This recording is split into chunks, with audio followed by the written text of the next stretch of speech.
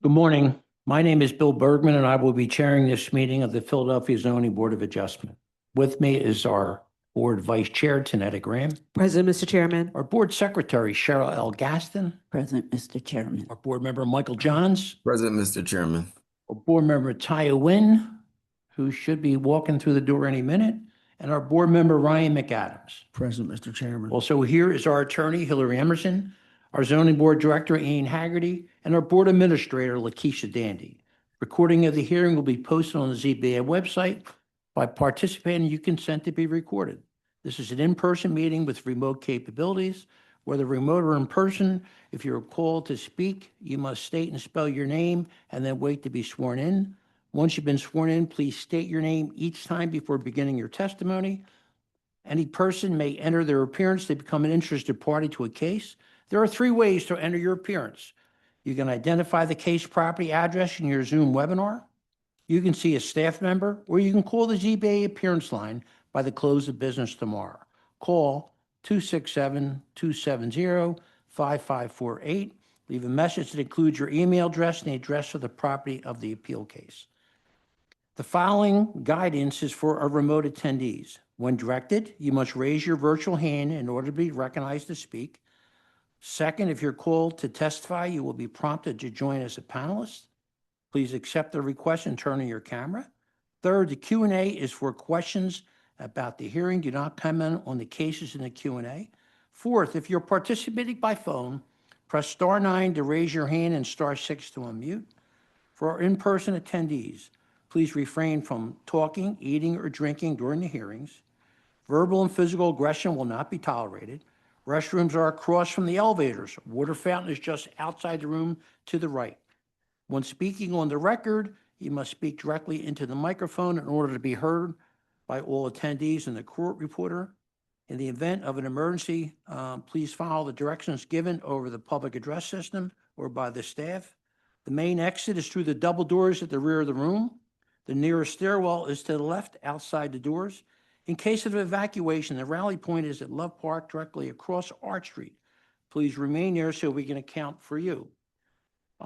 Before we look at our schedule for the day, I would announce that there are a group of Penn Law students. They've been here, last couple of weeks we've had Penn Law students, am I right? Yeah, day after day, they must like it here. I don't know, we'll see. All right, so here's our schedule for today.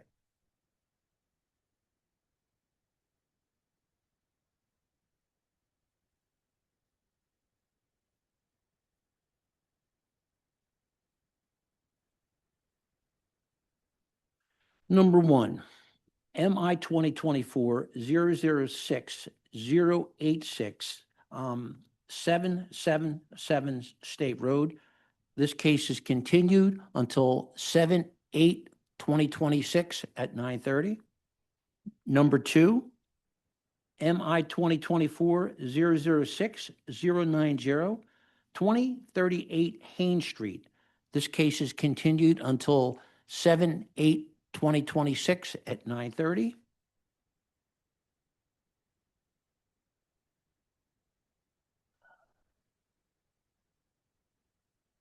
Number seven, MI 2025-004-186, 1932 Cecil B. Moore Avenue.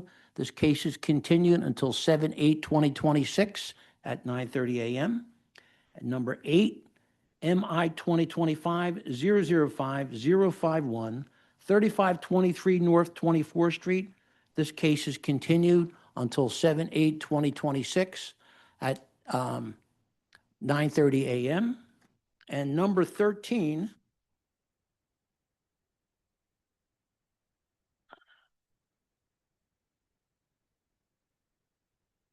MI 2025-005375, 2005 South 4th Street. This case is continued until 7/8/2026 at 9:30. Are there any other requests for continuances?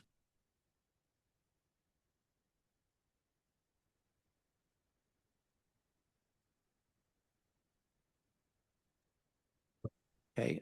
See no hands, Chair. Doreen, do we have anyone?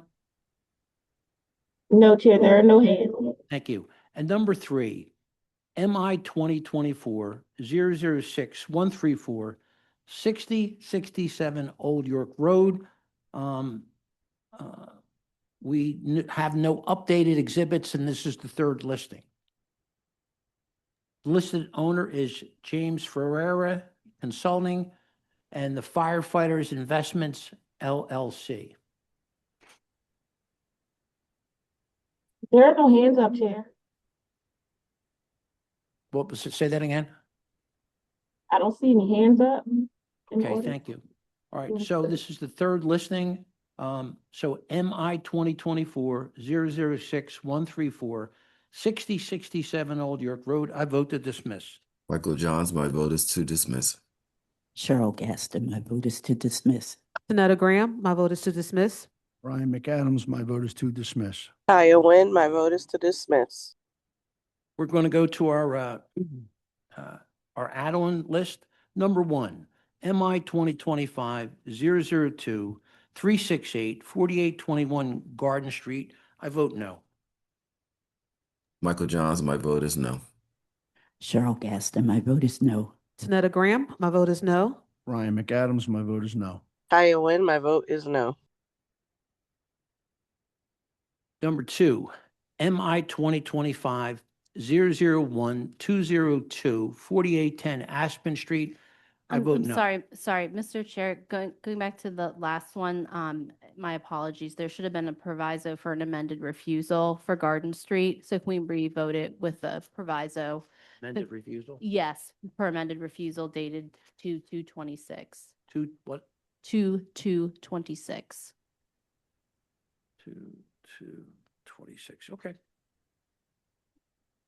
So, number 1, MI 2025-002-368, 4821 Garden Street.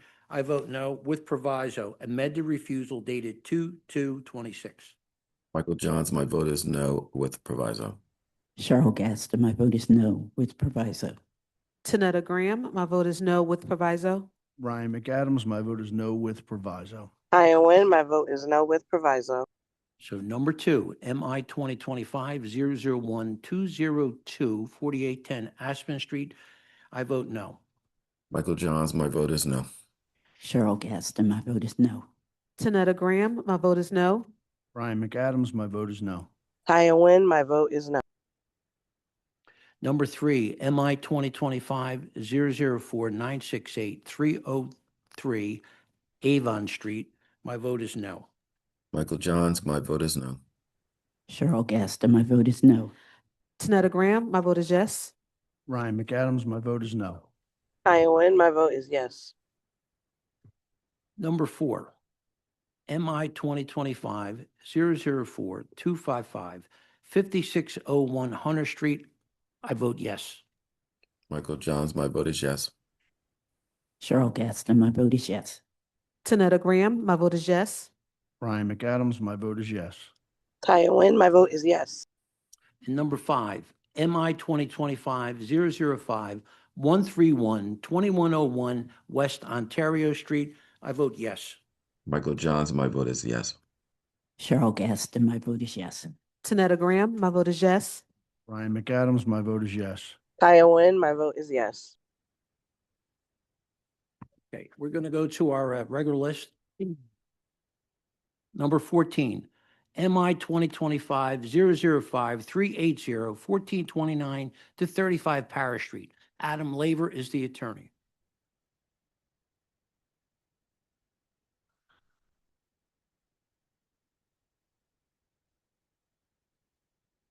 Morning. Good morning, Mr. Mr. Laver. Could you please state you said? I was just saying good morning, Mr. Chairman. Could you please state your name and spell for the stenographer? Yes, Chairman Bergman. Adam Laver, L-A-V as in Victor, E-R. Right. Do you swear or affirm to tell the truth, the whole truth, nothing but the truth? Yes, Mr. Chairman, I Laver, do. could you identify your client relationship to the property? Of course. Blank Rome represents People for People Incorporated, the owner of the subject property at 1429-35 Parish Street. And I would note that there's a recommendation of support from United Francisville Civic Association and a letter of non-opposition from Councilmember Young. Our Vice Chair has a few questions for you. Thank you. Good morning. Have you submitted your documents and exhibits 5 days in advance of this hearing? Good morning, Madam Vice Chair. Yes, we have. And do you waive the reading of the refusals and stipulate to their accuracy? Yes, Ms. Graham, we do. All right, thank you. You can share your screen and proceed with your case. Thank you.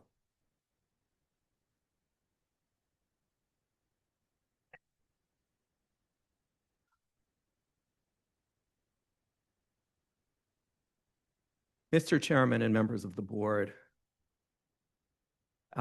it's appropriate, I think, as we wrap up Black History Month to mention that I have the privilege of representing People for People Incorporated, which is a 501c3 nonprofit organization founded in 1989 by the late Reverend Dr. Herbert H. Lusk.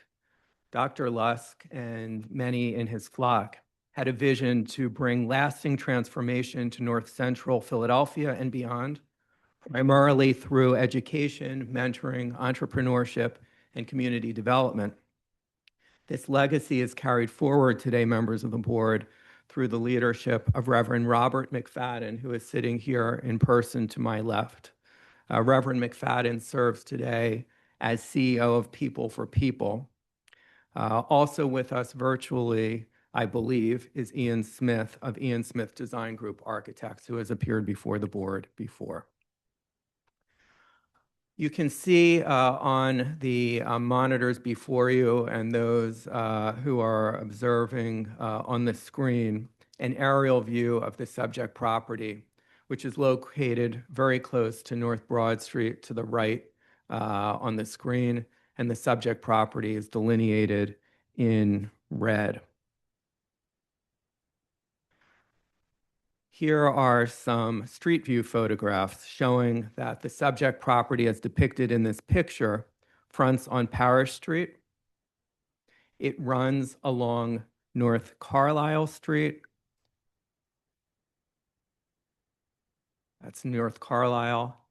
And beyond is Ogden Street at the rear of the property, now shown on the screen before you. You've probably gathered from the photographs that I shared that this property looks like a garage.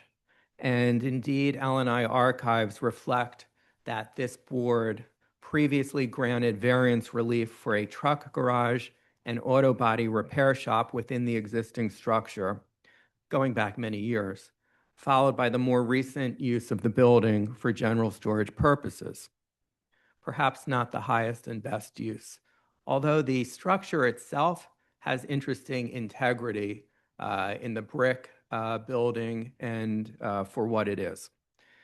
As People for People's footprint within this community has expanded over the years, its need, members of the board, for parking has increased. People for People believes that the restoration of this former garage for parking will allow it to more effectively carry forward its mission for both the good of the community which it serves, and as the record supports, the record shows the community has supported this. I'd like to share with you some interior photographs of that garage showing the underutilization of this space. People for People is bursting at the seams, responding to needs in the community, whether it's education, community development, faith-based initiatives. And it's been so busy that this former garage has not been used for the best purposes.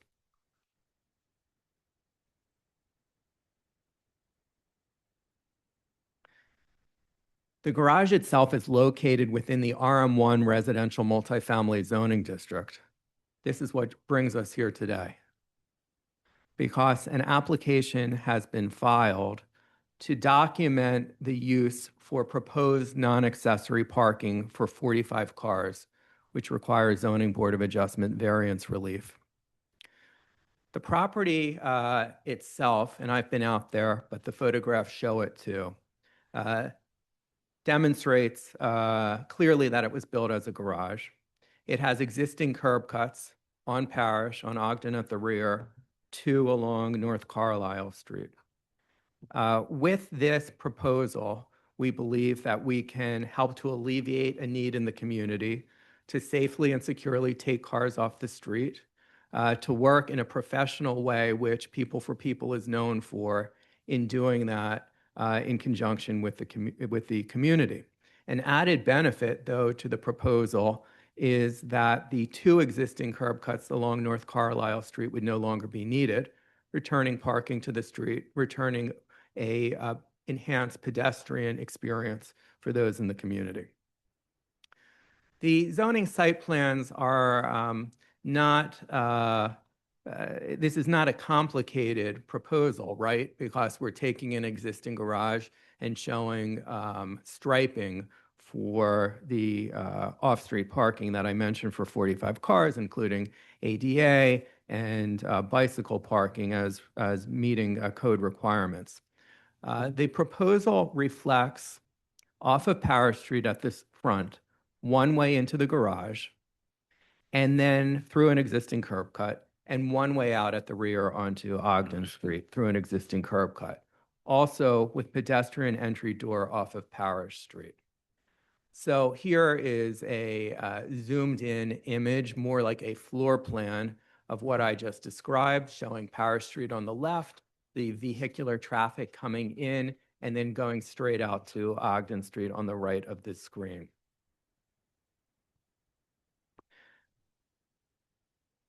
And I will share with you, if I may, some conceptual renderings, not because it's a new structure, but to give the board and those in attendance a sense of the overall revitalization of the property as part of the community around it.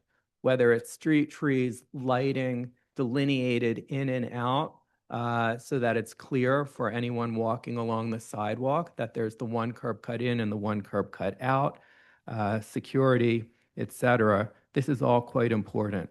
I should note regarding security that People for People has a state-of-the-art security system for all of its properties in the community, has a very hands-on presence, and it will be wonderful to have the chance to add this property to that.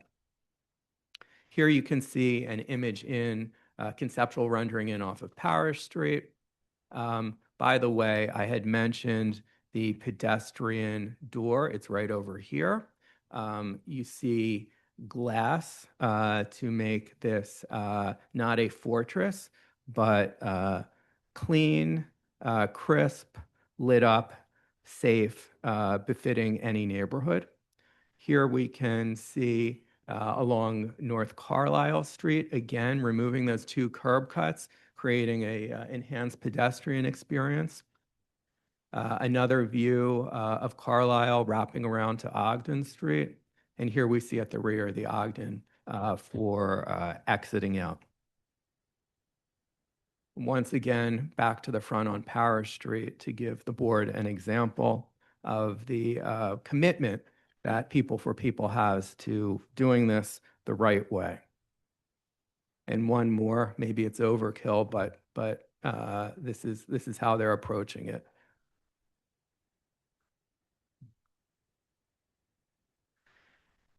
United Francisville Civic Association has been a tremendous partner in working with People for People and us on this plan, and has embraced what's being proposed.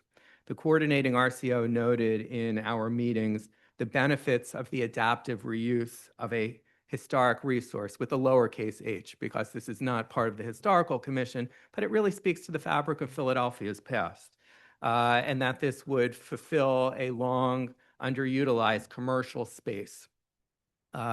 Nearby neighbors, in addition to the district council members, non-opposition, nearby neighbors have been briefed many times directly by the Reverend and others who are part of People for People.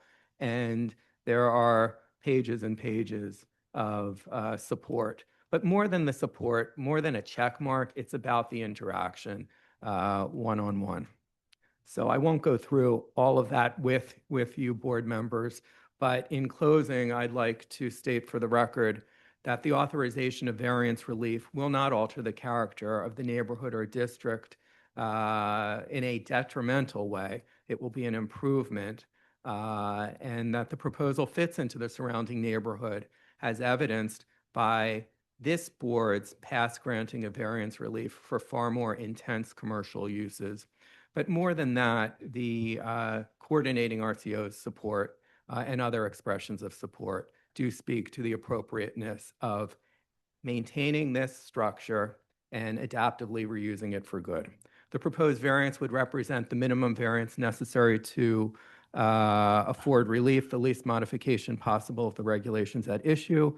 It will not substantially increase congestion in the public streets, increase the danger of fire, or otherwise endanger the public health, safety, or general welfare.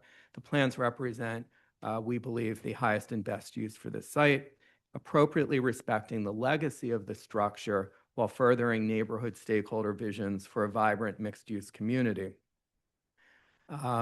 People for People works with professional management to oversee its properties. We can go into details either with Reverend McFadden or questions on architecture. Thank you, board members.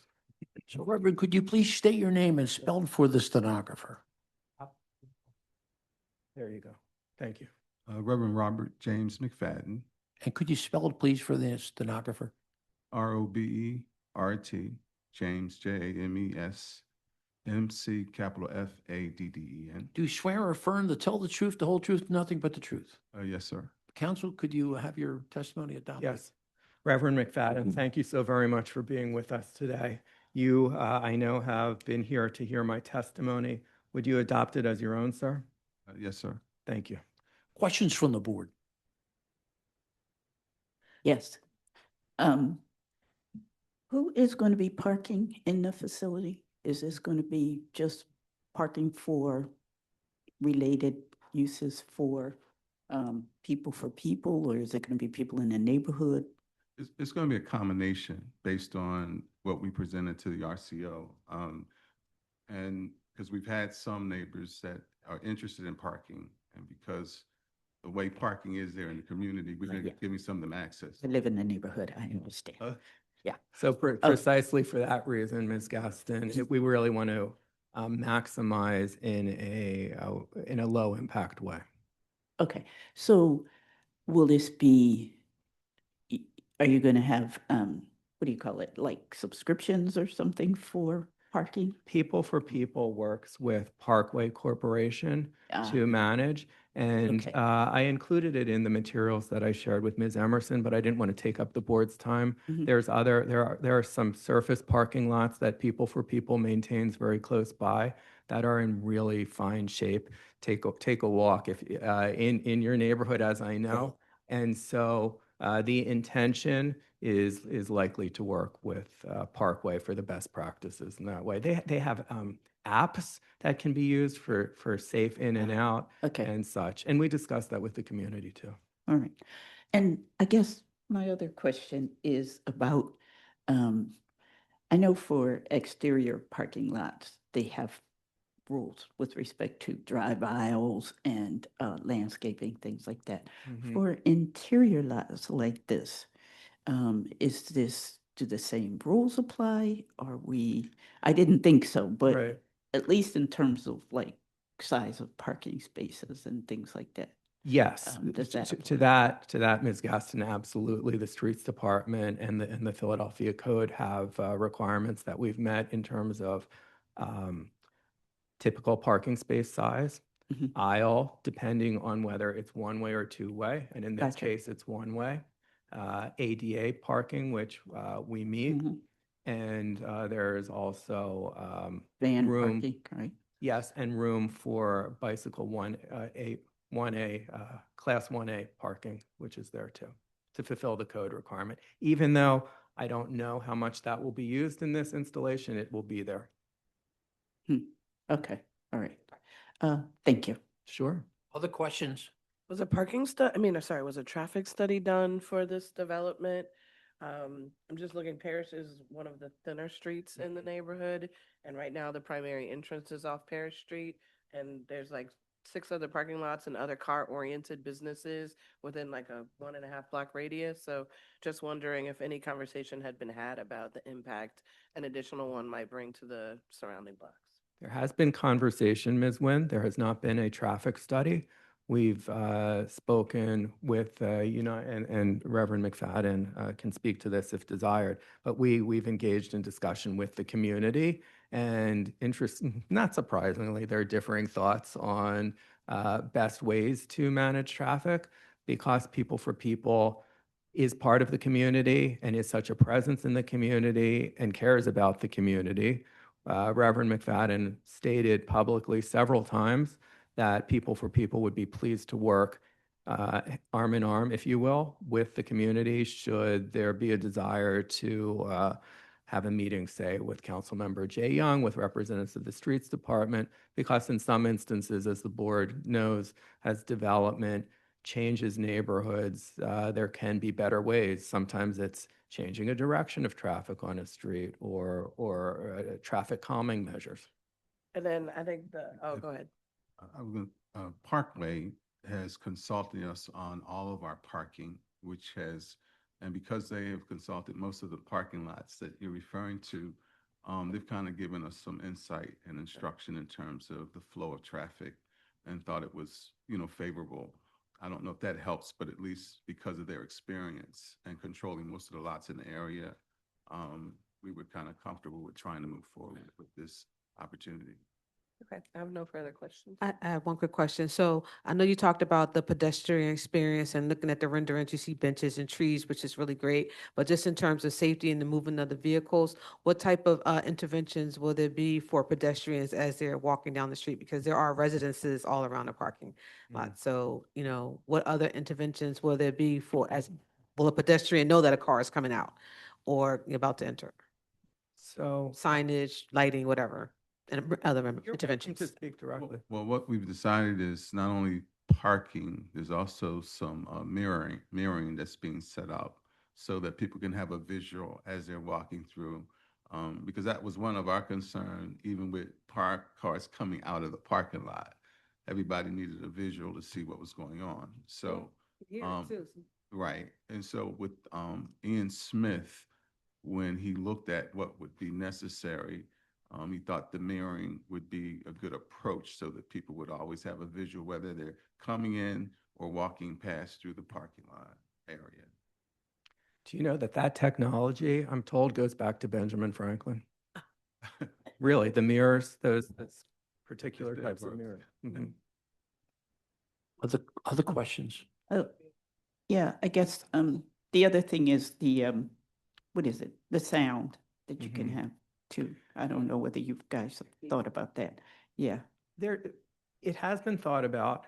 That's one of the things that you speak to one neighbor and they like it and another is concerned about it. About the noise. I Right. guess. So right now, in full disclosure, there's not a plan to do that and because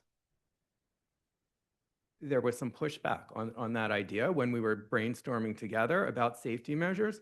It doesn't mean that together it could end up doing it, or maybe there's a newer technology for a slightly softer or more pleasing sound. I don't know, Ms. Gaston. But in full disclosure to the board, that is not part of the proposal at this moment. Understood. Mhm. Okay, thank you. Questions or comments from our attorney?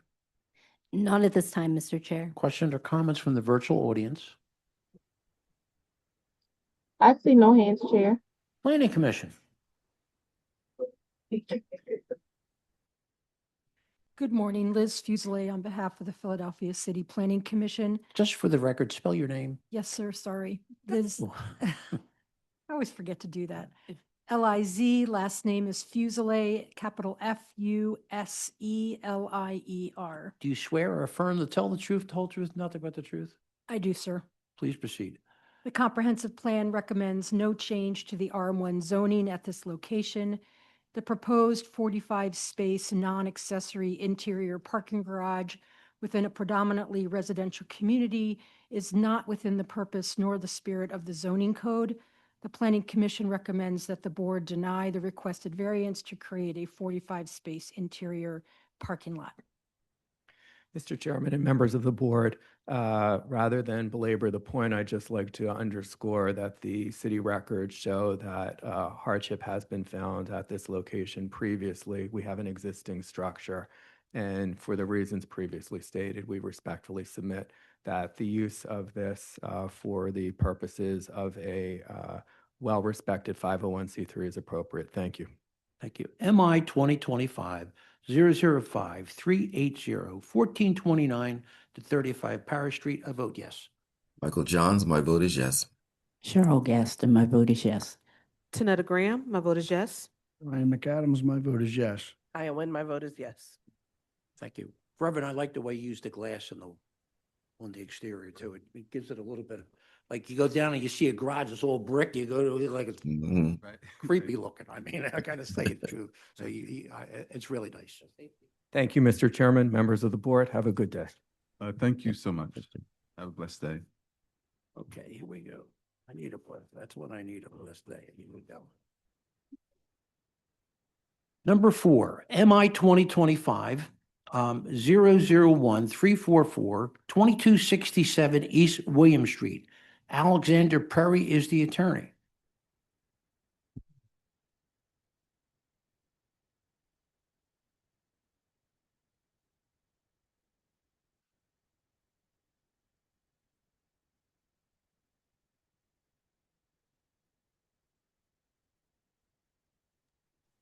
Alexander Perry is coming in as a panelist. Thank you.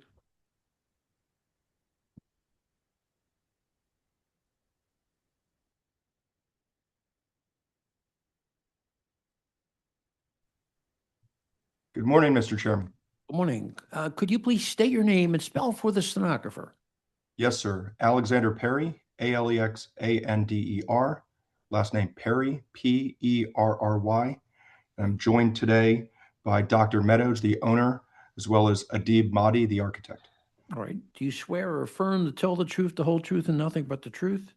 Yes, sir. So I see there's the letter of support from the Southport Richmond Civic Association and a letter of non-opposition from Councilmember Squilla. Our vice chair has a few questions. Good morning. Good morning, Have you Ms. Grimm. submitted your documents and exhibits 5 days in advance of this hearing? Yes, ma'am. Okay, and do you waive the reading of the refusal and stipulate to its accuracy? Yes. All right, thank you. You can share your screen and proceed with your case.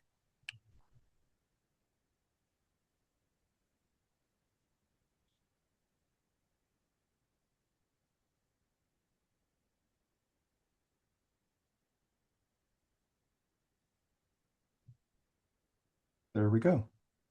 Just trying to make it as big as possible for you guys. Thank you. We have all your documents, so. Okay. This is the letter of refusal. We are trying to build a 3-story home in a residential neighborhood. It has a unique zoning district. It's RSA 6, which is primarily for 2-story homes. And we're trying to build a 3-story, 39-foot home in this area, which is similar to many of the homes that have been built in the last few years. This block is underdeveloped, and many of the homes that are still there that have been renovated have bought 2 or 3 side lots to use as yards. So we're trying to make the highest and best use of this space. Here's the application for appeal for Dr. Brian Meadows. He is the owner of the property. He bought the parcel as a vacant lot about 3 years ago. The refusal notes that in the RSA 6 residential zoning district, the height limitation is 25 feet. The proposed structure is 39 feet, 3-story with roof deck.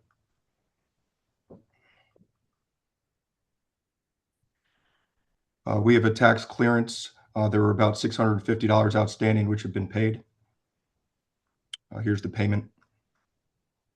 And here's the deed from 2023 to Dr. Brian Meadows.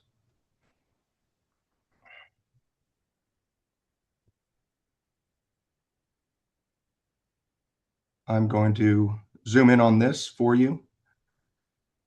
The proposed home is a 3-story home along the sidewalk We're trying to keep as much brick facade as possible. That was the feedback from the neighborhood association. They really wanted it to be a standard row home look. None of this industrial steel that we're seeing in some of the neighborhoods now, and the owner and architect are going to work to do that. There is a overhang, a second-story bay window, basically, that's been approved by the street department previously. The only application for appeal before the board is just the height limitation, 25 feet in this neighborhood, and it's going up to 39 feet rather than the 25 foot. Again, this is similar to the other properties in the neighborhood, which I'll show in a few minutes.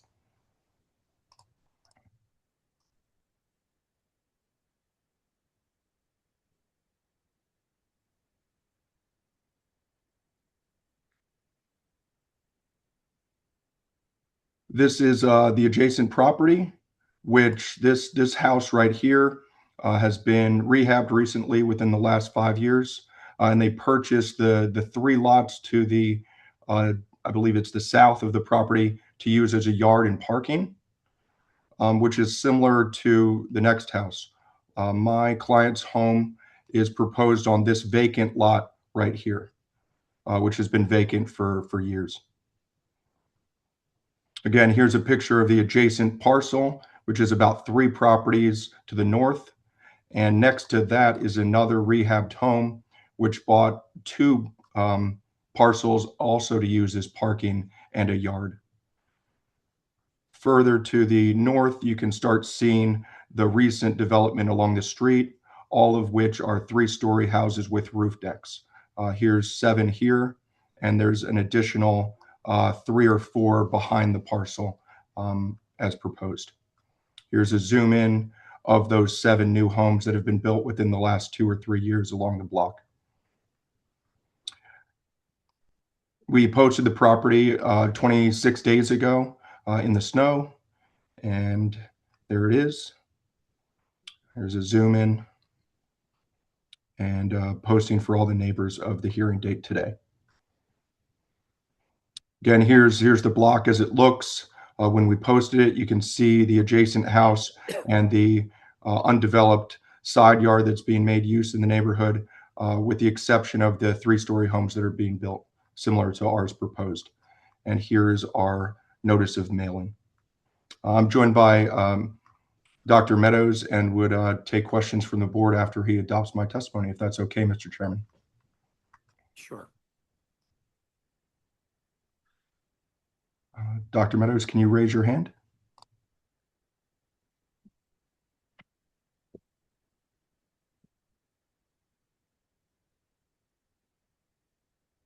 Dr. Meadows is coming in as a panelist. Thank you.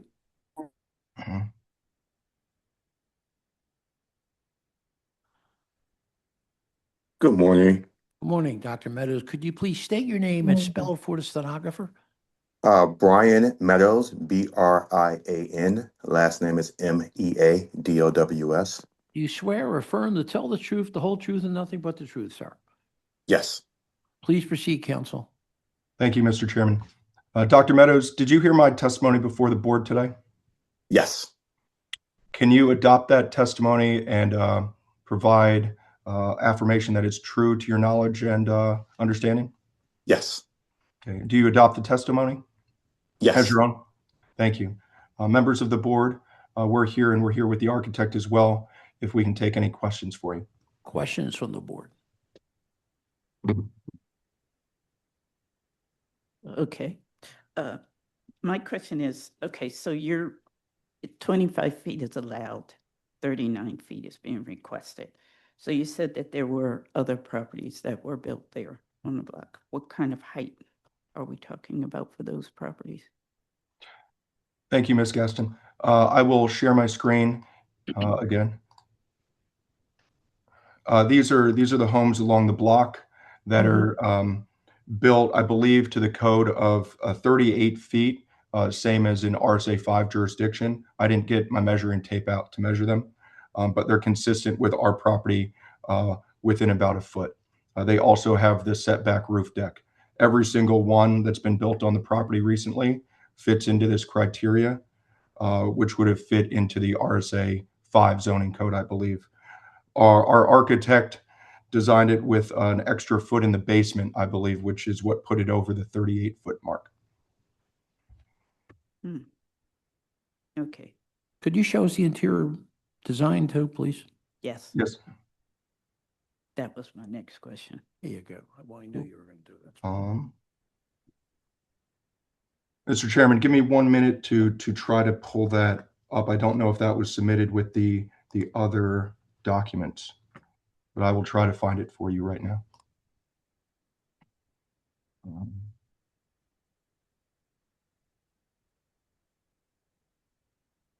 It is designed as a single-family home, and we're not asking for any change from that, with 2 bedrooms on 1 floor and 1 bedroom on the 3rd floor, I believe. But let me pull that up. Give me 1 minute.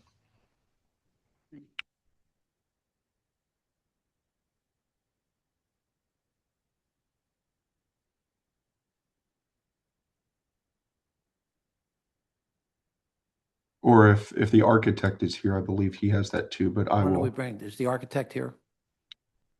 Mr. Adib, are you here?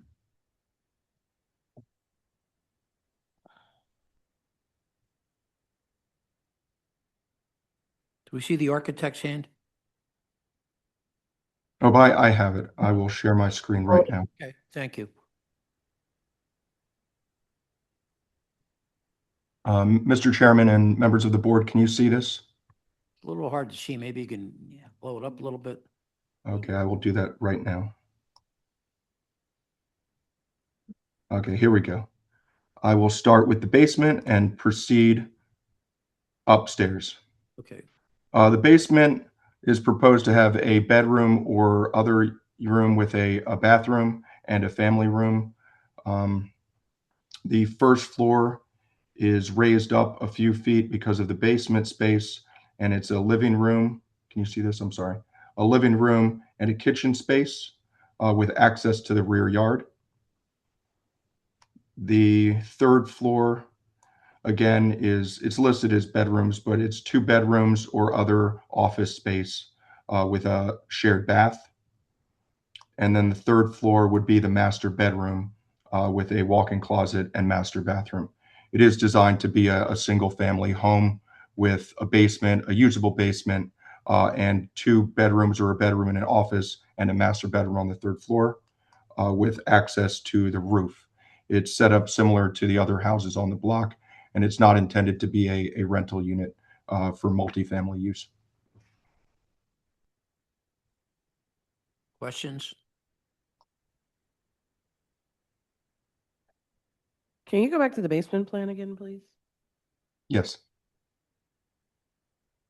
Here we go. Here's the basement plan. It's going to be a finished basement. And again, the extra foot on the plan that might be different from the adjacent parcels is because they lifted the basement from, I believe it was the 7 foot to the 8 foot. What's the depth of the slab below grade? That would be a good question for the architect. Do you have a section? Build a section? That's got to be. I will try to pull up the other documents to see that. He's already got 3 bedrooms. Excuse me, what was your architect's name again? His name is Adib Madi, M-A-D-I. Members of the board, here's the previously shown cross-section of the front. And as shown, the basement slab is 9 feet below. 9? No. Can't be 9 feet below grade. I hope not. No. Is it? No, it's 9 feet below the first floor. So you're like 5, 8 feet. It looks 7 feet. like, yes, exactly. You're correct. 9 minus 3 is right. Yes, 9 minus 3.3 looks like 5 and a 2/3 foot, sir. So why do we need to have a bedroom in the basement if you've already got 3 bedrooms on the second and third floor? That's a good question. The bedroom on the basement, I don't know if it will be used as a bedroom or not. It's just listed as a bedroom on the architectural drawings. But it is a finished basement, which is consistent with a lot of other uses. It could be any space. There is a bathroom in the basement, which I believe anyone who's needed a bathroom would appreciate. Many of the 3-story homes have a finished basement with a bathroom. Maybe finished basement, but not an extra bedroom. I mean, that's a little different. Okay. All right. Sorry. My question is, do you have the support of the neighbor, the immediate adjacent neighbor? Because that would require you to go down a little bit in the ground. I think it's to the right. I'm not sure of the address. Did you have their support?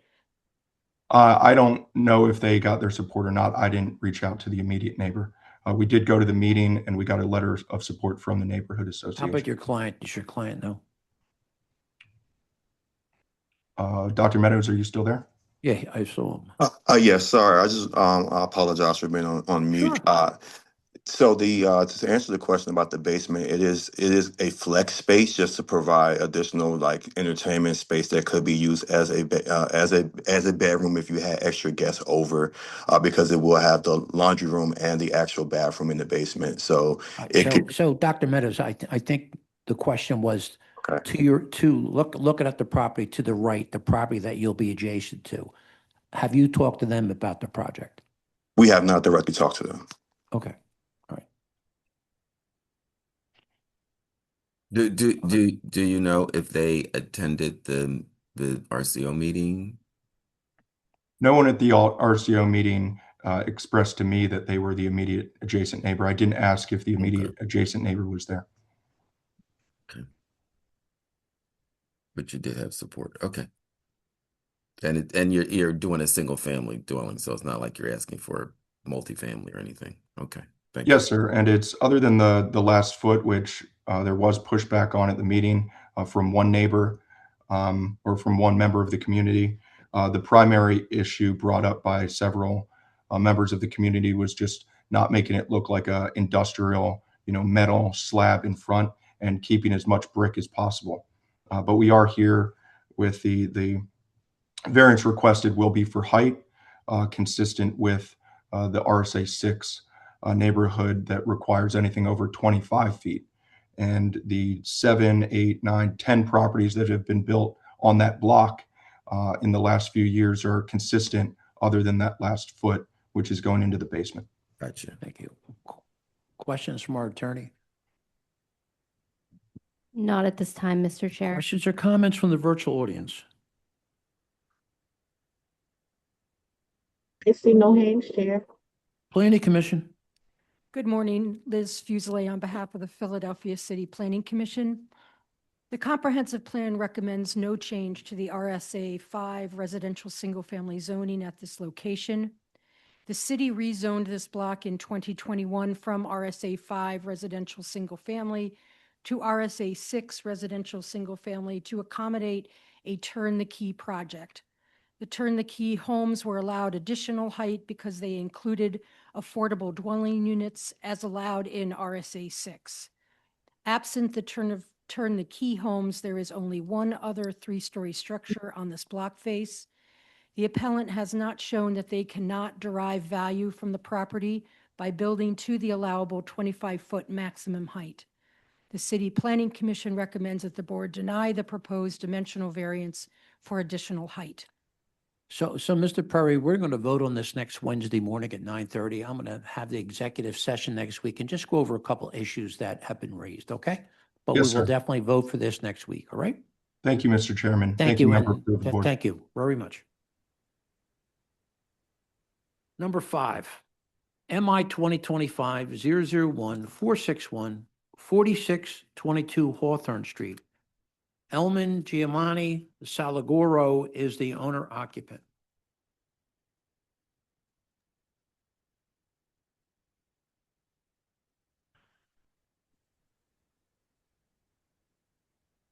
They have been promoted.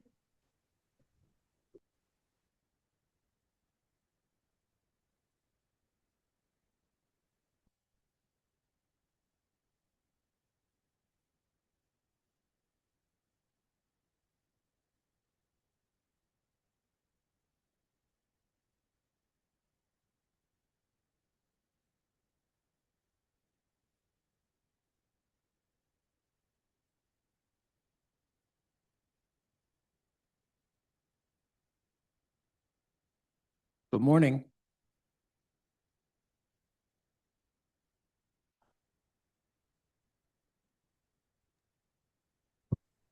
Person with the first name Elman, you are allowed to speak. Elman.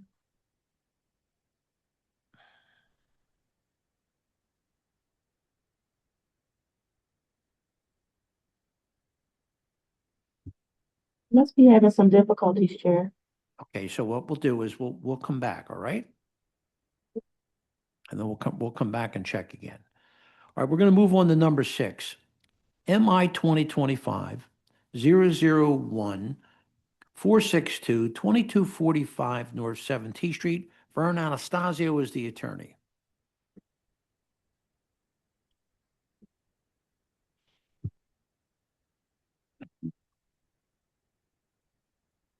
Vern Anastasio has been promoted. Okay.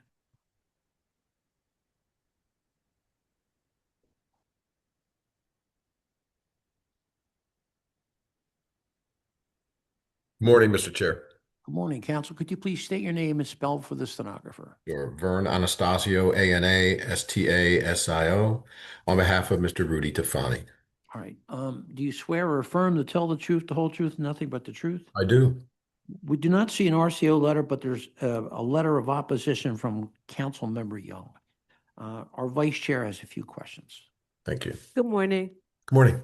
Have you submitted your documents and exhibits 5 days in advance of this hearing? I have. And do you waive the reading of the refusal and stipulate to its accuracy? Yes to both. Okay, thank you. You can share your screen and proceed with your case. Thank you. 2245 North 17th Street application is for a 3-family dwelling. And the property is currently, the lot is currently zoned RSA 5. And we are here seeking relief because the property has never housed a single-family home. In fact, and I'm going to move the history of the property into evidence as it's part of the exhibits. The board saw that there was a physical hardship because of the nature of the block, and approved a 5-family dwelling at this very location. We want to make the units more, it's a 3-story building because the few homes on the block, buildings on the block are in fact 3-story. And what we'd like to do is make them ample enough so that there's one unit per floor. As you can see here in the photo, it's one parcel that is part of a larger series of parcels, vacancies. Immediate next door is another vacant property, and vacancy and disinvestment is a pretty big problem on this block. We did meet with the neighbors, and as a result, we removed the basement bedroom. We did a conversion of the full basement bathroom into just a powder room. We removed the roof deck as requested by the RCO, and we did add trash closets on the 2nd and 3rd floors that'll be vented. So we did take the input from the neighbors, and we were able to make adjustments to these plans. If approved, we'll be submitting the proviso plan. As you can see here, the basement will have a laundry room and a mechanical room, just a powder room. And it'll be basically flex root space, a playroom if if the first floor unit is made up of children. The first floor here, as you can see, Unit 1 has a nice sized living room, eat-in kitchen, a full bath, and 2 beds. There is sliding glass doors that'll go down through the back. Second floor is pretty much the same with a nice sized living room, eat-in kitchen, full bath, and 2 beds. And the same here at the top floor, each with the trash closets installed as part of the discussion with the RCO. And the roof now is just a plain flat roof. We were advised that the block and the neighbors don't consider themselves a roof deck community. So we took that out, took that amenity out. As part of the materials, we do have a quote that was my client received $145 per square foot to renovate and trying to do, I'm sorry, to build and trying to do that and make this a single family home. The numbers just don't add up because of the size of the property. In order to construct, afford, occupy, and maintain, most importantly, a brand new single family home from the ground up on this particular block will be impossible. So what we are proposing is a 3-family dwelling, 2 bedrooms per floor. The exterior will in fact match the rest of the block. Again, the few houses that are there. Here's the notice that went out to all the neighbors immediately impacted. We did have a community meeting quite some time ago. 243 households were in fact mailed. Here's the property history that shows that a 5-family dwelling was in fact deemed appropriate for this lot at that time.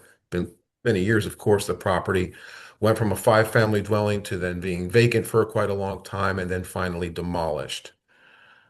Here's a good bird's eye view of the amount of vacant lots that we're dealing with.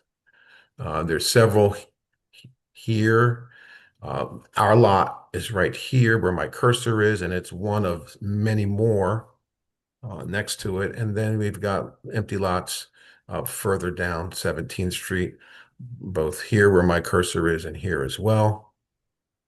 And then Chadwick right behind is dealing with a series of vacant lots as well. So as far as congestion is concerned, it's not necessarily an issue.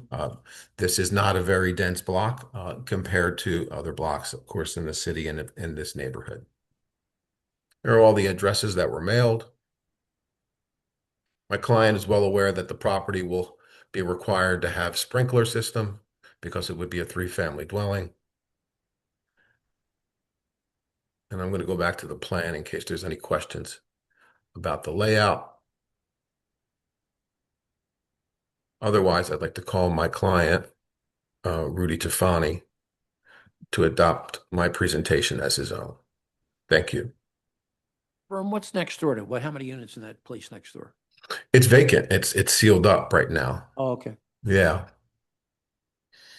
There are the few homes that are on that block, on that side of the block, they have been converted, not necessarily all legal, but to 2, 3, and 4-family dwellings. Okay.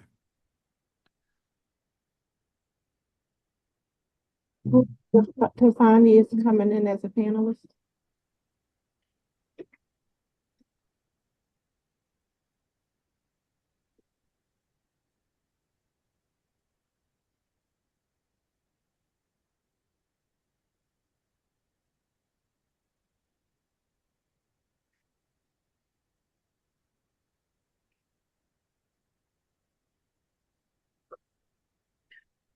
Rudy Tafani, you're allowed to speak. Hi, good morning, everyone. Good morning. Could you please state your name and spell it for the stenographer? Rujan Tafani, Rudjan, and last name is Tafani. Right. Do you swear or affirm to tell the truth, whole truth, and nothing but the truth? Yes. Could you please turn on your video? Yes. Proceed, counsel. Thank you. Mr. Tafani, did you hear my presentation to the board? Yes. True and accurate to the best of your knowledge? Yes. And you adopt it as your own testimony? Yes. You were part of the RCO meeting, and we did tweak the plans according to the feedback that we received. Is that correct? Yes, correct. Thank you. Mr. Chair, because we've made every effort to accommodate the neighbors' concerns and issues regarding roof deck and trash, because we've the long history of this property and this board recognizing a physical hardship, granting a 5-family dwelling in the past, and because of the disinvestment and vacancies on this block, with approachable brand new housing products, we respectfully request the granting of the variance. Thank you. Questions from the board? I'll two things. One, you know what I'm going to say, right? Yep. The access to the backyard through a bedroom, to me, is just untenable. What's the, and it still says bedroom in the basement, by the way, noted on your drawing. And Well, what's we've the, agreed, no basement bedrooms. yeah, and I know, but you said you edited they made the changes, but they didn't change the note. They took the bed out. They took the bed. Yeah, this is not going. This will be. Well, we did it. Okay. Yeah, and yeah, that'll be what's- storage. That should be what's- storage. That's Scrivener's. We call it Scrivener's error as far as the architect is concerned. But yeah, Okay. What's the depth of the basement below grade? Mr. Tafani, how deep is the basement? The ceiling below grade. Approximately 6 feet. So you're 6 feet below grade. You know, I always have a concern with the depth of the basement below grade beyond 4 feet. Because, you know, look at the last 2 storms that we've had. People can get buried with snow in those basements. God forbid something happens. So those are my comments. Thank you. Other questions? Yes, question, who has access to the basement? The first floor unit. Okay, all right, thank you. Other questions? Is there a yard? Because this drawing is not showing a yard. Is there a rear yard? Mr. Tafani? Yes, there's gonna be a rear yard. How big is the rear yard? And who will have access to it? The first floor unit.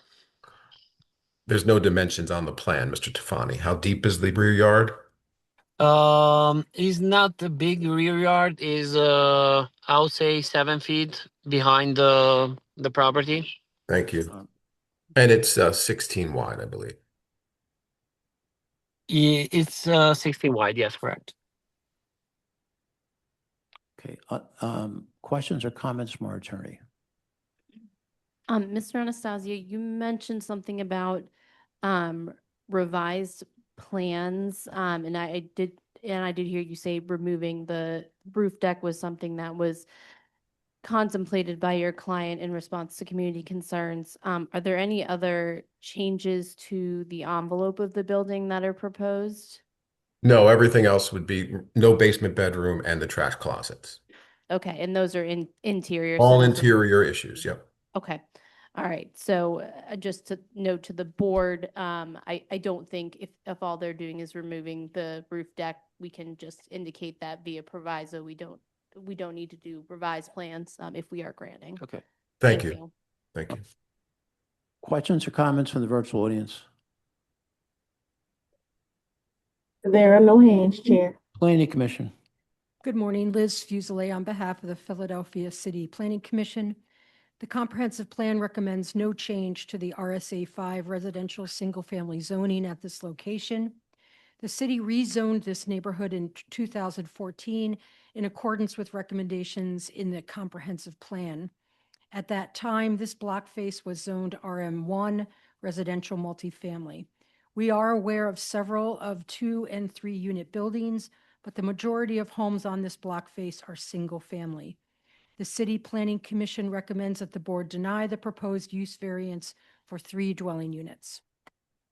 Mr. Chair, I respect the Planning Commission's input, of course, as always, but the fact that there's a vast number of not only vacant lots, but vacant former single-family homes is prima facie evidence of a hardship on this block. That's brand new single-family does not work. Thank you. So Fern, you heard some comments from the board. Hmm. Is there any chance that you'd be interested in following those comments? Absolutely. It's new construction, so we can do anything, right? So Mr. Johns wants to see, well, not what Mr. John, I mean. well, if he wants to see that basement different, we can make that happen. Yeah, he wants to do what's right. So what we could do is we could do a resumptive hearing for this. That'd be great. Thank And you. come back and present where you stand. So We'll tweak the plans and come back. Thank you. I see a resumptive date of 4/7/2026 at 9:30 a.m. We'll see you then. Thank you. All right. Thank you, Mr. Chairman. Yes, I'm trying to do what's right. I like that. It's not what I like. No, It's not what I like. I mean, you don't do things because you like you, because Right. you think it's the right thing to do. I mean, And we're willing to adhere to it for sure. Thank you. all right. Thank you. All right, so I think we're number 9, right? MI 2025-005057, 114 South 51st Street. Joseph Consul is the attorney. And this is a request for a hear and hold. Am I correct? That is correct, due to tax issues that are being resolved.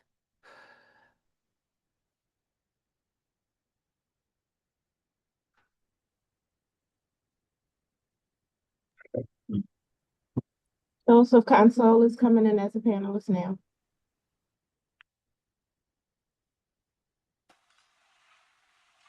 Good morning.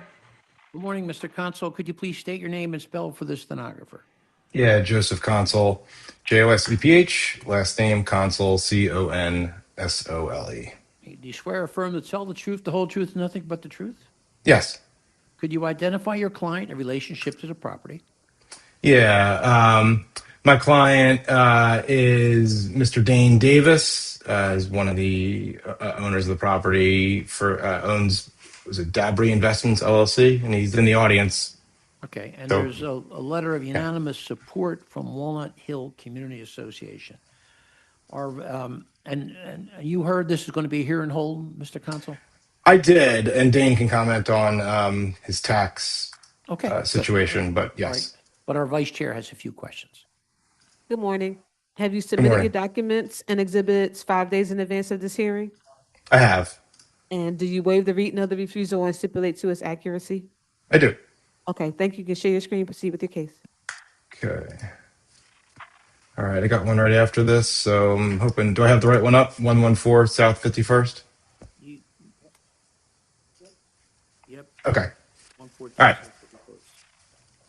Joe Console for Davis Chronicles LLC. Pardon me, that's the name of the LLC.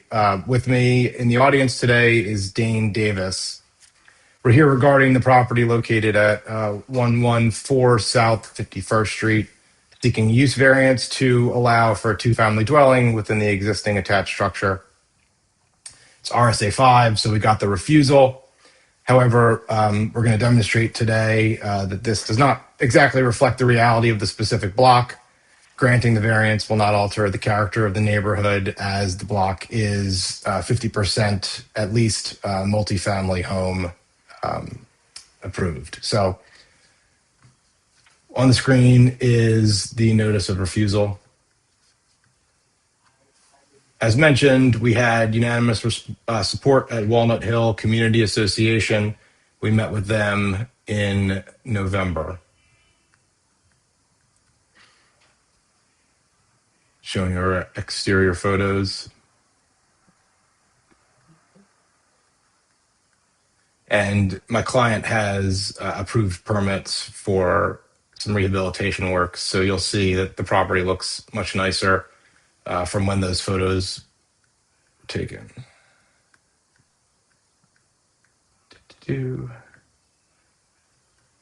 It's the deed. Okay, as mentioned, and my client can speak about it. He is dealing with some tax issues not related to any outstanding debt on the property, but with something for his LLC. It's deed again. Here's the plans that were submitted that generated this work. We have a basement with no living space in it. We have a first floor unit which contains one bedroom, has large entrances in the front and back with a porch in the back. Second unit on the second floor is 2 bedrooms and a living room. We can talk more about those plans, or my client can. Dane, is he in the audience? Could you step up, Dane, or just get closer to the front? Oh, I see. Okay, sure. Why don't you sit there, sir? The rest of our Just for the plans. point of, could you state is your mic on, sir? Could you please state your name and spell it for the stenographer? How you doing? My name is Dane Davis, D-A-N-E, Davis, D-A-V-I-S. Do you swear or affirm to tell the truth, the whole truth, nothing but the truth? Yes. All right, please proceed, counsel. Okay. Good to see you, Dane. We have some pre-construction plans. He's worked together with architects to submit all the plans we saw, and that's what generated the refusal that we're at today. So it's not hypothetical. The work's done that he's approved to do, and he's waiting on approval for the second unit to be able to actually finish this project, which he can speak to. And some interior photos. Other properties on this block that have approvals for 2 or more units: 120 South 51st Street, which is right next door. There's an active rental license for 2 units. 110 South 51st, 2-unit rental, active. 106 South 51st is an active 2-unit rental. 104 South 51st is 4 units. And those that have been approved but aren't currently licensed: 108 South 51st has zoning archive showing it as a duplex, and across the street at 117 South 51st has a zoning approval for a duplex as well, though neither one of those appear to have active rental licenses. Call my client, Mr. Davis. Yes. Hey, you've already been sworn in. Did you hear my testimony just now regarding your property at 114 South 51st Street? Yes. Okay. Do you adopt it as your own? Yes. Okay. Submit for any questions with the board. Sure. Questions from the board? Was your trash going to be held for both units? I'm sorry? Your trash plan for both units? Trash plan? Yeah, trash. Like where the How do units you going to handle your Oh, trash? Yeah. so let's take a step back. I own a construction company, so I have a team of demo and people that can dump. No, for the units, when they live there, say if you get approved and you have 2 tenants, where are they going to store their trash? Oh, out right where the lawn is, out front. I'm gonna turn that into cement. So it'll be 2 trash cans out there. So, Ooh. is there any objection to you storing it in another place instead of having it out in the front? No. No, I'm asking you because when tenants tend to have trash in the front, it tends to make the neighborhood look kind of trashy. Oh, I understand what you're saying. Oh, well, I was going to provide trash bins, but I understand what you're saying. Yeah, I always provide trash cans for my units. And is any other possible location you can put them in order for them to store it? I understand, like when it's trash day, you bring them out front, but Yes. can they store it somewhere instead of bringing it in the front? Yes, absolutely. I can put it in a common area. Okay. When you first walk in, there's going to be a common area. Do both floors have access to the basement? No, just the first floor. What's this common area you're saying you're going to put the trash in? I have the plans updated. The vestibule? Well, yes, it's going to turn into like, if this is approved, of course, it's going to turn into like a hallway, and then you can walk. Yeah, but you don't listen to me. You don't have any room to put trash cans there. That really wouldn't work too well. Okay. I think you know in first floor, clearly there's location within the unit or in the rear yard space where the trash cans can go for that unit, or you provide a trash closet. Okay. I don't know the second floor. Can you show the second floor? Yes. You know, these are decent sized units, fairly decent sized units. So you've got ample space to be able to store the trash, for the tenants to store the trash somewhere inside with a closet, dedicated closet with exhaust. Yes, there's an HVAC closet on the plans that we could store the trash. Yeah, So I'm with just unfamiliar to the and have actual. right. Okay. Of course, it need to be enlarged or whatever, but and of course vented. So I think what we're trying to really speak to is, you know, all these rehab apartment units, they end up with these tenants end up with these trash cans in front of the houses, in front of these units, and you see the neighborhoods, they look horrible. And so Okay. you have the opportunity to do something that is a step up from what the ordinary is. So Okay. that's the desire. I'm sorry. This is new information to me. I never even knew. Well, the well, that's, concern. So well, that's why we're talking to you. yes, Yeah, right. Yeah. I'll definitely make the contribution for that. All right. Yep. Anyone else? Questions or comments from our attorney? Not at this time, Mr. Chair. Questions or comments from the virtual audience? There are no hands, Chair. The second floor. First floor. Questions or comments from our planning commission? Good morning.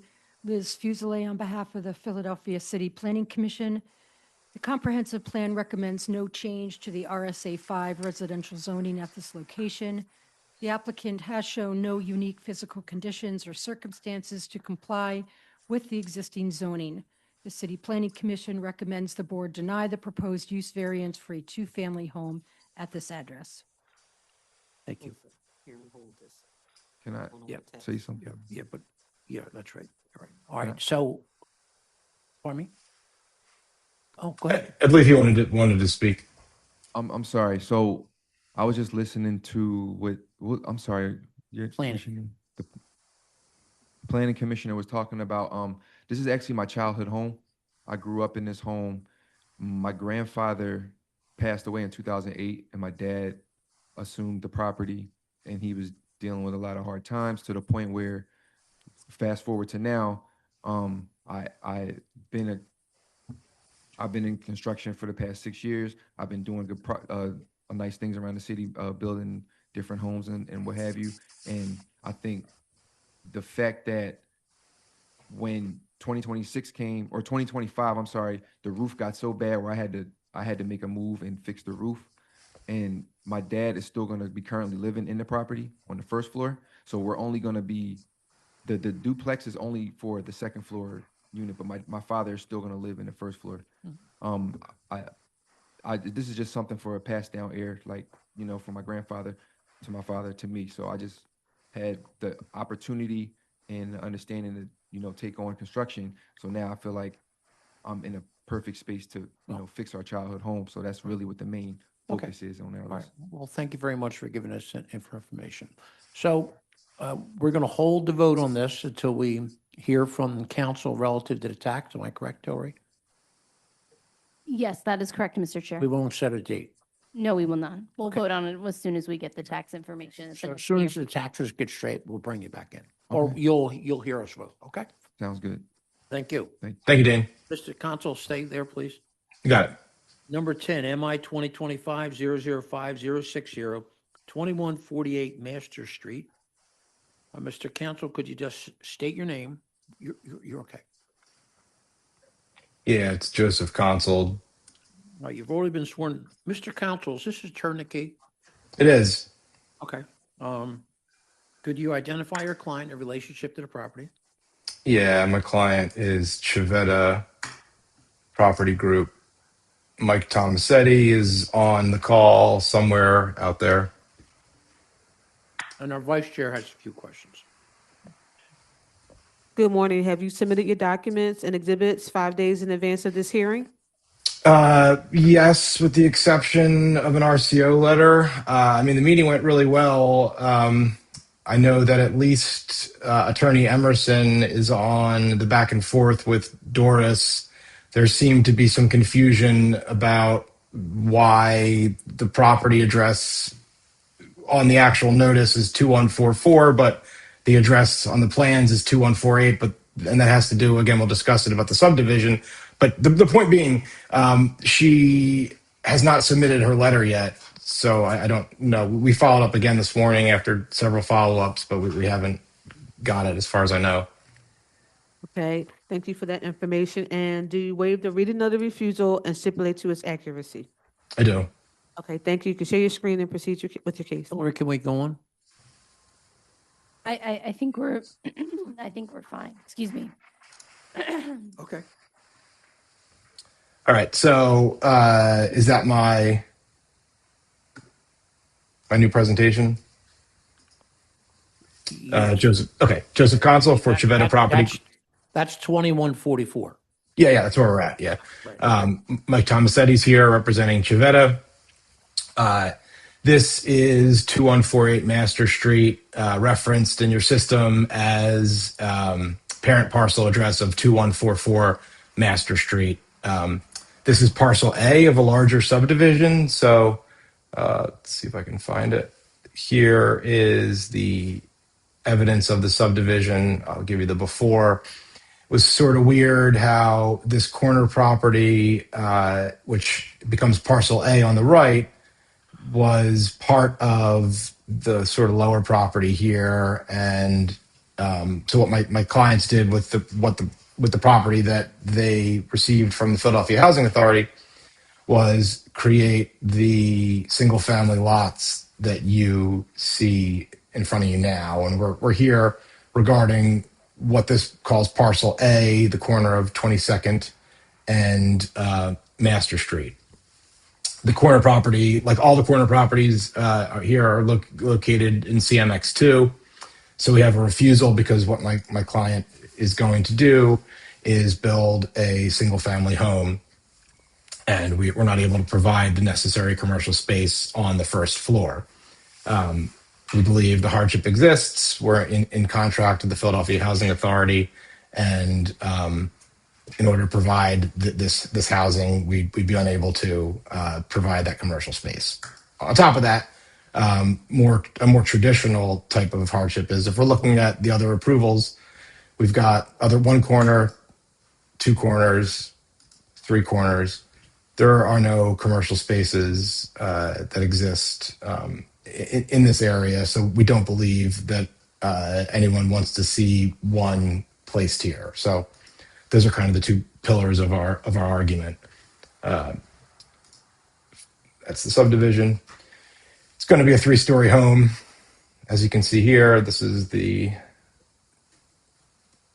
one plan for that. I'll go through just quickly the 3 plans that we have. It's another showing the elevation coming in at there's the roof line.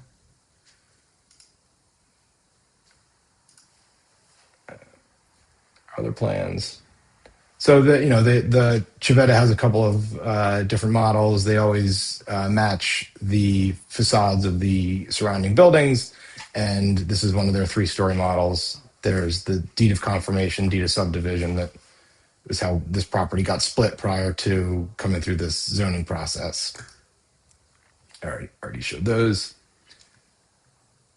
Their proof of mailing, proof of photos. Gives you an idea of what the lot looks like in February.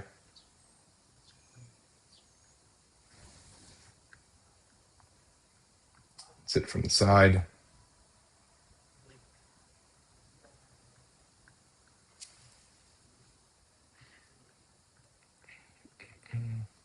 Here are other properties in the same subdivision, so you get an idea of what this property is going to look like. These are in progress.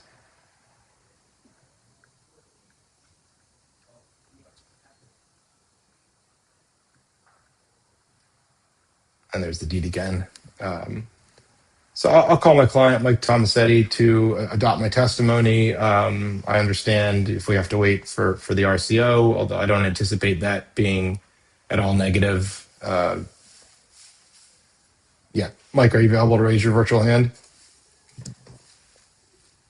Michael has been promoted.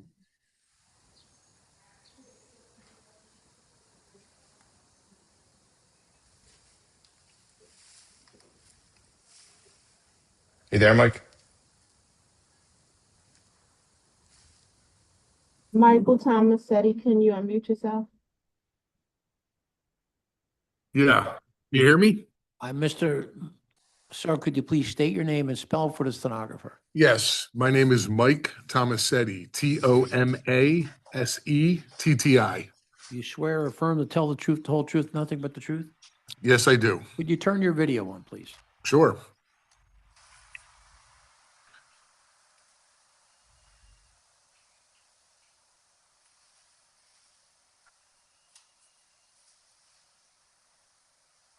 All right, Joe, is that your cue, bud? Normally I'm cute. So Mike, did you hear my testimony just now regarding your property at 2148 Master Street? Yes, I did. Do you adopt it as your own? Absolutely, Joe. Okay. We have nothing else to add except, Michael, we did meet with Doris and the Brewery Town Sharswood Community Association in December. That's correct? Correct. Okay. And we haven't heard from them yet. I have nothing further for my client. All right, questions from the board?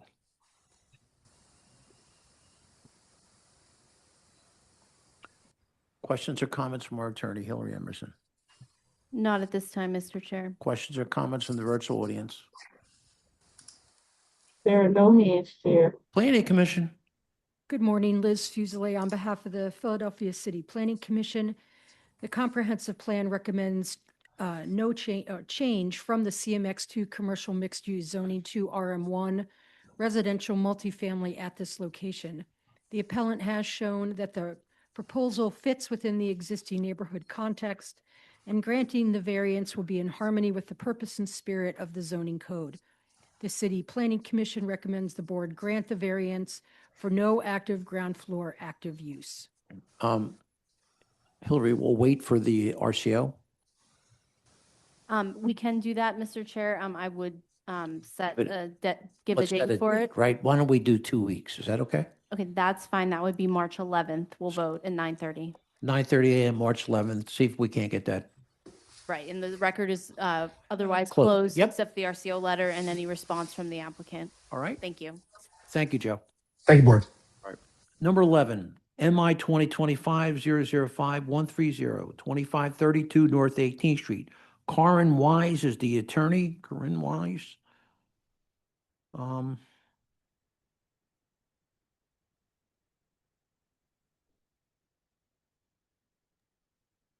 Carmen Wise is coming in as a panelist. Sure.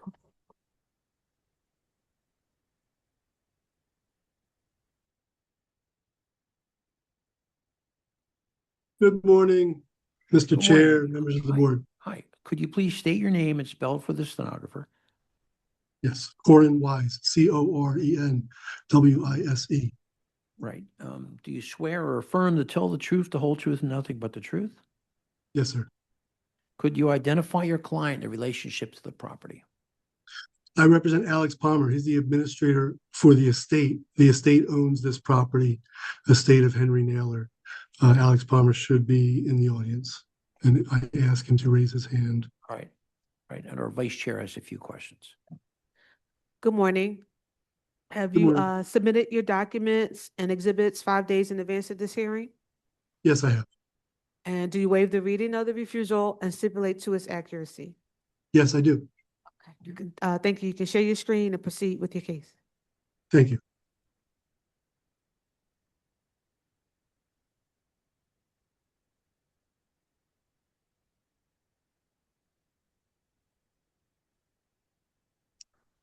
Let me try that again.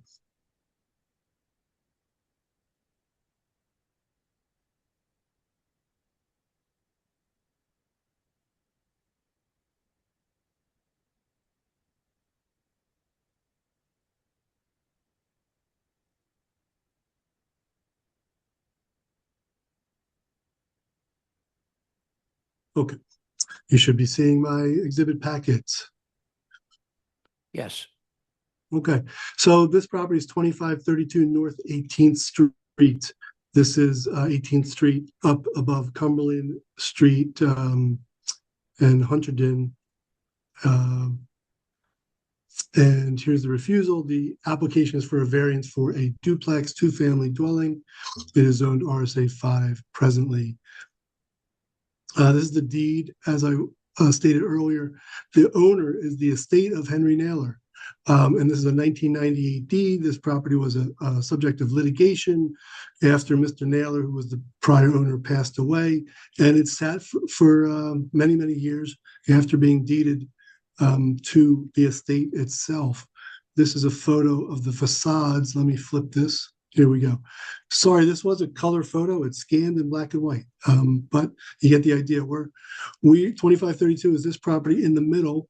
And to give you a little bit of history, I am an attorney. I've been before the board many times. I also do renovate and manage rental properties. And my experience with this property, 2532, started next door at 2530, where the LLC I was involved with renovating this. It was a fire damaged property because starting in 2017, I became involved with finding distressed properties in somewhat blighted and distressed areas and bringing homes back to these blocks, obtaining, renovating, and managing properties that otherwise might be continue to be vacant or ultimately be demolished. We were renovating 2530 next door when our basement kept flooding. And we looked next door and we found, and this was one of the first properties. So I was naive at the time. I never really looked next door, but we come to find next door. Let me flip this photo so it's kind of confusing to see the perspective. This is a photo. I'm taking this photo. I'm standing. You can see the banister here. I'm standing at the top of the steps on the second floor. This is the second floor. It's collapsed in. Let me move to the next photo. And sorry, let me orient this one because what's up is down. Okay, so this is me standing in the same place. Let me reduce this a little bit. All right, so this is me standing in the same place. There's the front window on the second floor. I'm looking up to the roof. So the roof of this property was collapsed. Now we know why the basement was flooding, and the second floor was collapsed into the first floor. This is a photo of 2532 back. This is back in 2018. This is the roof on the top side of the roof. There's not supposed to be a hole there, right? So this whole roof, since 98, there was, like I said, there was litigation over this property. Relatives were fighting for some reason. And then they did nothing, and the property sat for 20 years or so. And it essentially collapsed in on itself. Being next door and renovating the property next door, I reached out to the owner at that time, the estate of Henry Naylor, who had a administrator at the time named Annette Phillips, and I, voiced my concerns. I hope they'd make repairs. We didn't get anywhere. No repairs were done. So what I did was employ Act 135, and I was appointed the LLC I was involved with was appointed as the conservator of this next door property. And I had established standing as a conservator since I was involved with 2530 next door. You see, this is the order we're looking at, August 31st, 2018, where the address is 2532 North 18th Street. The petition is granted, and the LLC I'm involved with, Philly Deeds, is appointed the conservator. And here you see in paragraph 4, the court orders us to obtain a make safe permit, replace the roof, remove debris and foliage, and clean out the interior. So we did set upon doing that. Here's a photo of the roof where all those roof joists had to be replaced. And this is the underside of the new roof. This is the top of the new roof, no more holes. And that's the, let me flip that, apologize. And so now you can see now the second floor, all that collapsed debris has been removed and the property stabilized and no longer flooding the neighbors' properties. And it's a stabilized property at that point, but still vacant. Here's the second floor. You can still see floorboards, and some of these joists are still rotted in nature. but it was stabilized. And the hope at that point, back in 2018, when we stabilized it and reduced the blight, was to renovate this property as well. And the way we do that usually is to seek bank financing. And I want to at that time, bank financing wasn't So, available. Mr. Wise, let me, it would be Yes. easier if I understand this. So you did the place next door after a fire, Correct. right? Did you create a duplex there? That's a single family. There was So financing that was for a that single one. family and you're requesting a duplex here. Correct, because Okay, at continue. yes, thank you. At the time, financing wasn't available because the values on this block hadn't really appreciated to the point where a bank would finance this one as a single family. Here's a photo of the rear. So we set that aside. We moved on to other properties, and I'll show you some of the projects where we kind of followed the same program where here's 5851 Addison Street, where this was also structurally. Yeah, I understand that, but I think what we deficient. should do, instead, I think we should concentrate on the property you're talking about. I understand all the work you've done, but Not a tell us problem. about this property. So the property sat, in the meantime, Ms. Annette Phillips, the administrator, passed away. So an administrator was substituted in, Mr. Alex Palmer. Here's the decree appointing Mr. Alex Palmer as the administrator to the estate of Henry Naylor. And we're working with Mr. Palmer and the estate to bring this property back to occupy it, get some occupants in there on the block and save it continue saving it from demolition. Here's the plans we're proposing. Interest rates, the market have not cooperated over the number of years that have passed, and the financing still isn't there. So the hardship on this block, it was mentioned earlier by Mr. Anastasio, which was a property nearby at the 2200 block of 17th Street.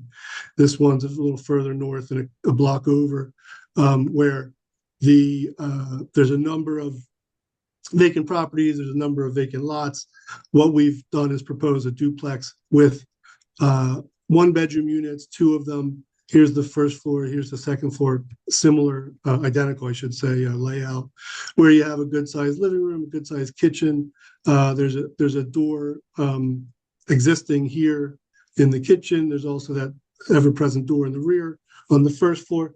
And we are proposing a 1-bedroom. It's a huge bedroom. This is going to be a nice upscale unit. This, you can see the dimension here is about 11.5 feet wide.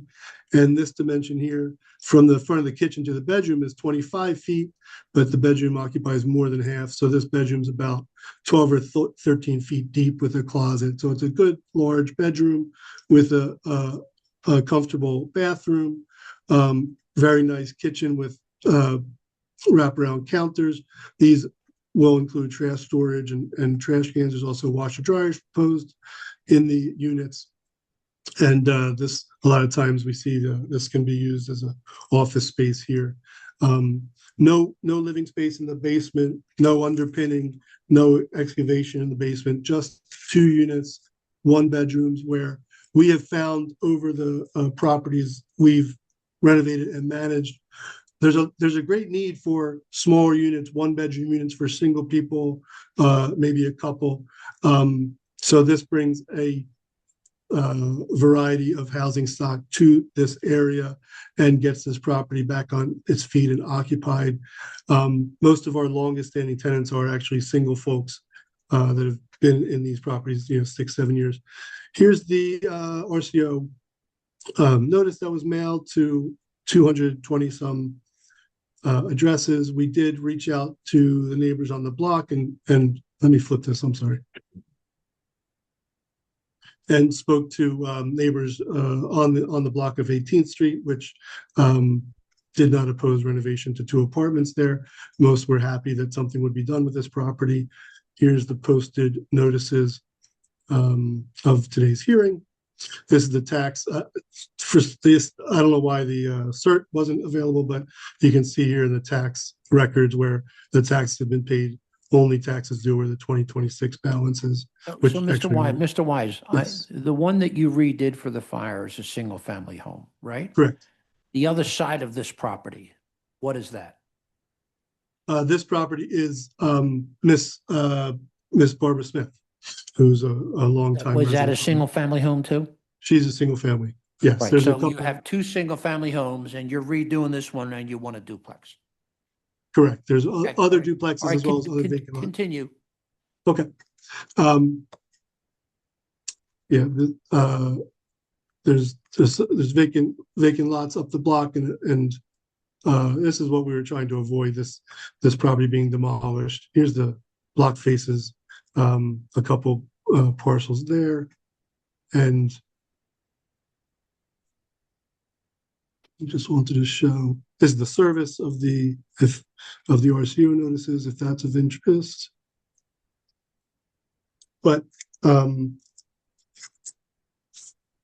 yes, the variance request is for duplex, which, as I said, the hardship of this lot is the extensive repairs.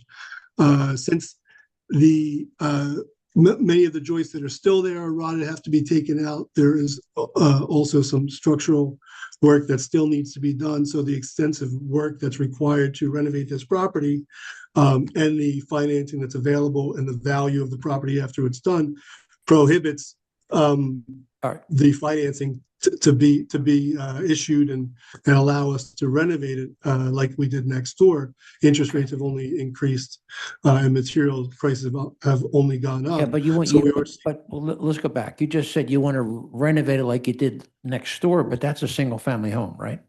Well, next door had limited fire damage in the rear kitchen.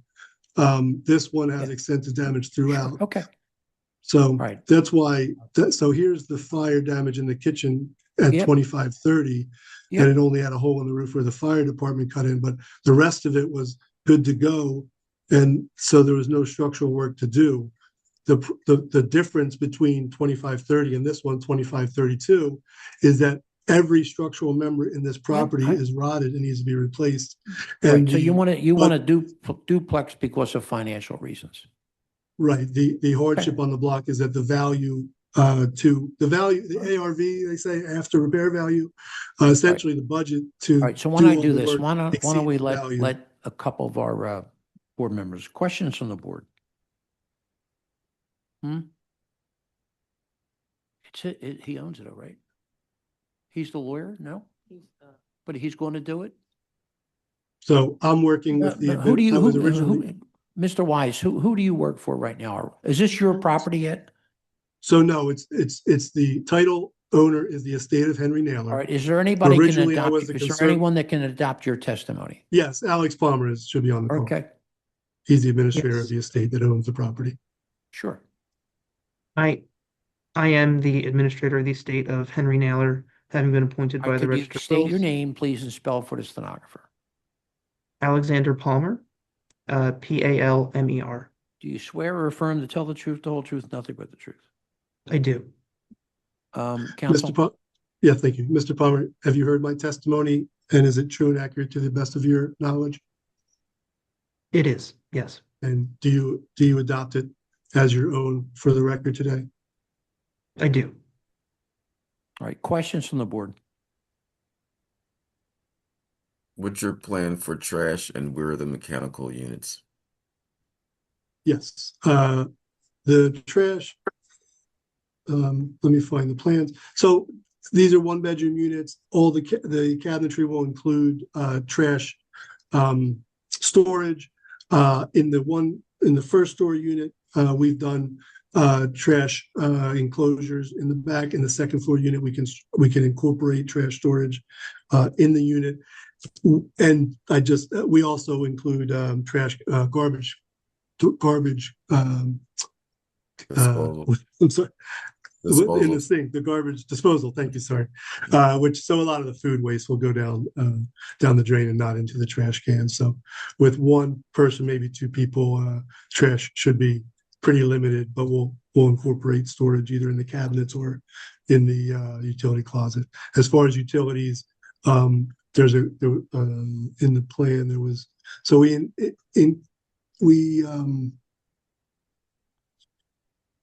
where did I put the plan? There's a closet for washer dryer.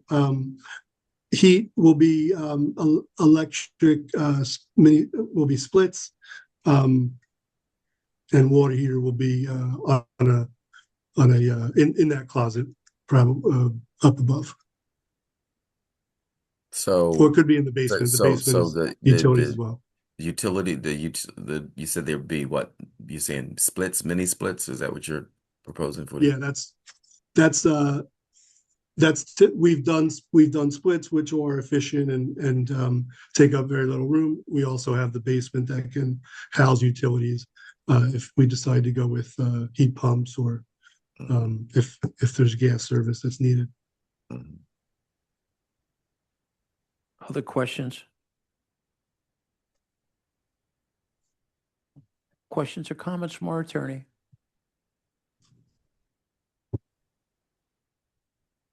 Not at this time, Mr. Chair. Questions or comments from the virtual audience? No hands, Chair. Planning Commission. Good morning, Liz Fuseli on behalf of the Philadelphia City Planning Commission. The comprehensive plan recommends no change from the RSA 5 zoning district. The city changed the zoning to RSA 5 in 2014 in a city council supported map change. There is no unique physical condition or circumstance of this property or a hardship exhibited to allow additional dwelling units. The City Planning Commission recommends the board deny the requested variance for two-family residential. MI 2025-005-130, 2532 North 18th Street. I vote no. Michael Johns, my vote is no. Cheryl Gaston, my vote is no. Tanetta Graham, my vote is no. Ryan McAdams, my vote is no. Diane Nguyen, my vote is no. Thank you, sir. Thank you. Moving on to number 12, MI 2025-005-261, 7308 Castor Avenue. Isaac Slepner is the attorney. Mr. Chair, we also have an Arabic interpreter for this matter. I do need to clarify with Mr. Slepner if the applicant wanted the entire matter interpreted or the interpreter is present so the client can adopt and answer questions. Just bring the interpreter on. Arabic? Yes. Okay. Could the interpreter please come on too? That's Salim Amar.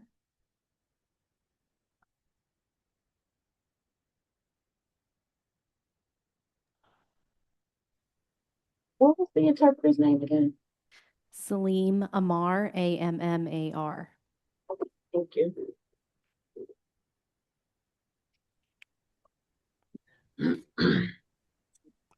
Good morning, Mr. Chair and members of the board.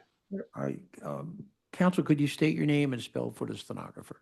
Yes, my name is Isaac Slepner. First name, Isaac, I as in India, S as in Sam, double A as in Alpha, C as in Charlie. Last name, Slepner, S as in Sam, L as in Larry, E as in Elvis, P as in Peter, N as in Norman, E as in Elvis, R as in Robert. Do you swear or affirm to tell the truth, the whole truth, and nothing but the truth? Yes, I do. Trying to get on the interpreter. He's right there. You, sir? Yep. Interpreter, could you please state your name and spell it for the stenographer? My name is Salim Amar, which spells S as in Sam. Could you're going to have to raise your voice a little bit. Okay, sorry about that, sir. My name is Salim Amar, spells S as in Sam, A as in Apple, L as in Larry, I as in Image, M as in Mary, Salim. My last name is Amar, which is A as in Apple, M as in Mary, M as in Mary, A as in Apple, R as in Romeo, Amar. Right. Do you swear or affirm that you will interpret accurately and completely impartially from English to Arabic and from Arabic to English to the best of your ability? I do. Thank you. Counsel, you want to proceed?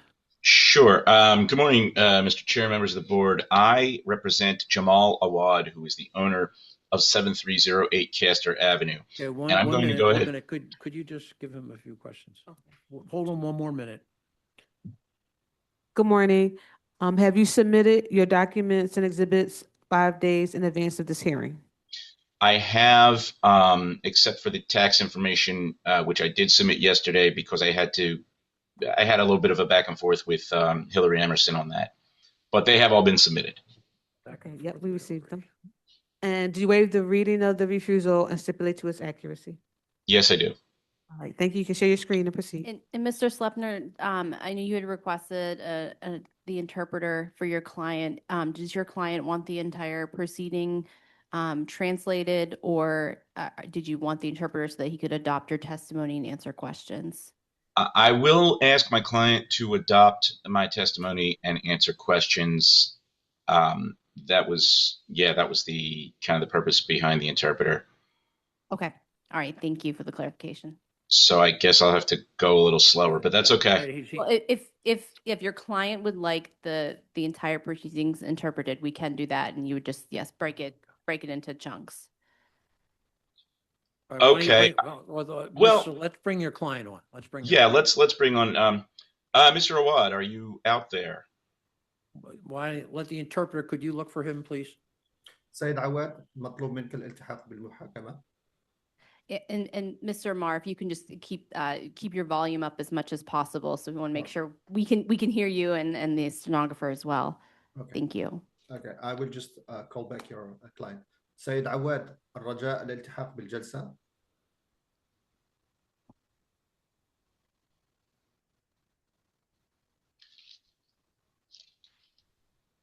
I see him in the virtual audience.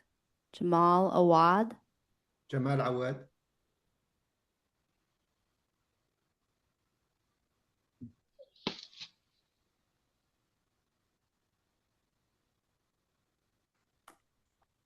Can we try to promote him to panelist and see if he'll accept?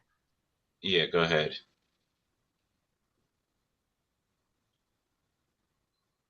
Hello? Yeah, hello. Can you hear us? Yeah. So, Mr. Slepner, that's Mr. Ahmad, right? Your client. Yeah. So my client is the owner, Jamal Awad. He's the owner of the property. His son is also there with him, but who does speak English. But I wanted to obviously have the board appointed interpreter because that's the way it should be done. I've been also working with Danny Awad, who is Jamal Awad's son, who is actually the owner of the business that is at this property. But Mr. Awad is the record owner of the property, so he's my client, and he's the one that needs the interpreting service. But I just need I need you guys to put your Danny, if you could put the camera on as well. All right, so let's swear Mr. Awad in, right? Yes. So could you have Jamal Awad state his name and spell it for the stenographer? جمال عواد المطلوب منك أن تذكر اسمك والتهجئة. We're really having a hard time. You got to get closer to the mic or do something here. Okay. يا سيد عواد اذكر لرئيس الجلسة اسمك وطريقة الكتابة. كيف يكتب جمال عواد؟ Shoot me.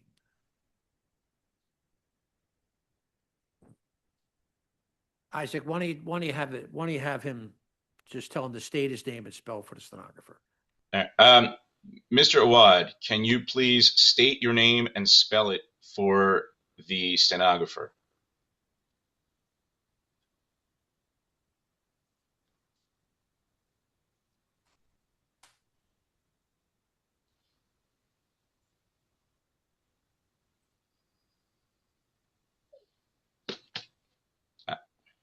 Chair, sorry to interject. This is Ian Haggerty. Staff, can we please promote Jamal Awad to panelists so they can put their video on and testify? Thank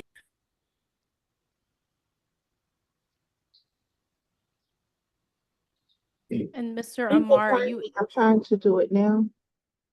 Mr. Amar, I don't know if you're able to get any closer to your microphone so we can hear you any better. Can you hear me now? It's a little better. Even if you get even closer, that's great. Thank you. You're welcome. He keeps denying the request to be promoted. Mr. Awad, you have to accept the request to be promoted. Translator, would you be able to let him know that he needs to accept the request, please? يا سيد جمال هم يطلبون منك المشاركة، فأقبل المشاركة حتى تصير معنا في الجلسة. عليك قبول الطلب يا سيد جمال.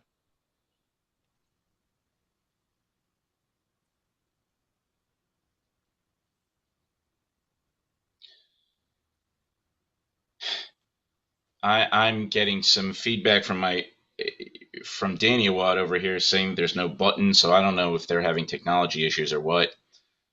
So why don't we do this? Let me go on to our next case. Uh-huh. Could you see if you can work through Danny to get him straight? And an interpreter will be right back, okay? All right. All right. Yeah, we'll thank we'll you. be back to you. Okay. Okay. Number 15, MI 2025-005486, 6400 Carlton Street. Vern Anastasio is the attorney.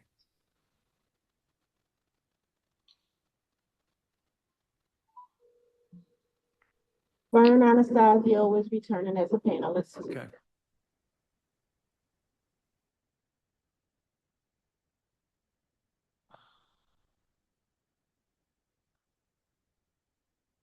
Morning again. Morning, counsel. Just for the record, state your name. Vern Anastasio, Anastasio, on behalf of Mr. Alan Smith. There was a letter of support from HMMC Squared, RCO. Our vice chair has a few questions, Vern. Yep. Good morning. Morning. Have you submitted your documents and exhibits 5 days in advance of this hearing? Yes, ma'am. And do you waive the reading of the refusal and stipulate to its accuracy? I do. All right, thank you. You can share your screen and proceed with Thank the you. case. Yeah.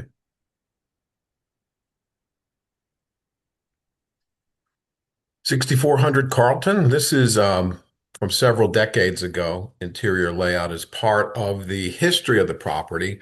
First floor was a bar, and the second floor was dining room at one point. At some point throughout the history, the first floor remained commercial, while the second floor was, in fact, a residential unit. Prior to my client purchasing the property, that former commercial space that was the bar became a residential unit. He purchased the property thinking that it was legal, and then finding out that he needs to go through this process. These are photos of the property, both the exterior and interior.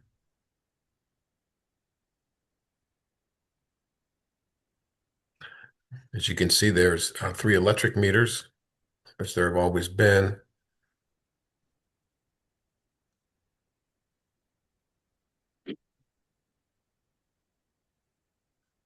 We went before the RCO, with proof of mailing attached. It was an in-person meeting. It was very well attended. And the neighbors did, in fact, agree with granting of the variance, given the history of the property. I'm moving all of this into evidence as well. And now let's take you through the plans itself so you can see how the property is laid out.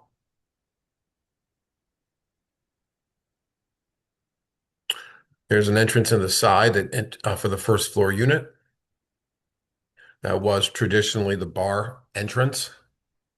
It comes into a large living, dining, kitchen space, very ample, with a full bathroom and a bedroom. In the rear of the property, there's an entrance that goes up the stairs, and it takes you into the existing, long-standing one-family dwelling on the second floor.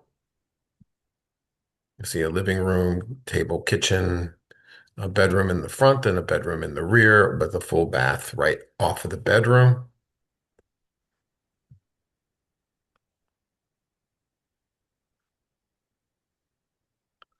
And that is the property.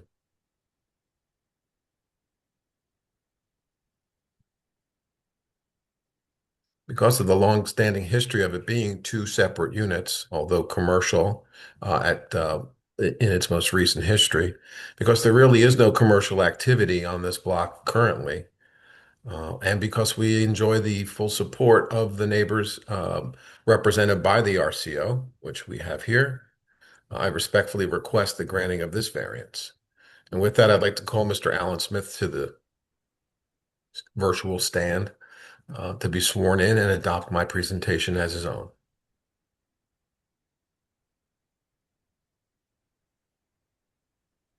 Alan Smith has been promoted. Good morning, sir. Could you please state your name and spell for the stenographer?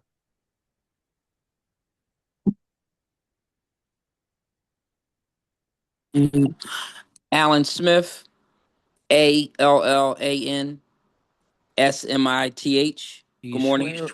Good morning. Do you swear or affirm to tell the truth, the whole truth, nothing but the truth? Yes. Counsel? Thank you.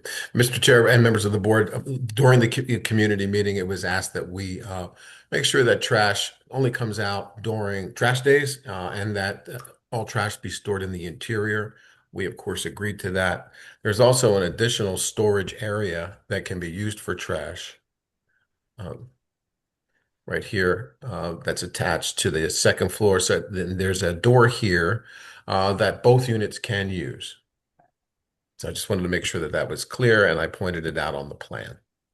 Mr. Smith, did you hear my presentation to the board this morning? Yes, I have. Is it true and accurate to the best of your knowledge? Yes. Do you adopt it as your own testimony? Yes. I have nothing further, Mr. Chair. Questions on the board? Questions or comments for our attorney? Not at this time, Mr. Chair. Questions or comments from the virtual audience? There are no hands, Chair. Planning Commission. Good morning, Liz Fuseli on behalf of the Philadelphia City Planning Commission. The comprehensive plan recommends no change in the CMX2 zoning at this location. The proposed use is consistent with documented prior use and will not injure the uses of adjacent properties.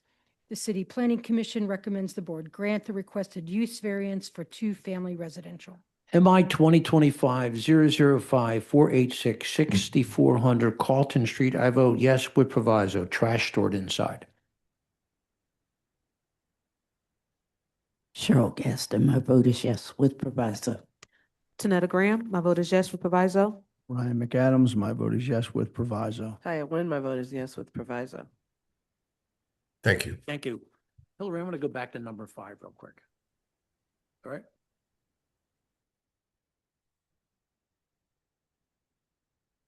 Here it is here. So number 5, the MI 2025-001-461-4622 Hawthorne Street. Elman Salgario.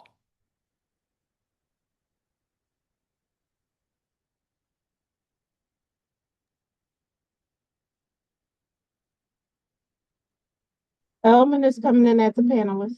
Thank you very much. You're welcome.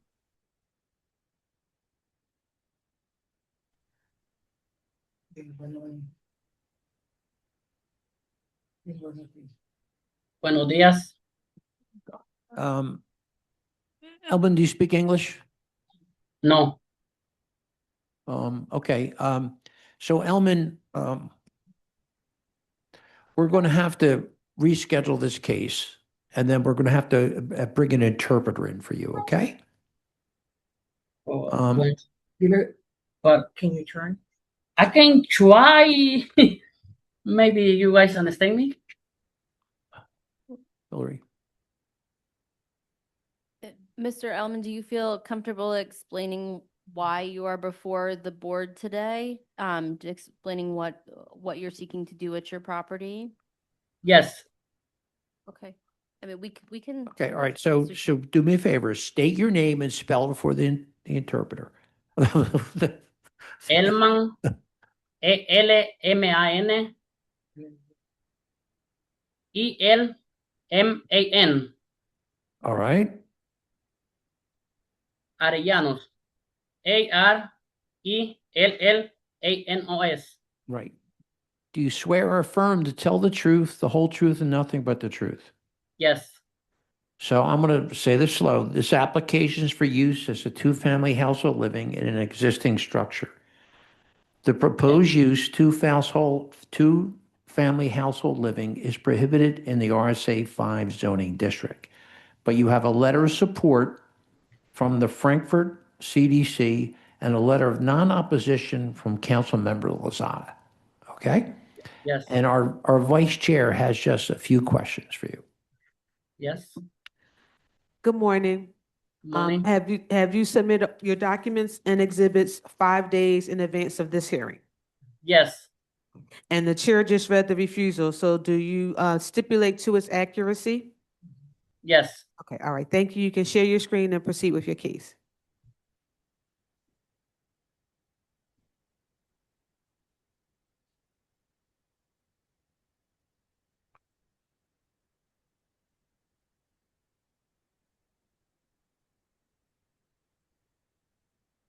Okay, the so application for so Elman, this is what you should do. Tell us what you want to do. I want to have the permit to have two apartments. Okay, and what is it currently?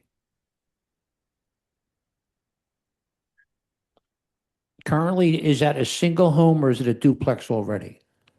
It's duplex already. Okay, so I think what we should do is I believe we have all your documents.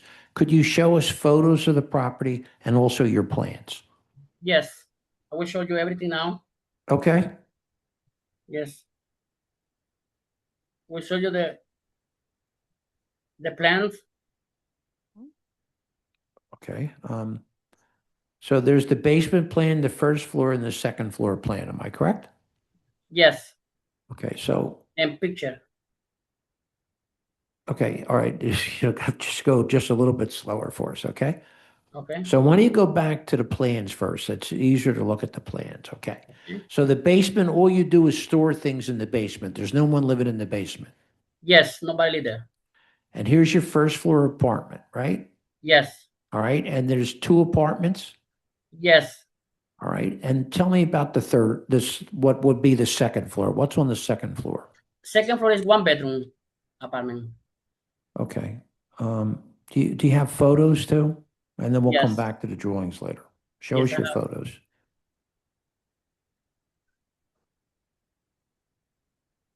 This is Is that the second? Okay, that's the first floor to second floor. this is the first floor. First floor, okay. I will show you the second floor. Sure. This is the second floor. This is the Okay, kitchen. that's your yep. Right, and show us do you have anything else on the second floor? Where's that? The first floor? This is first floor. Okay. Okay. First floor. This is the second floor bathroom. Okay. First floor.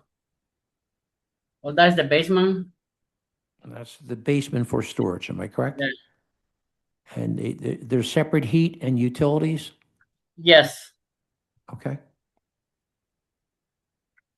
This is the front end, the entrance to the building. Of that, so how do you get to the second floor? It's just open and the steps going to the second floor. That is the Okay, just so when open you the go in, front door. there's steps to the second floor and then the apartment's the other way, right? Yes. And how long has it been like this? I bought it like that, and I can also show you the last permit. It was a duplex. Right.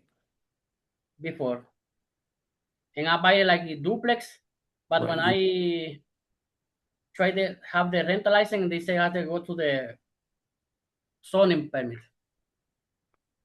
All right. Which So one is Elman, nice? could you tell me, is there other duplexes on the street? Yes, I think it's on the other side. It's a duplex. I don't have the address. All right. Questions from the board? Hi, what is your trash plan for your tenants? You can see the fence is a door, so it's backyard. The first floor have they can open the back door, and the second floor is coming to the side of the building and open the side door. So I can put the trash there. And I have a plan, the days putting the trash out. Each tenant is going to put the recycle and the trash every Tuesday out. Tenant responsible for that. They put in Tuesday 7 p.m. the trash out. And then Those trees aren't in the yard. Those trees were beside the yard, correct? The picture that you showed, the trees were beside the yard, not in the yard. The trees plum. Okay. Oh, that Okay, the so they trees have on the access- the neighbor house. Okay, so both tenants have access to the yard to store their Yes. trash. Yes. Thank you. Other questions?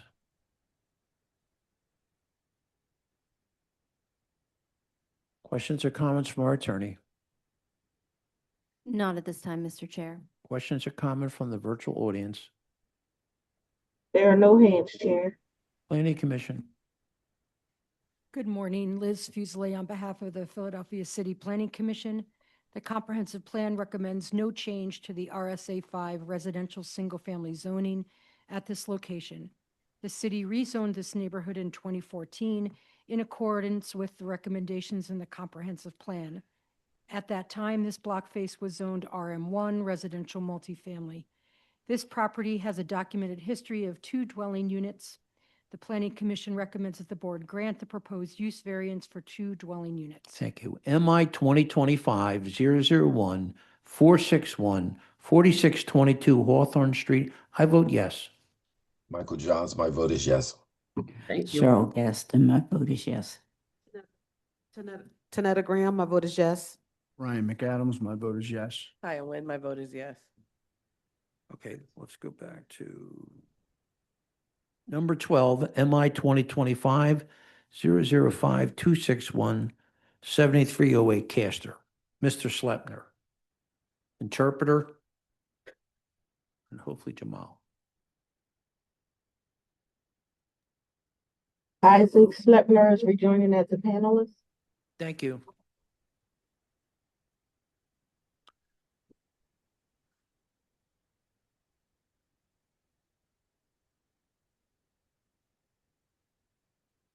Good morning again, Mr. Chair, members of the board. I'm trying to click my video, but it says it's disabled by the host. All right, well, we'll figure that out for you. Okay, thank you. How are we doing? There we go. Start my video. I've got my client. They are set up on a computer. They should be able to accept the board's invitation. Okay. And we can get Let's started. Interpreter, please. All right. Mr. Interpreter, are you back out there? What's the name? Salim Amar. Okay. And Mr. Slepner, do you know what name your client is under? My client should be under Jamal Awad. Okay. If he's not, he's out there under Danny Awad. But either way, yeah. Oh, I think, I see I like Saud Awad. If it's Saud Awad, that's him, yes. Okay. They have all been promoted.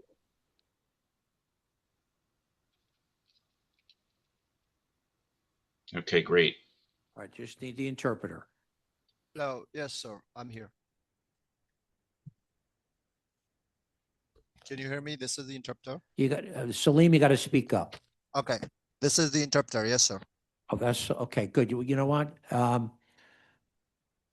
Good. Very good. Thank you. And we'll keep that close. Now, could you call Jamal Awad for us? Yes, Mr. Awad, Jamal Awad. You've been invited as a panelist. Please go ahead and click OK. سيد جمال تم دعوتك كمشارك في الندوة من فضلك تفضل. Can you hear us? Yes. You're Okay. going to need your camera on, though, please. Oh, I don't see what it's asking. It's not asking us. We're hearing you, but we're not seeing you. Hold on. Where's the camera? It appears that the camera's on. It's just something's over it. It might just be covered. Yes. Can be covered. All right, now we're on. There we go. All right. All right. Okay, so first thing, interpreter, could you have Jamal Awad state his name and spell it? يا سيد جمال رئيس الجلسة يريد منك أن تعطيه اسمك جمال عواد والتهجئة كيف يكتبوه الحروف بالإنجليزي؟ Jamal Awad, Jamal, the last name Awad. And then do you, I'm going to, yeah, he may understand this. Do you swear or affirm to tell the truth, the whole truth, nothing but the truth? I do. Okay. So Isaac, here's where I think we need to be. Yes. Instead of using an interpreter the whole time, what he doesn't understand. If he gets to the point he doesn't understand something, we'll have the interpreter come on, okay? I think that is reasonable. Yes, thank you. And have you talked to him yet? All right, well, why don't you start your presentation? All right, will do. And Thank you. Isaac, let's say first, if there's anything you don't understand, Jamal, Yes. just let us know and the interpreter will speak to you, okay? I will. Yes. All right, thank you very much. Go ahead. Thank you. I think that'll work. I'm going to go ahead and share my screen. Let's get to my screen. It should be this one.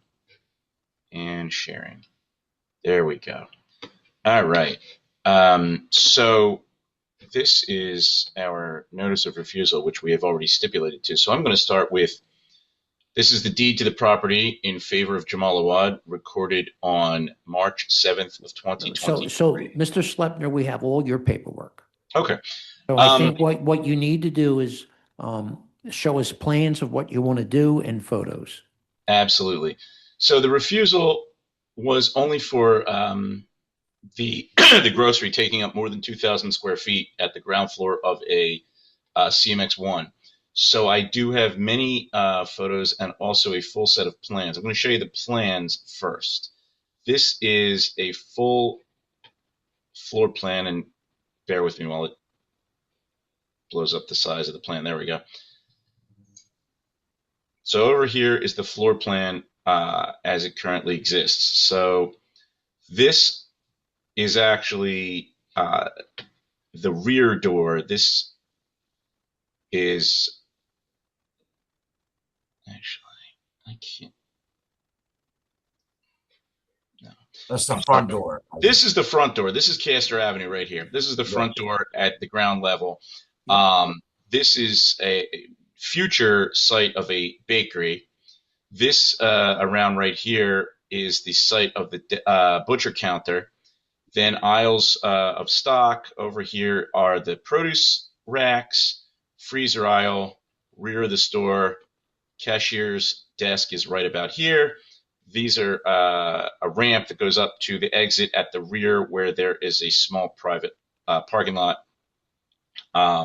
This is the basement plan, which is largely just storage and a powder room. I can also. There's no basement, Isaac. Oh, is that a second floor? No, there's no second floor. There's no basement. Oh, okay. I'm just looking at this as to why there are two. I guess one is it furnished and one is it unfurnished. But all right. Let me show the photos, because this has been an operating market for several years at this time.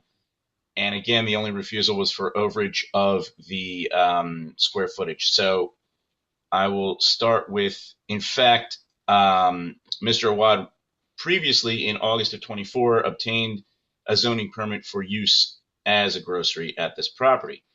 I'll show the board the posting of the orange poster that was posted on 2/4/26, at least 21 days ago. That's a close-up. It's not orange. It was printed in white. This is the front window of the grocery, and then this is the Castor Ave front door of the grocery with the poster posted there. This is a frontal view on a less snowy day of the market. This is the interior of the front door looking out to Castor Avenue.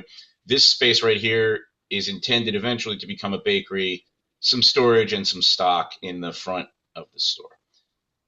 This is the freezer aisle that goes most of the length of the store back towards the back, and some produce case. And over here are some more stock shelves. Over here is a shot of the interior from the rear. This is the checkout counter, some more stock, and then aisles 1, 2, and then there's a third aisle. That window, that's the Castor Ave entrance side.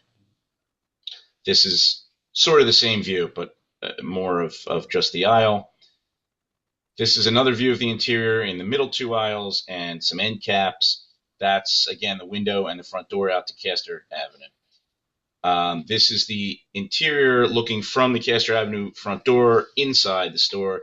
This is the future site of the bakery, some more stock, and then over here's the butcher shop. Produce case, produce case.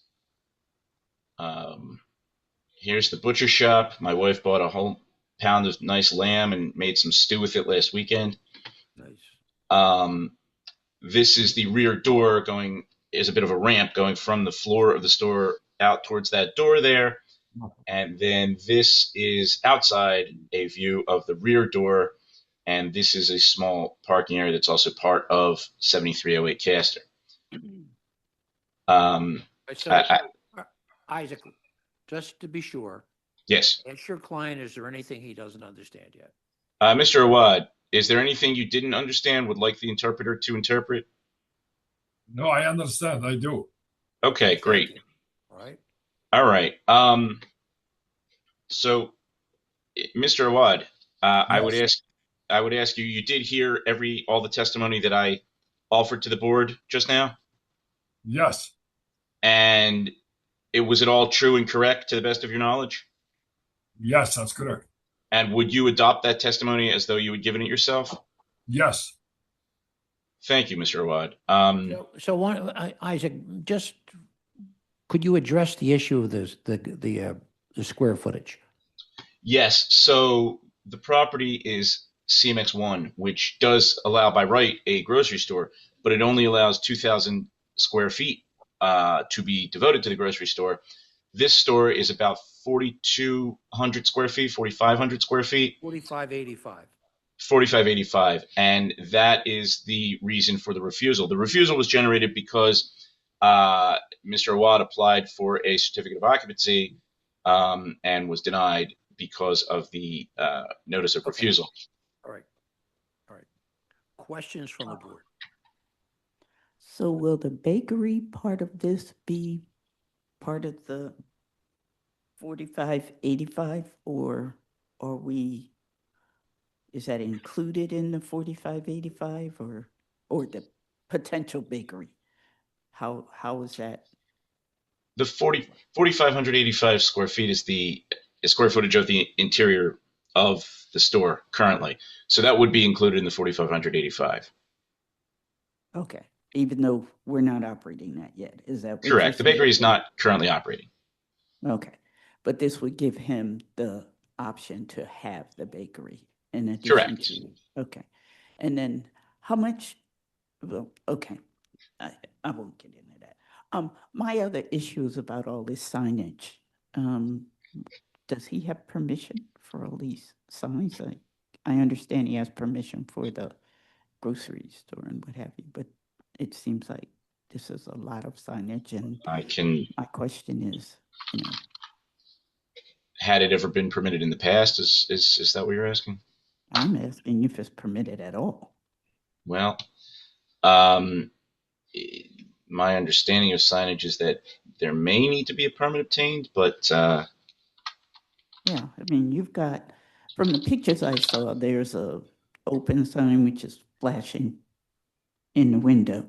So that requires, Huge sign on the roof too. yeah. And then there's the sign on the top, which is the huge, two-sided Yeah. sign. And then you've got in the back, there's a whole nother big panel. So my question is, do we have any permission for all this signage that's on the property? I'm looking at the property history right now, but 6 permits. There are, well, electrical, but that wouldn't necessarily be a sign permit. And September of 2024, a commercial building permit, and that was for interior work. So I am not seeing it. Mr. Awad, had you ever obtained permits for the signage either at the front door or the rear door? ممكن بسألك عن الsignage. كل other can exist. No, we need the interpreter. Oh, sorry. سيد جمال هذيك اللوحات الإشارية أعطوك رخصة؟ Yeah, they was there before. The only thing I changed the name, the banner. It's there. It's been there. The sign at the front door and the sign at the rear door? Yes. Okay. Why don't you go That back? it- Isn't there a sign on the roof too? A large sign there's on one the on the roof? Bear roof with me. too. Hang on, I'll get my screen back up here. Sorry, bear with I me. mean, what I'll say is that, you know, you're allowed a certain amount of accessory signage, true. Right. But you still have to ask for it. And you've also got all of this stuff in the windows, which is considered to be signage. That's stickers. Yeah, all that writing on the windows and things like that, those are all, yeah, you're allowed a certain percentage, but I would think that there would be. So Hillary, say we went ahead with this, could we make a proviso, no signs approved with this? So if they're not, and sorry, let me just go back to the language of the refusal. If they're not on the refusal, then Right. they're not within the scope of Right, that's what I'm saying. what's approved. Yeah, so you would need to get separate permits for signage. Sorry, I'm just looking to see if this, oh yeah, so this refusal actually said no sign on this application. So it's clear on the scope. Okay. But I just did want to note for the owner, Mr. Awad, that there's provisions in the zoning code that specify how much of a window you can have covered with signage or stickers. So your attorney can probably help you find that, but you can't cover more than a certain percentage of the window. So just wanted to clarify that. We can talk about that after we're done here. Yeah, but I mean, today. we're talking that roof sign and then the ones in the back where you've got the big sign and you've got something on the building. I mean, and there's other, yeah, there's more of that at the, I think that's the rear. So you've got quite a bit of signage here. So Hillary, go back. If we approve this thing, should we proviso no signs approved? So all that is before the board is the use greater than 2,000 square feet. No signage is before the board, so there will need and it explicitly states on the refusal that there is not signage as part of this application, Right, so. Right, okay. Fine. Any other questions? Yes, What- do you have like a dumpster or like where's your trash for the business? The dumpster. I know they have a contract with Waste Management. They have private haulers, but where is the dumpster located out back? Yes, in the back. Okay. And that's in the parking area, correct? Yes, I'm it's John. Mark. Yes. Other questions?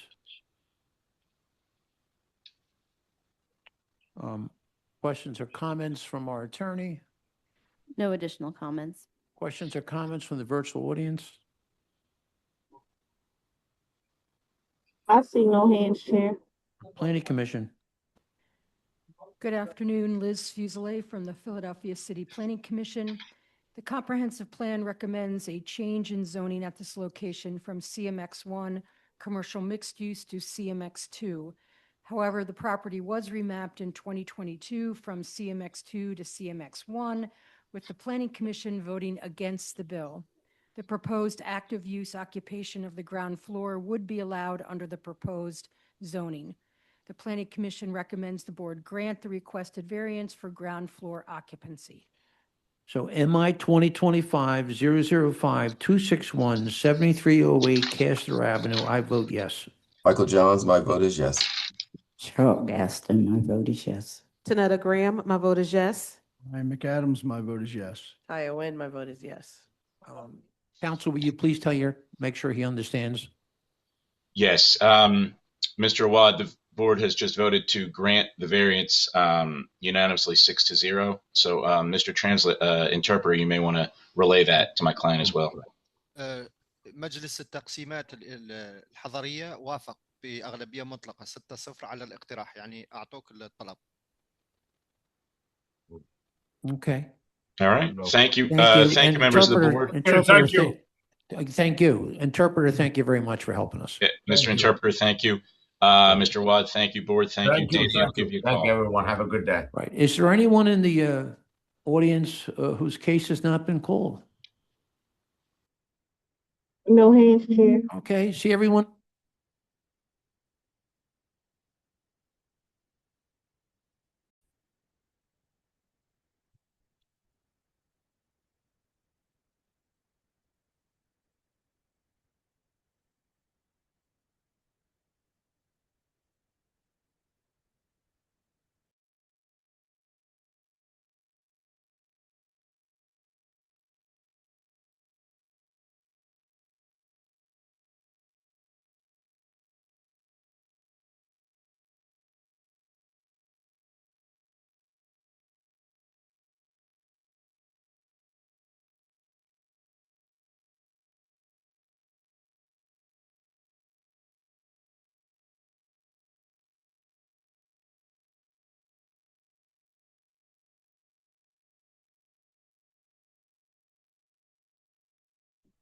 Good afternoon, everyone. My name is Bill Bergman, and I will be chairing this meeting of the Philadelphia Zoning Board of Adjustment. With me is our Board Vice Chair, Tanetta Graham, Present, Mr. Chairman. our Board Secretary, Cheryl L. Gaston, Present, Mr. Chairman. Board Member Michael Johns, Present, Mr. Chairman. Board Member Taya Wynn, Present, Mr. Chairman. Board Member Ryan McAdams. Present, Mr. Chairman. So here is our attorney, Hillary Emerson, our Zoning Board Director, Ian Haggerty, and our Board Administrator, Lakeisha Dandy. Recording of this hearing will be posted on the ZBA website. By participating, you consent to be recorded. This is an in-person meeting with remote capabilities. Whether remote or in person, if you're called to speak, you must state and spell your name, then wait to be sworn in. Once you've been sworn in, please state your name each time before your testimony. Any person may enter their appearance. You can identify the case property address in your Zoom webinar. You can see a staff member, or you can call the ZBA appearance line by the close of business tomorrow. Call 267-270-5548. Leave a message that includes your email and the address of the appeal case. Following guidance is for remote attendees. When directed, you must raise your virtual hand in order to be recognized to speak. If you're called to testify, you'll be prompted to join as a panelist. Please accept the request and turn on your camera. The webinar Q&A is for questions about the hearing. Do not comment on cases in the Q&A.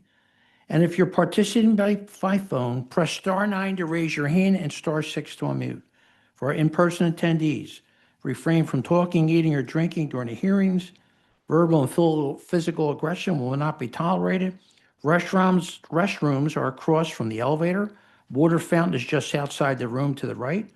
When speaking on the record, you must speak directly into the microphone in order to be heard by all attendees and the court reporter.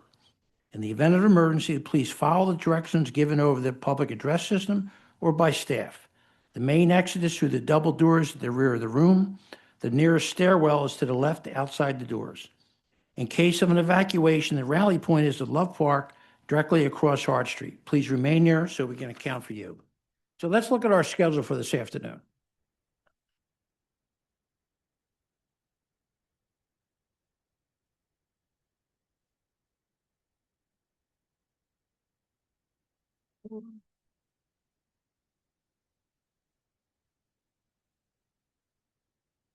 Number 4, MI 2025-005-400, 7789 Craig Street. That case is continued to March 11th at 2 p.m. Number 5, MI 2025-005-417, 1110 Wagner Street. That case is continued until 6/10 at 2 p.m. And number 10?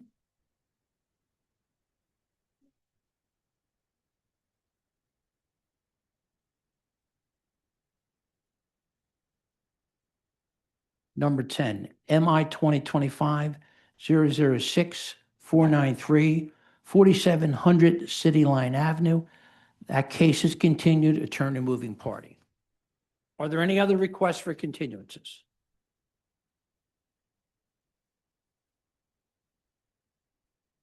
No hands at this time, Chair. Thank you. We're going to go to our add-on list. Number 1, MI 2025-006-253, 230 North 53rd Street. My vote is no. Go ahead, Michael. I'm recused from this. Oh, Cheryl Gaston, my vote is no. Tanetta Graham, my vote is no. Ryan McAdams, my vote is no. Iowa, my vote is no. Number 2, MI 2025-006-277, 907 North 43rd Street. The vote on this has been moved to 3/4/26 at 9:30 a.m. That's at 2 p.m., Mr. Chair. Okay, I'm sorry, 3/4/26 at 2 p.m. And number 3, MI 2025-005-892, 1341 East Oxford Avenue. I vote yes. Michael Johns, my vote is yes. Cheryl Gaston, my vote is yes. Tanetta Graham, my vote is yes. Ryan McAdams, my vote is yes. Iowa, my vote is yes. We're going to go to our regular list. MI 2025-004-191, 338 to 50 North 65th Street. John Warzarek is the attorney for the owner.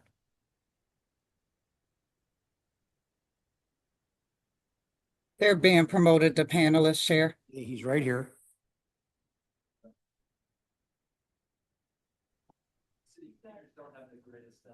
Wow. Don't say that. Ours are pretty good here. Could you please state your name and spell it for the stenographer? Good afternoon, board members. My name is John Wizorek, Wieczzorek, and I'm here on behalf of the city. All right. Do you swear or affirm to tell the truth, the whole truth, and nothing but the truth? Yes, I do. And there's a recommendation of support from HMC Squared, the RCO. Our vice chair has a few questions. Good afternoon. Have you submitted your documents and exhibits 5 days in advance of this hearing? Yes, I have. And did you waive the reading of the refusal and stipulate to its accuracy? Yes, I do. Okay, thank you. You can share your screen and proceed with your case.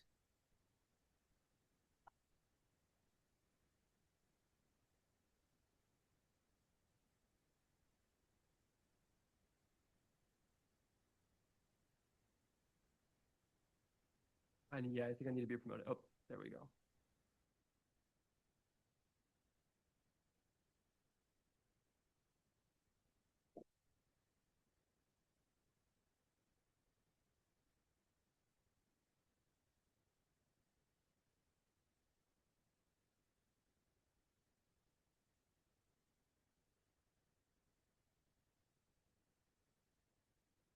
Is that big enough for the board?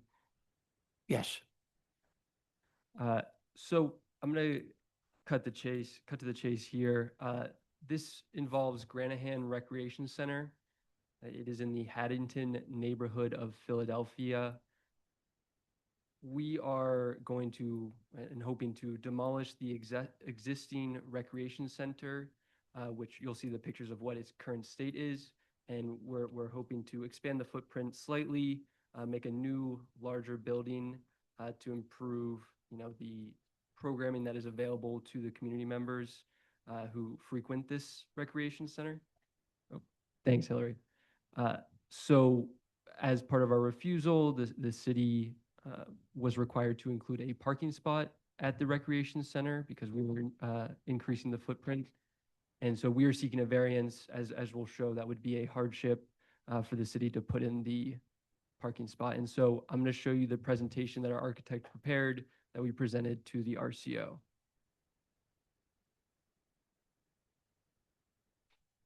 This is City Exhibit C1.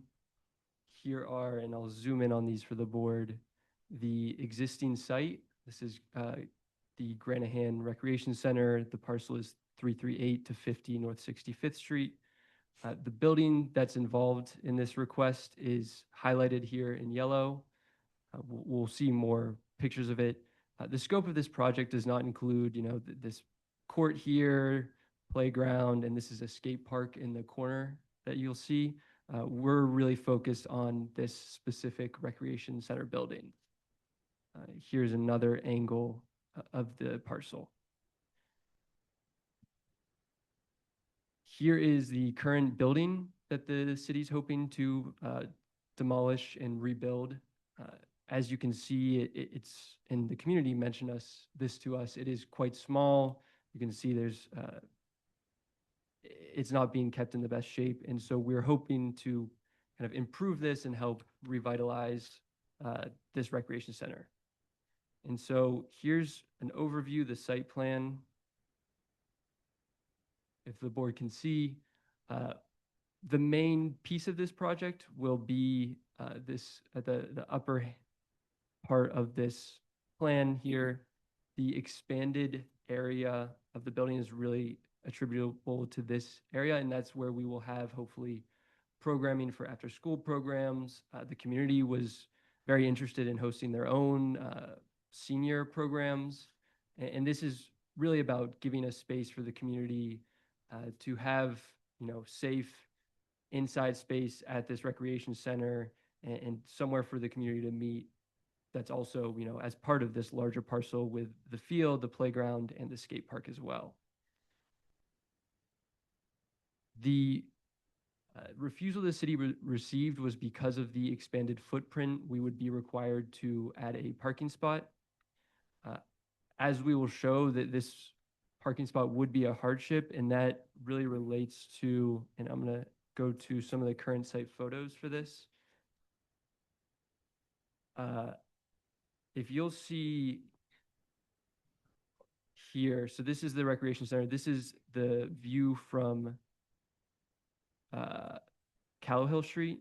So this is the recreation center here. I'm going to talk about why this is the case, but the only place to put that parking spot on this parcel would be right next to the recreation center over these stairs here. It would involve having to regrade the street, cut out those stairs, and put the sole parking spot here, which again, there's no existing parking spot at this parcel. And one of the things that's important to note is, and I think there are some more site photos that will demonstrate this, there is a retaining wall essentially around the whole parcel. This is the sole ADA accessible entrance. It is on Callow Hill Street and 66th, I believe. And this is the sole part of the parcel that is street level. The rest of the parcel, we'll have some more photographs for the board to see, has this retaining wall around it. And so it actually, on the other side of this parcel, it's even much higher than it is here. And so this is the current access. And if you'll recall those little steps that you can see here next to the recreation center, that's where we would have to put this parking spot, which would therefore cut off the ADA accessibility from this corner of the parcel. Well, I mean, we don't want a car where the kids are playing anyway, right? I mean, that. Correct. It seems to, yeah. That's the city's intention. This has not had a spot ever. It's a park. There's all these recreation facilities. We don't think having to put we believe that putting a spot here, again, having to regrade essentially the whole sidewalk, the whole street, figure out how to make this ADA accessible, that would be a hardship on the city to have to comply with the zoning code. And we believe not requiring this zoning requirement and just saying that we don't need the parking spot would be the least modification necessary. And I can show you more pictures of the current site. This is just the retaining wall around the parcel. This is kind of the opposite corner. You can see how high this is and why putting a parking spot anywhere else would really be not feasible for the city. Again, here's more pictures. Here's some renderings of what we are hoping for the new recreation center to look like. The car probably wouldn't look nice real there, right? Personally, I don't think so, but that's the board's judgment. And one thing I just want to mention is that the RCO talked about kind of safety in terms of the entrance of this park. There are gates that will be able to close off and seal this entrance. And again, they were very excited about this expanded area over here, which will be able to host, team meetings, other programming for both children and adults of the community.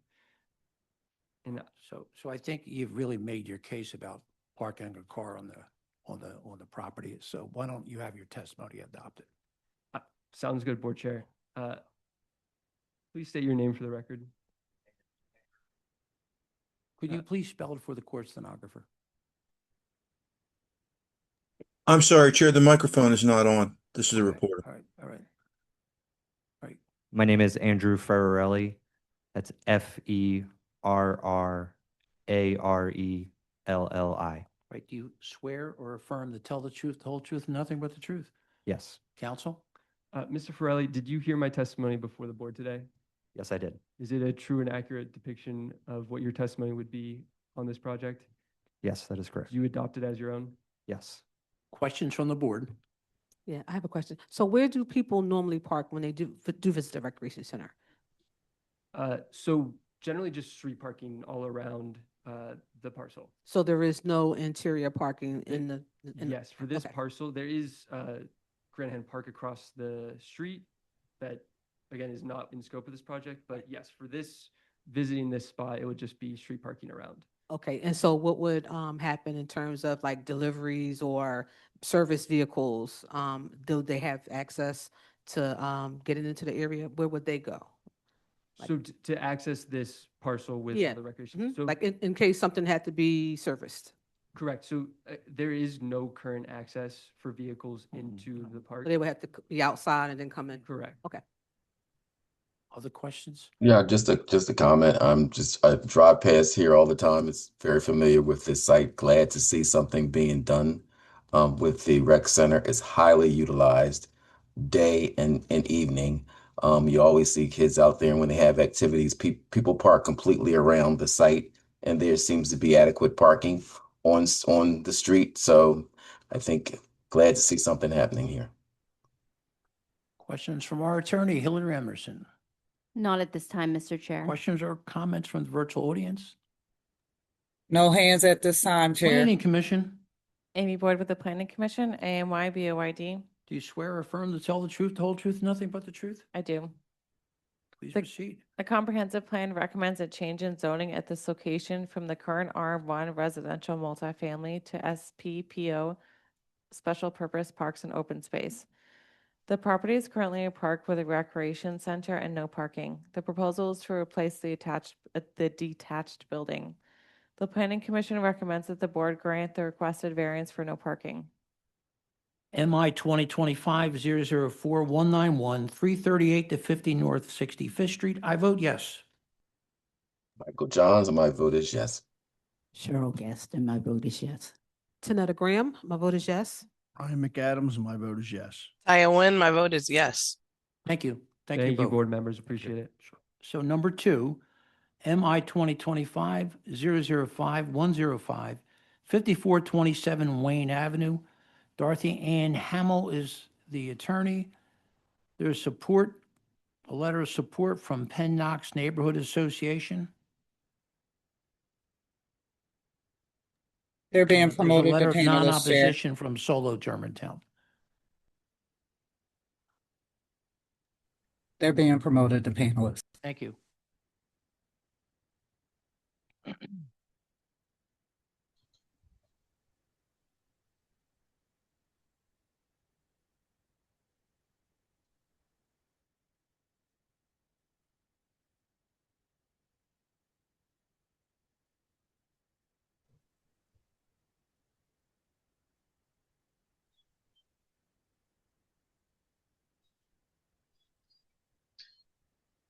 Good morning, members of the board.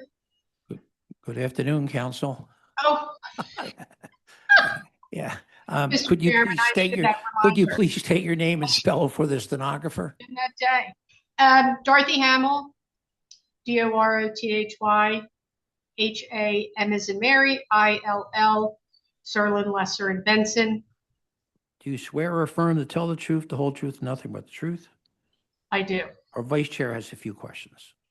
Good afternoon. Good afternoon. Have you submitted your documents and exhibits 5 days in advance of this hearing? I have. And do you waive the reading of the refusal and stipulate to its accuracy? I do. Okay, thank you. You can share your screen and proceed with your case. Okay, thank you.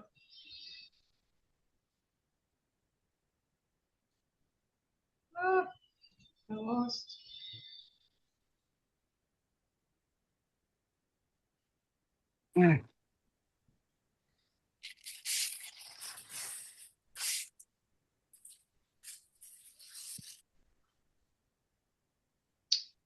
Okay. Good afternoon, Mr. Chairman, members of the board.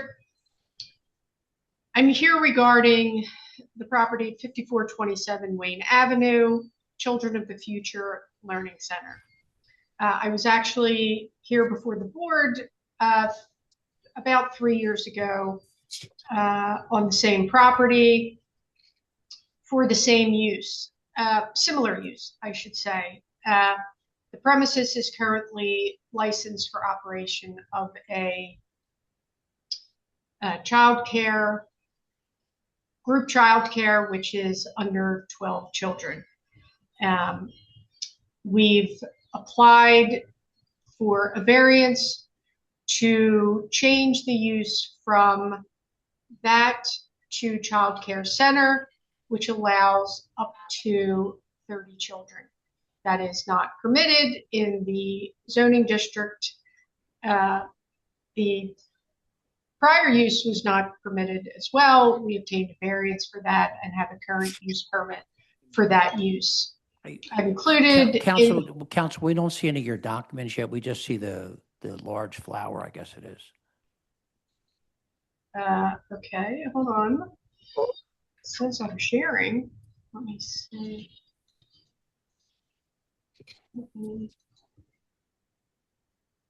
Yeah, go ahead. Thank you.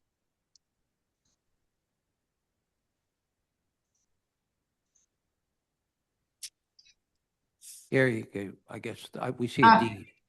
Okay, great. So I've included in my presentation, I have my deed. Prior was my zoning application. Deed showing ownership of the property, which has not changed. I've included a summary of the proposed use. Currently, as I've mentioned, it's a 12 children center. We're looking to increase to 30 children, which will also, the space is also larger because she's taking the entire first floor. Right now, she only has a portion of the first floor. She's done very well since she's opened. She's been an active member of the community. The center has been well received. She provides 24-hour daycare, which has become useful and important in the community because the building is not too far from a local police district, and there are a number of people who have overnight shifts, that third shift. So we are having, right now, I think there are probably about 3 or 4 children who are needing the overnight, and others have expressed interest. Child Care Center has safety protocols, cameras installed, round-the-clock security, and they offer transportation. If children can't be dropped off, they offer transportation by licensed drivers. They accept subsidies, and everyone who works at the center is Safe Serve certified. The tenant currently has a 6-year lease, which will expire in 2030. This is sort of an unusual space, which is the request for hardship. It has been a number of things over the years. I think there was a hair salon at one time. I think there was furniture at another time. It's sort of partly above ground, partly below ground. In an antique store. The premises in total for the child care center is 2,600 square feet. Property surrounded by other apartment complexes, triplexes, quadruplexes. There's some single family homes and a corner supermarket across the street and about a block away. I've included the existing zoning permit for the current use of as a group childcare. Attached is the below are pictures of the outside of the premises. And below is pictures of the interior of the premises. There's a small kitchen. No cooking is done on site, but they provide snacks, juices, fruits. They do have a small microwave. There's a play area. I've included pictures of both sides of the property showing the interior. There are interior bathrooms. There are 3 bathrooms inside. I've included additional pictures of the exterior showing directly across down the street from where the property is located. I've attached a diagram showing the total square footage and the layout of the spaces within the building.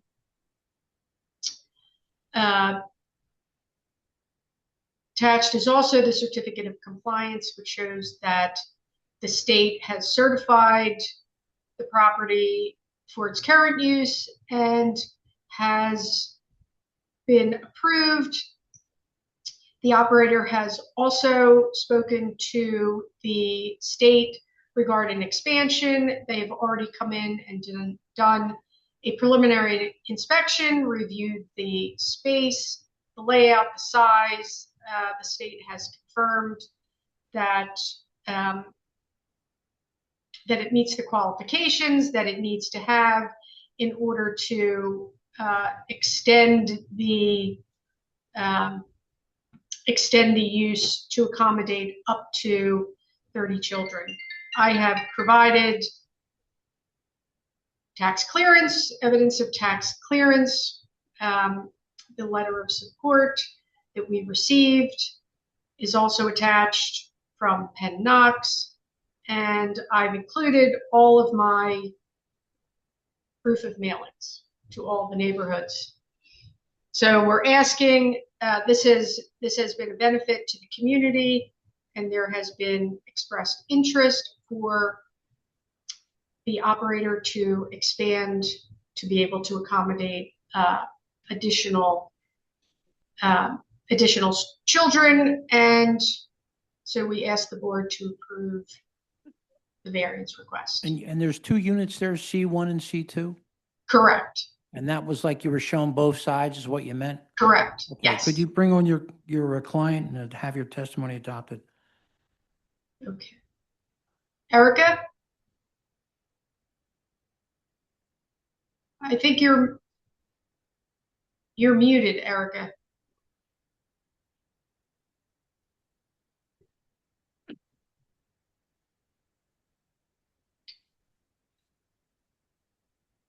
Erica? Okay, hello. Okay. Hi, Erica, could you please state your name and spell it for the stenographer? Yes, my name is Erica Williams Miller, Erikia. Williams, Williams, Miller, Miller. Right. Do you swear or affirm to tell the truth, the whole truth, and nothing but the truth? Yes, I swear. Counsel, please proceed.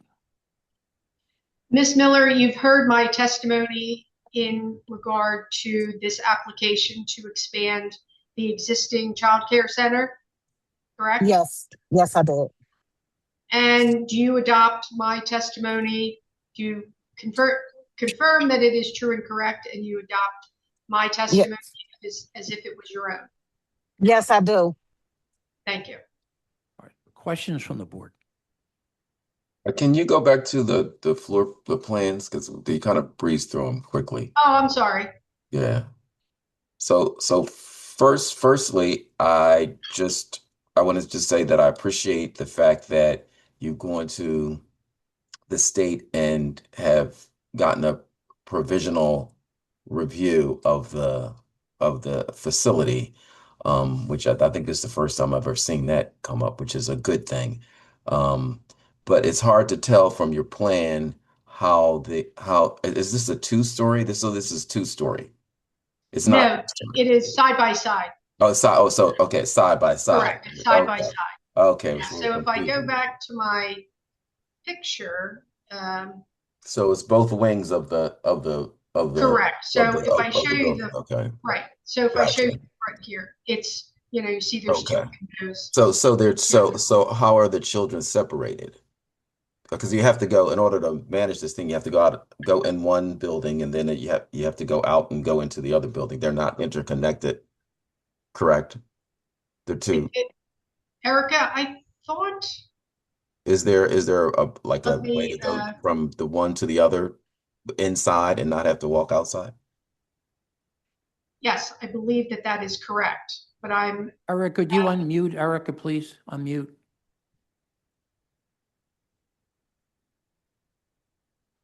Erica, you got to unmute your phone. Erica, unmute.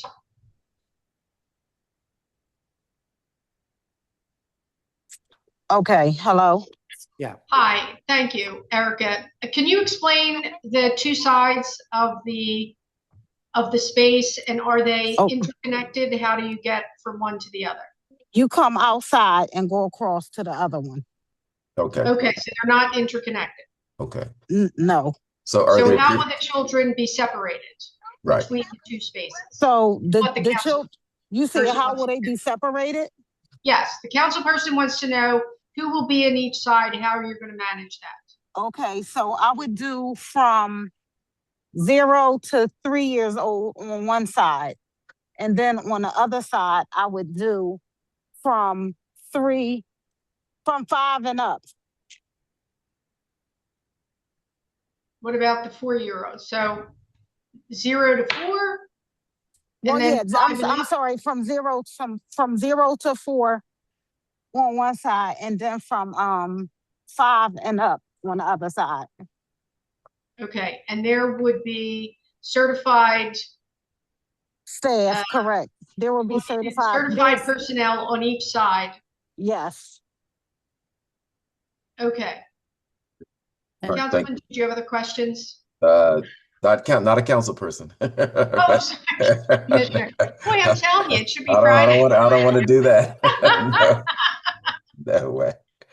But no, that Good thanks. premonition of what's to come. Other Yeah. questions? I'm sorry, I'm picking my grandkids up. Yeah.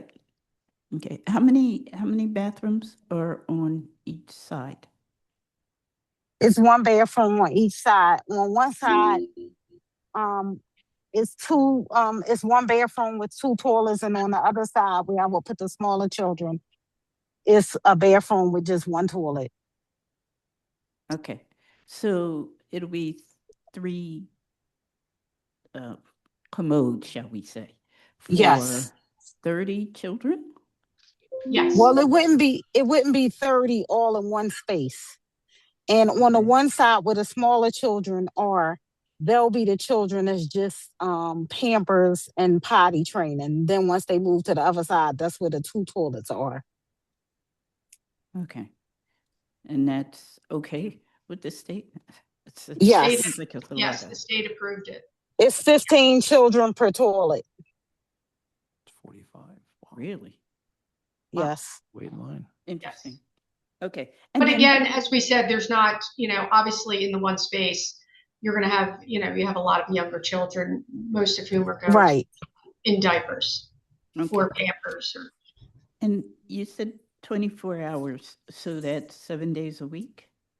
Yes, some parents require overnight. It's not every day that they get it, but some some hours change for different nurses. They have the 6 to 2, and then they have the 3 to 11, and then they go from the 11 to 7. So it switches up. So it's not like it's every night, and it's not 7 days a week either. And I rotate my staff. Got you. So you operate basically like 3 shifts as well. Is that what? Yes. Yes. Okay. And how many staff members do you have? Right now I have 3. Okay. And were you planning to have more when you have more? Yes, I'll have actually right now I work with a program from you may have heard of Vaux Middle School. They have a volunteer program once the students get into the 12th grade. They have them volunteer, and they can actually stay on with you. But I actually have some of those volunteers as well, and you can keep them on, for work as well. But they're there now training, and they volunteer, and they work with my staff now. So I have 3 of those as well. Oh, okay. Thank you. Yep, one quick question. So the RCO, one of the RCOs wanted the proviso that you will have the dumpster service at least minimum 5 days a week. Is there any issues with that? No. 6 days. We've done that, and this has been because of the location of the property. Trash, not going to shy away. Trash has been an issue because, it's close to the bus stop. There's a lot of people dumping who aren't at the apartment complex. But we have trash pickup 5 days a week. We have a gate with a lock, and we've also engaged a resident at the apartment complex who is also now monitoring the trash and notifying the building engineer if there's an issue or if it's overflowing. So we're trying to attack it on all fronts to make sure that we're keeping it in check. Okay, thank you. I have a question about sort of layout in the space. I saw the general spatial layout of the building itself, but are you going to need to do any construction or any partitions to set the space up for operations?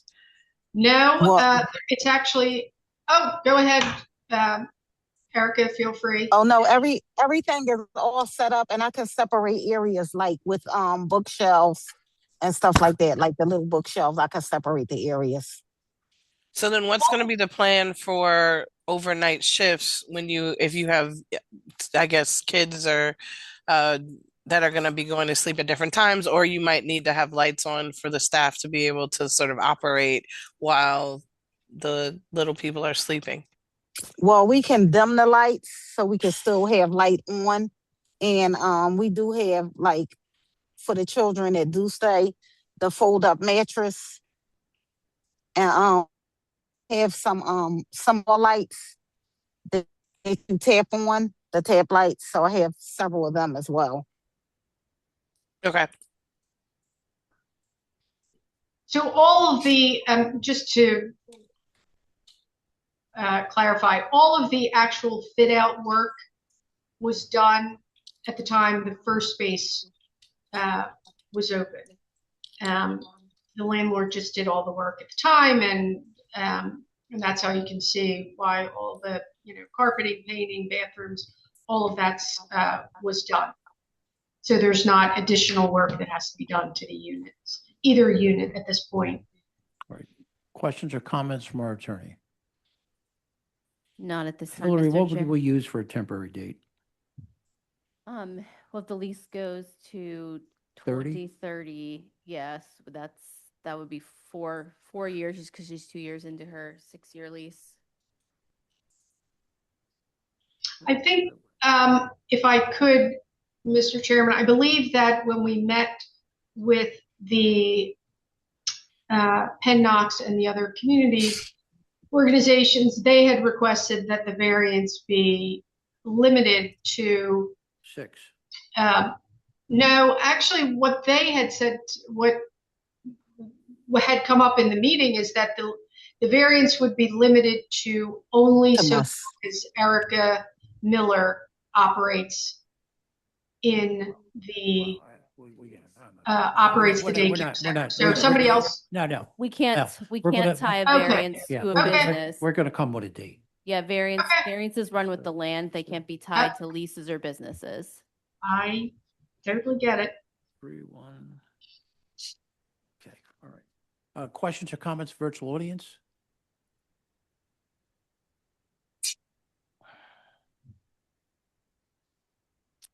Planning Commission. Amy Boyd with the Planning Commission. The comprehensive plan recommends no change to the RM1 existing zoning at this location. I'm sorry, RM4. The proposed child care center would be compatible and complementary to the current use and would not likely injure the use of adjoining property. The Planning Commission recommends that the board grant the proposed use variance for child care center. Okay, so MI 2025-005-105, 5427 Wayne Avenue. I vote yes with proviso. Temporary variance, which will expire 3/1/30, and trash picked up 6 days a week. Michael Johns, my vote is yes with provisos. Cheryl Gaston, my vote is yes with proviso. Tanetta Graham, my vote is yes with proviso. Ryan McAdams, my vote is yes with provisos. Aya Wynn, my vote is yes with provisos. Thank you, council. Thank you. So number Have a nice 3, day. MI 2025-005-234-6740 Germantown Avenue. Steve Masters is the attorney. They're being promoted to panelists. Okay.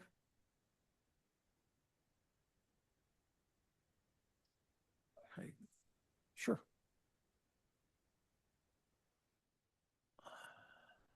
Mr. Masters, could you please state your name and spell for the stenographer? Good afternoon, Mr. Chair, members of the board. Steve Masters, STEVE-MASTERS. Do you swear or affirm to tell the truth, the whole truth, and nothing but the truth? I do. Could you identify your client in relationship to the property? My client is a part of Philly Office Retail. It's called Cajun Properties LLC. They are the owners of the property. And we have letters of support from several RCOs, and there's also a petition, but I do see there's a letter of opposition also from someone. Okay. So our vice chair would like to ask you a few questions. Okay. Sure. Good afternoon. afternoon. Have you submitted your documents and exhibits 5 days in advance of this hearing? Yes, and we've had some amendments so that we just submitted those earlier today. Okay. Thank you. And do you waive the reading of the refusals and stipulate to their accuracy? I do. Okay. Thank you. You can share your screen and proceed with your case. Okay.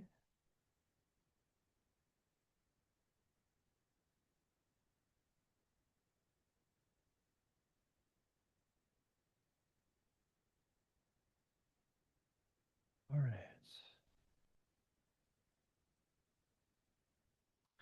Good afternoon again, members of the board.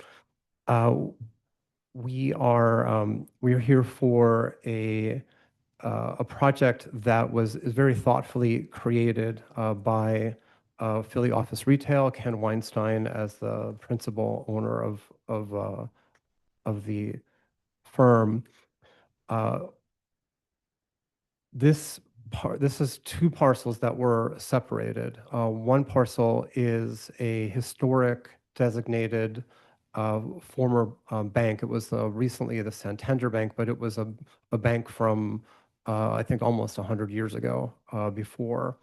And this area that we're addressing today was just a empty parking lot. Much of the the issue that we're going to be discussing today has to do with the zoning designation of this parcel, which is CA1. CA1 is a parcel, is a designation that is considered by the Planning Commission to be outdated along the corridor for in Mount Airy and in Chestnut Hill. There are very few CA1 districts still left in Northwest Philly, but this is one of those. So I'll start with our refusal. The lot subdivision was done by right. We're here for just premises B, and what we're doing is we're converting the empty space to 10 condos with 7 parking spaces. The number of parking spaces is consistent with the CA1 zoning district, but if it was a CMX2 or CMX 2.5, it would only be 3 parking spaces. So it's quite a generous amount of parking spaces. Also, the size of the condos are quite a bit smaller than many other condos that are being built in the Mount Airy and Chestnut Hill area. That was designed intentionally to fit in more with the surrounding area and the character of the homes in the area. We have 2 refusals here. One of them is that because it's a CA1 that's only for commercial high intensity traffic uses, you can't put housing, you can't put residential in there. And the second is that the maximum allowable area is 60%, and we exceed that because we're doing infill for enough of the condos so that it would make a real difference for the commercial corridor. We have these are going to be hard to look at or to see, not hard to look at, but hard to see. We have petitions signed by it is 82 petitions in support, and many of them, because this was a petition format where people could do it online, many of them have very detailed comments as to why they are so strongly in support of this project. So, for example,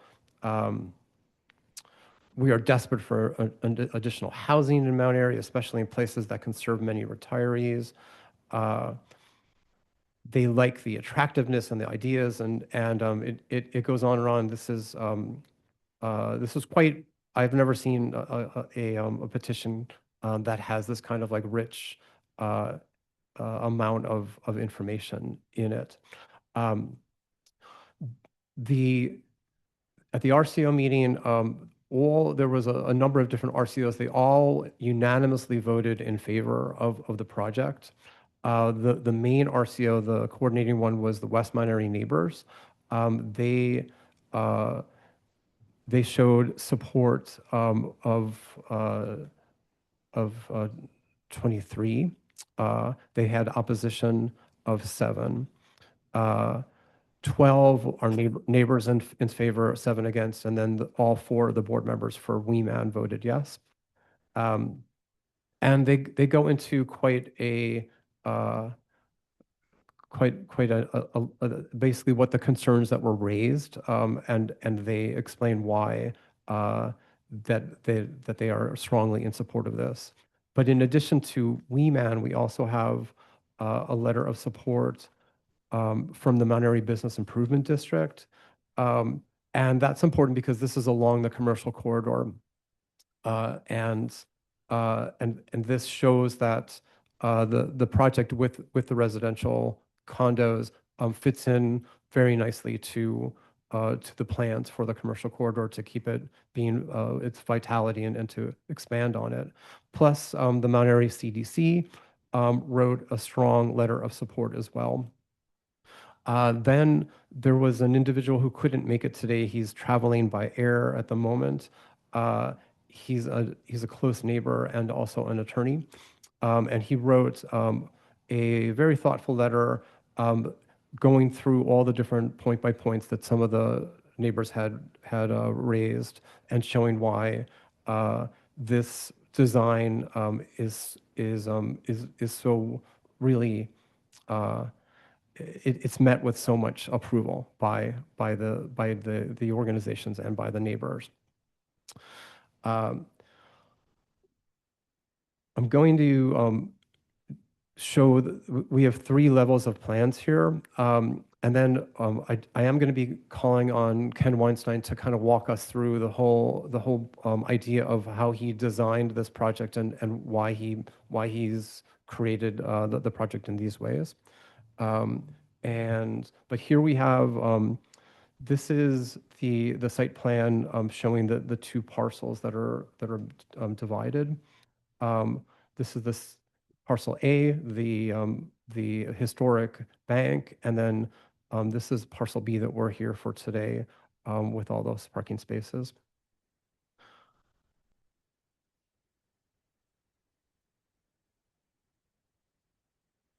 And this is more of the zoning plans.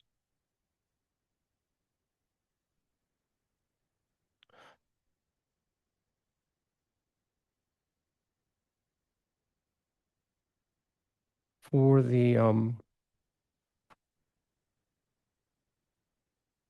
these are the elevation drawings for the condos. One of the things that you'll hear from Mr. Weinstein is that there was a lot of attention paid to not putting balconies that would overlook neighbors on either side. The balconies overlook the street, but don't look in, but don't encroach on the quality of life of the very few other residential buildings that are in the immediate area.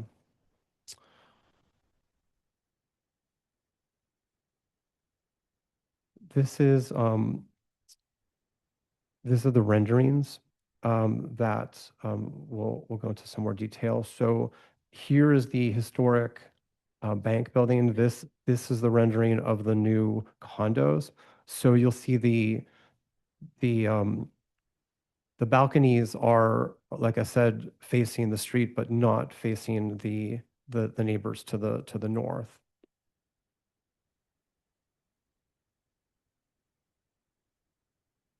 We also do have our design team, our architects from Design Blends that can be happy to answer questions from the panel too. We have the first. Is your client going to go over these drawings? Yes, so I guess I should have Yeah, them. but I do- mean, why don't we let him do Yeah, it so we okay. can- Does that make sense? Yeah, so let me just skip ahead briefly just to show you the rest of the exhibits.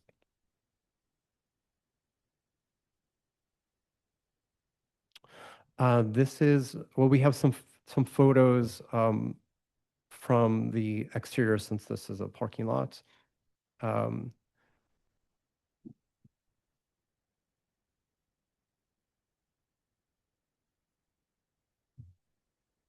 And the photos of the posting for today's hearing.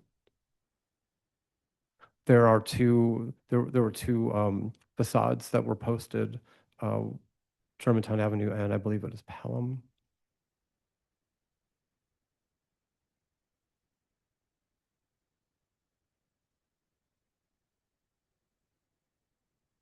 We have a tax clearance.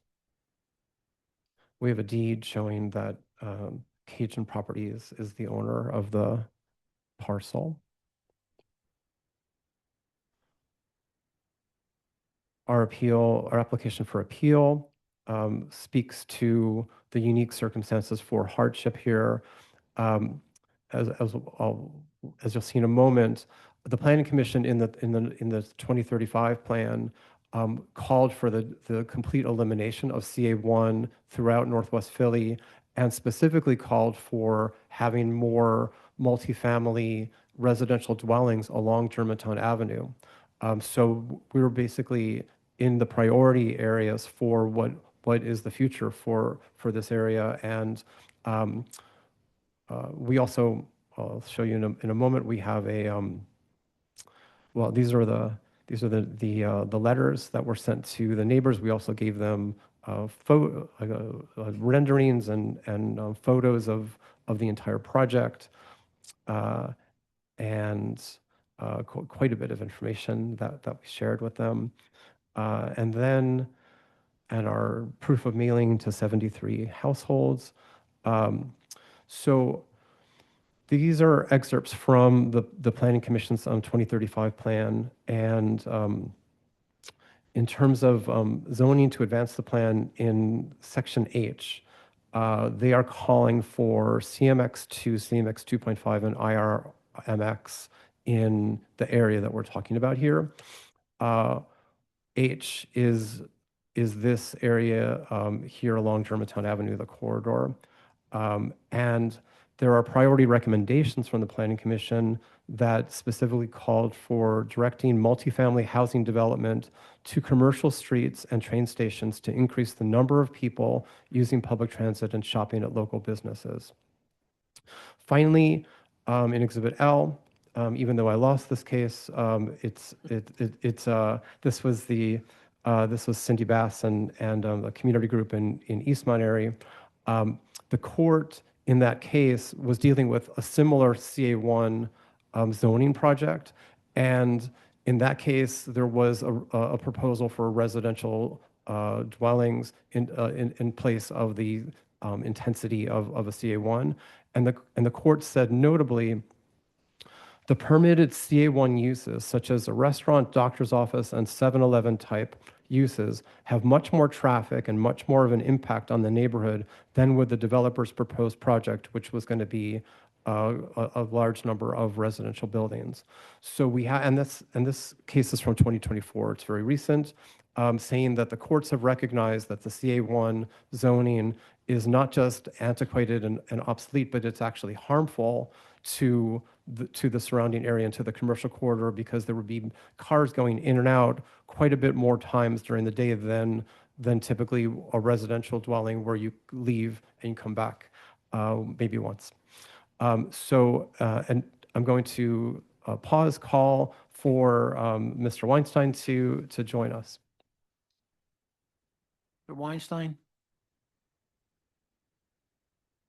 They're being promoted to panelists. Okay.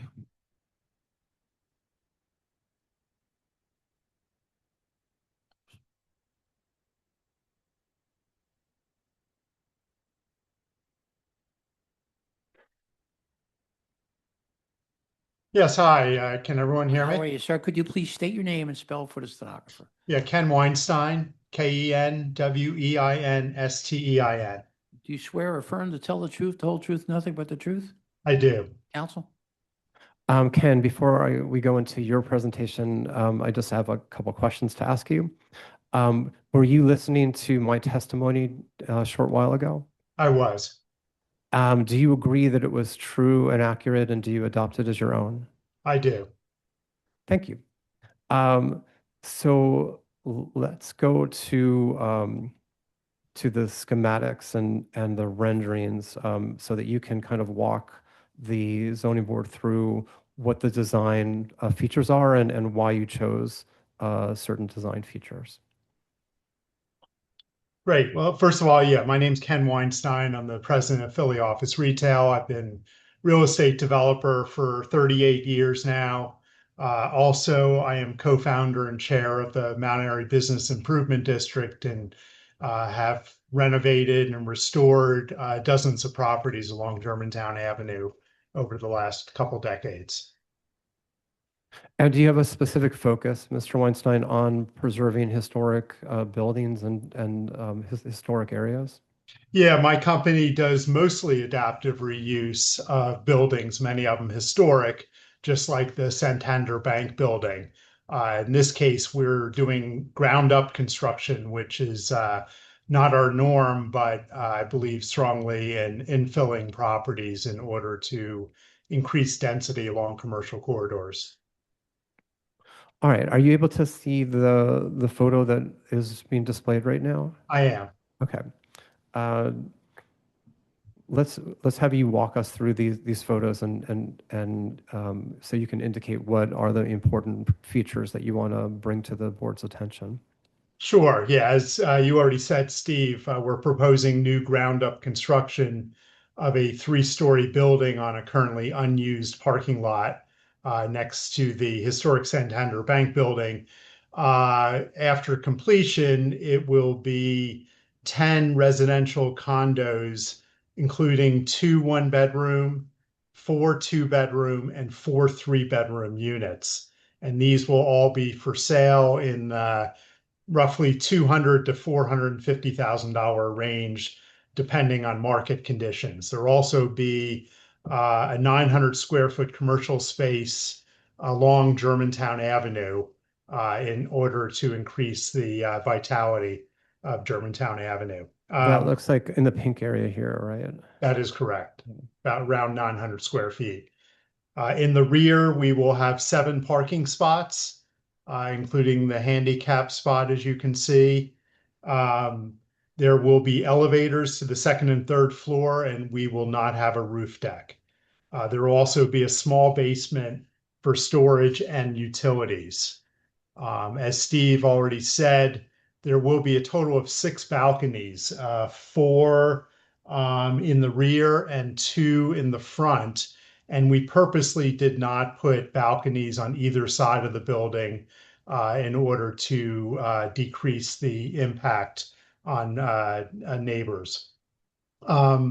We will be using the existing driveway and curb cuts along Germantown Avenue to enter the site, and then cars will exit the site on Pelham Road, again, where there's existing curb cuts. So there will not be any additional curb cuts. Where the parking lot currently enters, we will be removing that curb cut and therefore adding approximately 2 more parking spaces to the street. In terms of landscaping, we'll be hiring a professional landscaper to design and implement attractive low-maintenance landscaping. We will be particularly focusing on the north side of the building, where there's a 5-foot setback between the building and the first house to the north, in order to create as much of a buffer as we can. We'll also be planting at least 4 new trees and adding several planters to the site. In terms of security and lighting, the property will include appropriate exterior lighting designed to enhance safety and attractiveness while minimizing light spillover into neighboring properties. And in terms of the trash and recycling, that'll be stored in the rear of the property and picked up from a fully enclosed area out of public view towards, like I said, towards the rear of the property. Thank you.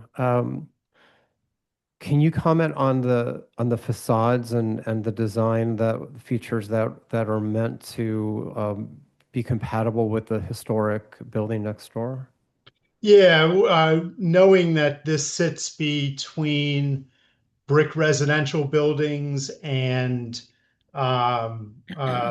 limestone bank building, we purposely use decorative CMU to replicate the limestone from the building, and fiber cement board, and also brick, again, to take in the houses that exist to the north. The building we're designed is 34 feet high, which is less than 38 feet allowed in, I believe, CA1 or CMX2, which is what we believe it should be. There will be some vinyl siding in the rear, not visible from Germantown Avenue. Can you comment on some of the concerns that were raised in the RCO meeting by some of the near neighbors who were concerned about having something erected very close to their homes? Yeah, We will certainly work with the neighbors, and I've been in touch with them via email to talk about it and talk about how to work together during construction, and we will be as sensitive as possible during that. There was certainly concerns about parking, but like I said, we're providing 7 spots. There is a zoning overlay along Germantown Avenue that requires 3 spaces per 10 units. So we're actually supplying more than double of what's required by the zoning overlay. And we also believe that some residents will be using public transit. There's 2 SEPTA train stations within walking distance. This site is 0.4 miles to the Carpenter Lane train station and 0.7 miles to the Stenton train station. And then, of course, it sits on the 23 bus line, being Germantown Avenue. There will also be 2 EV charging stations among the 7 parking spaces. If you didn't decide to build these condos and you decided to construct something that was CA1 compatible, would the footprint and the dimensions be any different? Because there were a few neighbors who were close by neighbors who thought that it seemed like any construction of any building would be detrimental to them. Would there be any difference between a CA1 compatible building and the design that you're doing today? No, we're doing the 5-foot setbacks required on the sides of the property, as would be required in CA1. In addition, we're actually have allowed for 17-foot setback in the rear, where there'll be some open parking area.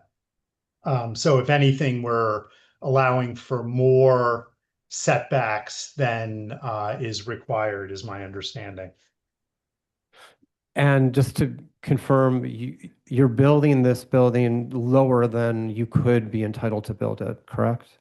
To be honest, I don't know that for a fact, but I know that there's been a lot of 5- and 6-story buildings proposed and built along Germantown Avenue. We purposely kept it at 3 stories because I think that's much more fair to area residents. Thank you. I have no further questions. Okay. Is that your case? Yes. Okay. Unless the board wants to talk to Well, our we will- architects, yeah.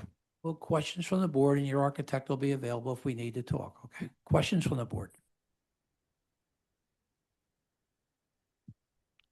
Questions or comments from our attorney? Not at this time, Mr. Chair. Questions or comments from the virtual audience? Chair, we have a hand up from How many hands are up? I have one hand from Laura Starchekis. Okay, why don't you bring her on? All right, they're allowed to speak.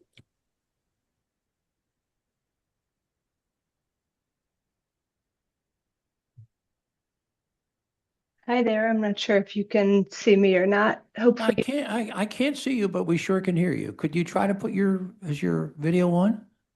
I don't actually have an option to All right, so turn why my don't camera you do on. this? Why don't you state your name and spell for the stenographer? She left? Oh, nope. Chair, she's joining as a Oh, panelist. hi, how are you? Here I am. Hi there. Hi, could you please state your name and spell it for the stenographer? Sure. It's Laura, Laura, Starcheski, Starecheski. Do you swear or affirm to tell the truth, the whole truth, and nothing but the truth? I do. And Laura, you a neighbor? Yes, I'm a near neighbor. Please proceed. Thank you so much. I really appreciate the opportunity to speak, and I appreciated the presentation. I'm one of the near neighbors that helped to gather signatures for a petition opposing this plan. Okay. We collected 18 signatures, and what we're asking for is for the zoning board to continue with your denial or at least grant a continuance so that the developer has some time to work with the near neighbors to address our concerns. I just noted, as Mr. Masters was scrolling through the materials, that it looked like it was noted that the immediately adjacent neighbors were in support of this project, but we spoke to them and they've signed our petition and they're not in support of the project. So I just wanted to note that. So I Laura, also, Laura, Mhm. let me ask you this. So you're saying you want time or you're against the project? You're not against the project, you just want some more time? What we are asking, we're against the project. We Okay, oppose great. it as the plan is currently. sure, Sorry if okay. I'm not using Sure. the All right. exact No, that's proper fine. Thank you very much. language. Okay. Does that help? Yeah, that's fine. Yep. Okay, great.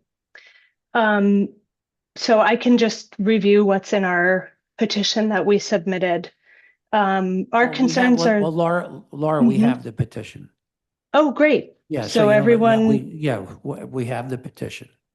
Okay, great. So our basic concerns are, we would like affordable units as part of this plan. Okay. Parking is a major concern. I heard Mr. Masters refer to an empty parking lot. But if the bank building is going to become a commercial space, there's going to be another commercial space, a storefront space, and we're talking about 22 bedrooms. I don't believe that 7 parking lots is enough, although I hear that technically this is meeting the requirement for parking. Parking's already an issue, and there are 2 daycares across the street on Germantown. There's no crosswalk. It's just going to be a lot more traffic, and everyone we spoke with who signed our petition was really concerned about parking. All right. Another concern is just the fact that Is the concern in your letter? this one isn't. Okay, I then don't let's think hear it's it. Let's spelled hear it. out in the exact, I don't think it's spelled out exactly in this letter, but a couple of the near neighbors that we spoke to were really concerned that this proposed building is the only one on the block that would go right to the sidewalk. Everything else is set back. All the homes, all the way up to the intersection, I believe, with Mount Pleasant. With Pleasant in Germantown. So that's another concern, is just that the design isn't actually in keeping with what's immediately adjacent. All right. Yeah. All right. So thank you for taking all the time. We appreciate it. Thank you. I just have two other quick notes. So do me a favor. We only usually give you a few minutes when you call in like this. So why don't you just go over it really quick for us? Is that okay? I can definitely be quick. I just want to note that everyone who signed this petition is a near neighbor, so within 250 feet. And of the near neighbors that Mr. Masters and Mr. Weinstein cited as signing, who voted in favor at the RCO meeting, 9 of 12 of those are actually business tenants of Mr. Weinstein, and we are, people who actually live right adjacent to this property. So we appreciate the attention to the historic building and appreciate the need for housing. We just are requesting some changes to the plan. Right. Thank you very much. Thank you We so appreciate much. it. Right. Is there anyone else in the audience? No hands at this time. Planning Commission. Amy Boyd with the Planning Commission. The comprehensive plan recommends a change in zoning at this location from the current CA1 commercial auto oriented to CMX2 commercial mixed use. The proposal would be allowed by right under the proposed zoning as in character with the surrounding neighborhood. The Planning Commission recommends that the board grant the requested variances for multifamily household living in occupied area. Okay. Steve, what we're going to do is we're going to vote this next Wednesday at 2:00. Okay. We're just going to talk about it a little bit. We heard a lot, and we just want to digest what we heard, and we will vote for this Wednesday at 2 p.m. Can I just have my my client respond to what the issues were? Steve, how long do you? Not All right, long. Sure. Not long. Yeah. Yep. Mr. Weinstein, can you comment on some of the issues that were raised by Ms. Cheskis.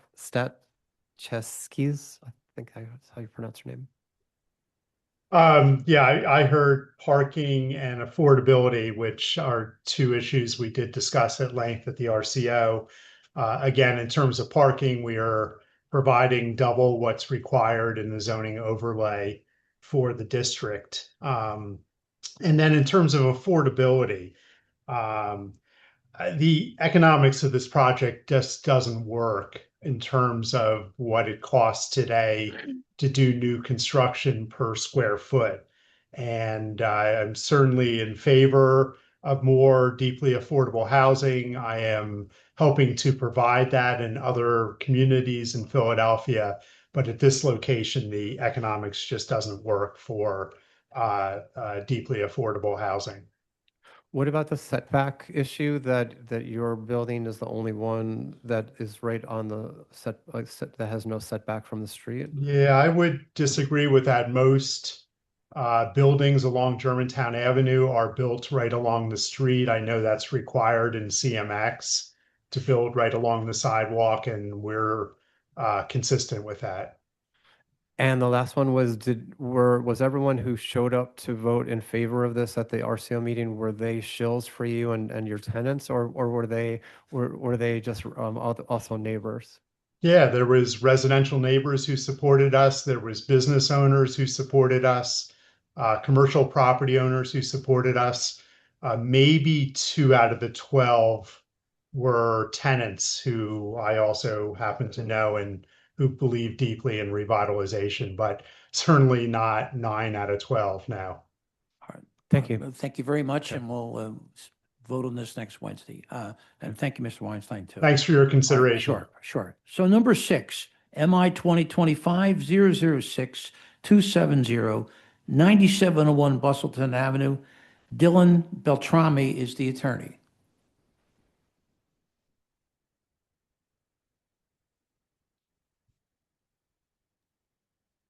They're being promoted to panelist, Chair.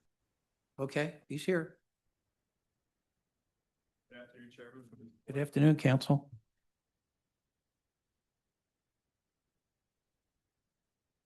Is your mic on? The mic, the light. Can you hear me?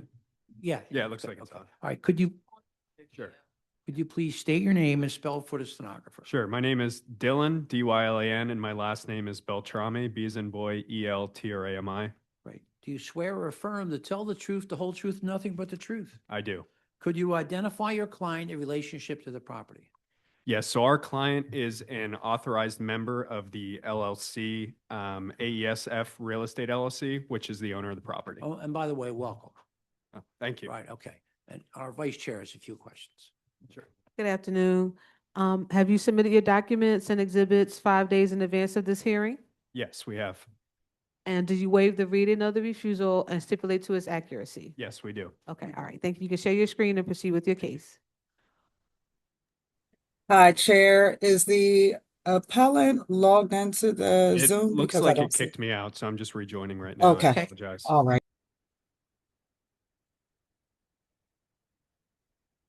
You remember. It didn't go good.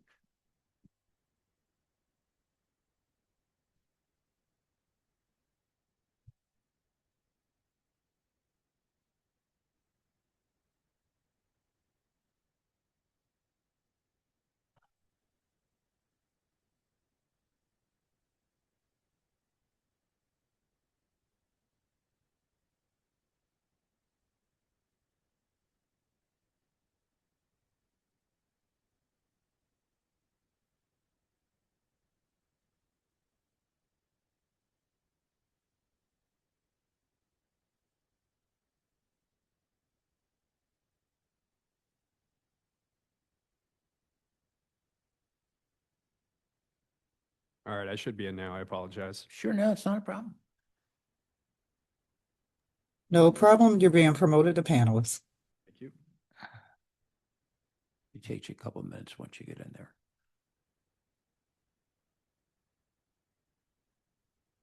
Don't worry, Alan always has a problem with this too, if you're interested. All right, I'm going to share my screen now. There you go.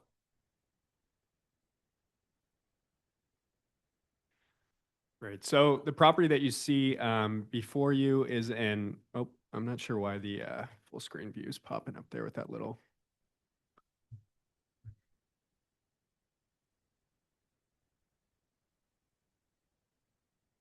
Can everyone see it on the Zoom?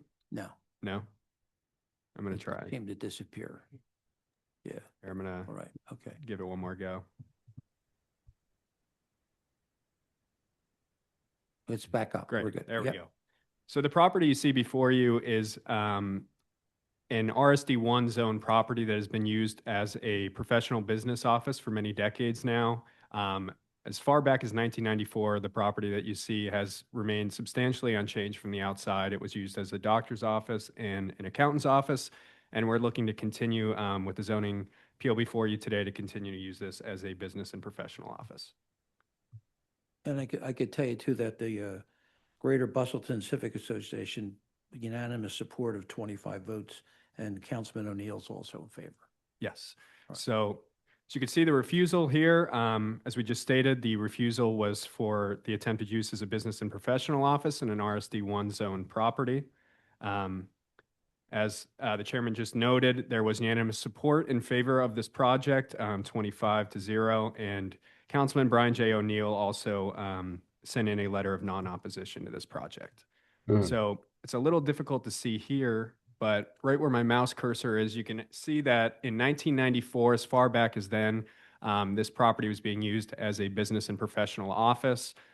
So as I noted, it was being used by a doctor and his wife. His wife was an accountant, and the property was being used for their professional offices. Directly across the street from the parcel on 9637 Bustleton Ave is another RSD1 zone property, which is being used as a business and professional office for a personal injury law firm. Right around the corner on 9636 Bustleton Avenue, another RSD1 zone property that's being used as a law firm. On 9630 Bustleton Ave, another RSD1 zone property being used as several business and professional offices. And then there's new construction on the main thoroughfare on 9614 through 22 Bustleton Avenue. Since this construction is new, we're not yet certain what this project will end up entailing, but it's very likely they may be before you as well for a similar type of variance. Here's an aerial view of the property of 9701 Bustleton Avenue. So I would indicate that the off-street parking is all legal and will remain unchanged. There are 13 parking spaces there. There's one handicap spot, which is available. Our client, the individual who's seeking to open the law firm here, runs a small practice. She has about 9 support staff. There are 3 full-time attorneys. They're typically not all going to be in the office at the same time, and they don't all drive to the office on a given day. Very frequently, they will use public transport or other means to get to the office. And notably, her office only accepts appointments. So there won't be clients just showing up and coming and going. And when they do show up for an appointment, a lot of times they're just there to sign documents and leave. So they're there for short intervals. And for those reasons, we suspect that the parking lot will never really be at full occupancy. But there is street parking available on Fulmer right there if that does end up proving necessary. And you can see right here where my mouse cursor is to the rear of the property. That's where the trash would be taken out and picked up by the city. She indicated to us that she usually will only ever have 2 receptacles picked up once a week, one for office supplies and then one for waste from her employees. Here's another view of the property. And the zoning map, you can see it's RSD1 zoned. A Google Maps view. And then here's a picture of the front of the property. I would point out, again, where the cursor is, a sign. So the sign is still out in front of the property today, and it shows the last use of the property as a business or professional office. That's the sign for the doctor's office and the accountant's office that was previously in the building. And then going as far back as August of 2007, you could see the same sign. You could see the property looks substantially unchanged. And I would also note for the board that our client does not plan on performing any type of construction or modifications to the exterior of the property. Then here you could see the parking lot with an entrance from Fulmer Street. So you could see there's one way in over here, and then you can't see it in this image, but to the right of where those trees are located, there's an exit. So people will not be coming and going out of the same means of ingress and egress. Here is the multiple pictures of the notice posting here. This is to the right of the property on Bustleton. To the left of the property, I would point out you can see the law firm in the RSD1 zone property directly across the street. Then to the right of Fulmer Street, to the left of Fulmer Street. And then the interior photos. So you can see it was last being used as a business and professional office. In talking to our client, she indicated that, of course, there's going to be some small cosmetic changes that will be made to use this as a law firm. You can see the break room here that I'm sure the employees will put to use. And you could tell in this top picture here, an exam room. So as I mentioned, there's going to have to be some slight conversions made and some cosmetic changes to turn this from a doctor's office into a law firm. So here is the basement level. I would point out that there is an elevator and then there is a staircase leading to and from the basement. The break room is located down here and there is some overflow available if need be. Here is the first floor. So over where my mouse is an ADA accessible ramp. This is where the clients will be accessing the building. Again, since they are appointment only, they would be met in the reception by one of the support staff, and then they would be brought in to the main portion of the office over here. As you can see, there is the waiting area over here, a conference room for meeting with the clients, an office available for the attorneys and support staff. There's actually a means of ingress and egress that leads directly out to the parking lot over here where the porch is written. And then there is an elevator here as well. Going to the next floor, there's some additional overflow. As you can see, there's multiple office spaces available. There's a cubicle room for the support staff. And then there's also elevator access to this floor as well. And then the top floor will mainly just be used for overflow. And there's a couple office spaces available up there. And here are some renderings, some virtual renderings of the property from all different angles. The RCO meeting notice, as we mentioned and as the chairman mentioned, on December 18th, we met with the Greater Bustleton Civic League and there was unanimous support of this project. The RCO notifications. Here's our application for appeal.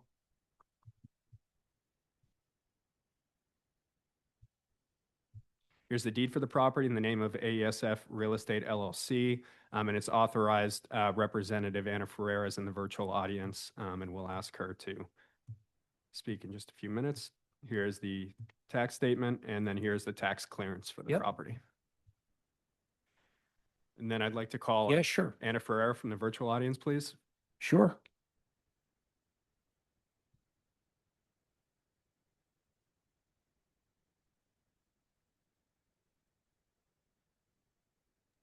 Could that person raise their hand? Oh, Anna, okay. right? I see her. They're being Anna promoted. Ferreira. They're being promoted to panelist. Thank you. Thank you.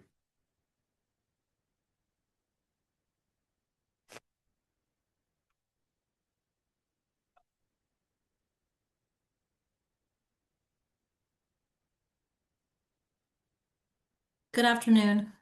Hi, could you please state your name and spell it for the stenographer? Anna Ferreira, ANAFERREIRA. Right. Do you swear or affirm to tell the truth, the whole truth, and nothing but the truth? Yes. Please proceed, counsel. Hey, Anna, did you hear my testimony here today? Yes. And was my testimony true and correct? Yes, And Do you adopt my testimony as your own? I do. right, questions from the board? Questions from our attorney, Hillary Emerson? Not at this time, Mr. Questions or Chair. comments from the virtual audience? No hands at this time, Chair. Planning Commission? Amy Boyd with the Planning Commission. The comprehensive plan recommends no change in zoning at this location from the current RSD1 residential single family. The proposed use is consistent with documented prior use, which dates back to at least 1993. The Planning Commission recommends that the board grant the requested variance for business and professional office. Thank you. MI 2025-006-270-9701 Bustleton Avenue. I vote yes. Michael Johns, my vote is yes. Cheryl Gaston, my vote is yes. Tanetta Graham, my vote is yes. Ryan McAdams, my vote is yes. Ty Owen, my vote is yes. Dylan, thank you. You did great, by the way. Thank you very much. Thank you, Chairman and members of the board. Okay, number Thank 7, you. MI 20, thank you, ma'am. MI 2025-006-439-7701 Bustleton Avenue. Brandon Savran is the attorney. They're being promoted to panelist chair. Sure.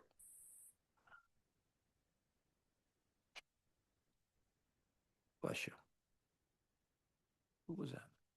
Hillary? Amy. Oh, Amy. I thought Hillary was. Hello, everybody. Hi, counsel. Could you please state your name and spell it for the stenographer? Yes, Brandon Savran, Brandon.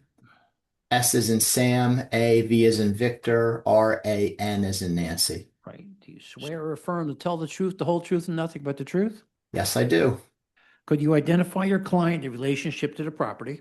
Yes, my clients are the co-owners of the property, and that would be Northeast Apartments Associates LP, along with Bassman Family LP, Northeast LLC. Right. And there's a letter of unanimous support from Ronhurst Civic Association and a letter of non-opposition from Councilmember O'Neill. Our vice chair has a few questions, Brandon. Good afternoon. Have you submitted your documents and exhibits 5 days in advance of this hearing?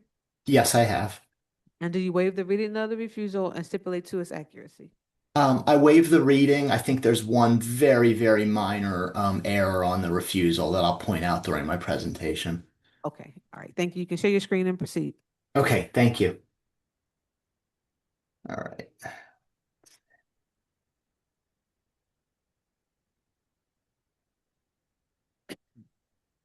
Okay. All right.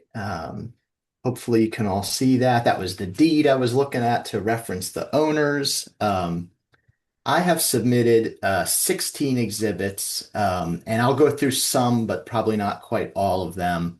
The first that I'd like to show you is Exhibit 7, which is one of the aerial photographs of the apartment complex. So I'm here to speak about 7701 Bustleton Avenue. This is a complex with 2 apartment buildings and a shared parking lot between them on Bustleton Avenue in Northeast Philadelphia. There is a funny situation with the property that we are here to address today. We are not proposing any physical changes to the complex. It's purely sort of a technical records matter. The issue is that although OPA already considers each building separately for property tax purposes, and to this point, L&I has also considered the buildings separately for permitting and licensing purposes. They were acquired by the owners under one shared meets and bounds legal description. And what happened maybe about half a year ago is that Freddie Mac, who ultimately holds the mortgage loans on these apartment buildings, decided that it was not acceptable that they were described together under one legal.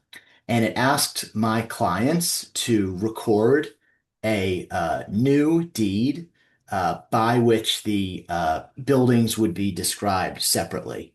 So as you may know, members of the board, in Philadelphia, even when you're not changing the number of lots in OPA's eyes, if you change the legal description of a property, you still need OPA's approval.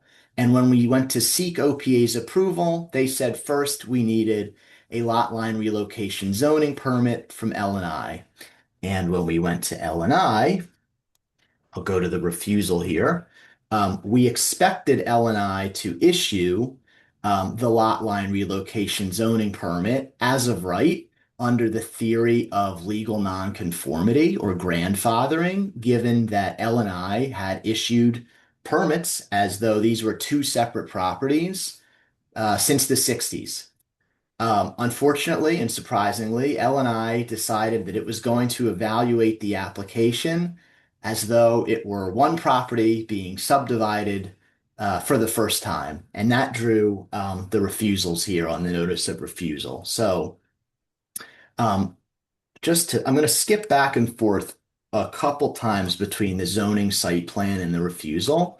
So what we've done here is propose new legal descriptions that will draw the boundary between the properties as close as possible, if not in an identical location, to where the boundary between the two already exists for tax assessment purposes. So, that allowed us to do two things. It allowed us to go to OPA and say, we're really just trying to maintain the status quo. Also, this is what Freddie Mac demanded. It said to us, we don't care if it would help you through the zoning application process, if you drew the line in a different place, or if you made certain changes to the property. Freddie Mac said there will be no changes to the property and there will be no adjustment of that boundary until you legalize the current boundary. That was really Freddie Mac's edict. So that is exactly what we're attempting to do with you today. Putting the boundary in that really same location in which it already exists in some sense drew the following refusals. One of the two buildings, which is the one known as 2300 Hartel to OPA, is too close to that boundary line, which I'll show you in a second. It's just under 8 feet away from it. So that's a dimensional refusal. There were refusals issued for insufficient accessible parking spaces. Those are these two refusals. And there was a refusal issued for the number of parking spaces. This is where the error came up right here. As far as I'm aware, the RM2 district requires parking spaces for apartments on a 3-to-10 ratio. There are 25 permitted and licensed units in the 2300 Hartel building, which this refusal references. I'm not sure how the examiner came up with a requirement for 21 spaces when there are 25 units. That has no resemblance to the 3-to-10 ratio, but it's really neither here nor there because, as I'll show you now, we were going to get that refusal regardless. It's purely a question of what the correct requirement is. We think the requirement is less. It doesn't really matter. Anyway, that's the error. So just to focus on the parking lot a little bit, you can see that because Freddie Mac required us to mimic the existing boundary, this puts all of the shared parking on the same lot as one of the two buildings. So we have technically 0 on-site parking spaces for 2300 Hartel.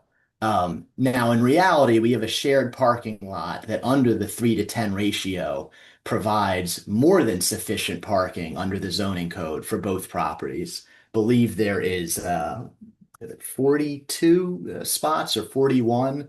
In any event, technically we're providing 0 spaces for one of the buildings, although through usage rights, that's not really the case. In addition, there are spaces adjacent to a pedestrian aisle in each lot. I know that certainly with this particular set of spaces here, these were not counted by the examiner as accessible spaces because of the narrowness of that aisle. Again, by restriping the lot, which requires pulling a site work permit from L&I, we could have addressed that, probably gotten around that refusal. Freddie Mac said, nope, no permits, no work, legalize the conditions before you do anything else. And then just to quickly run through a few of my other exhibits. As the chairman mentions, we have unanimous support from those who attended Ron Hurst Civic's RCO meeting. Just to show you the vesting deed from the year 2000 to the complex. The legal description starts right here. It's one paragraph that ends here, but it states both buildings. So again, that's just evidence to show you that the problem here in Freddie Mac's eyes is that the complex is described under one description. Continuing onwards, here's the zoning map. The property is zoned RM2, which does not have a cap on the number of multifamily units. The 2300 Hartel building has 25 permitted units. The 7701 Bustleton building has 64 permitted units.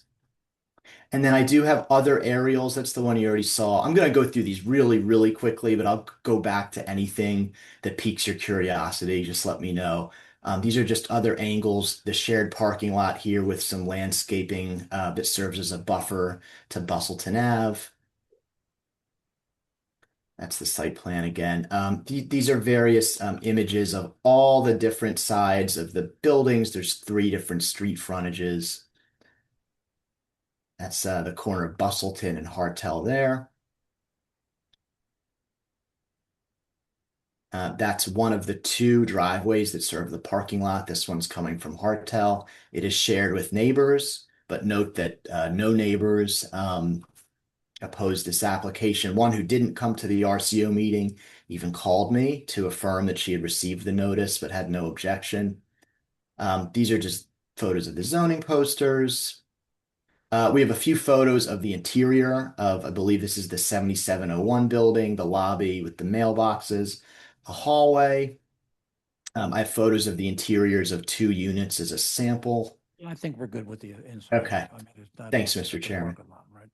And then I guess the last 2 things I'll touch on is both buildings were built at the same time in the mid-60s. I have the original construction zoning permits for both, which match their current rental licenses. So all of the records are current in terms of licensing.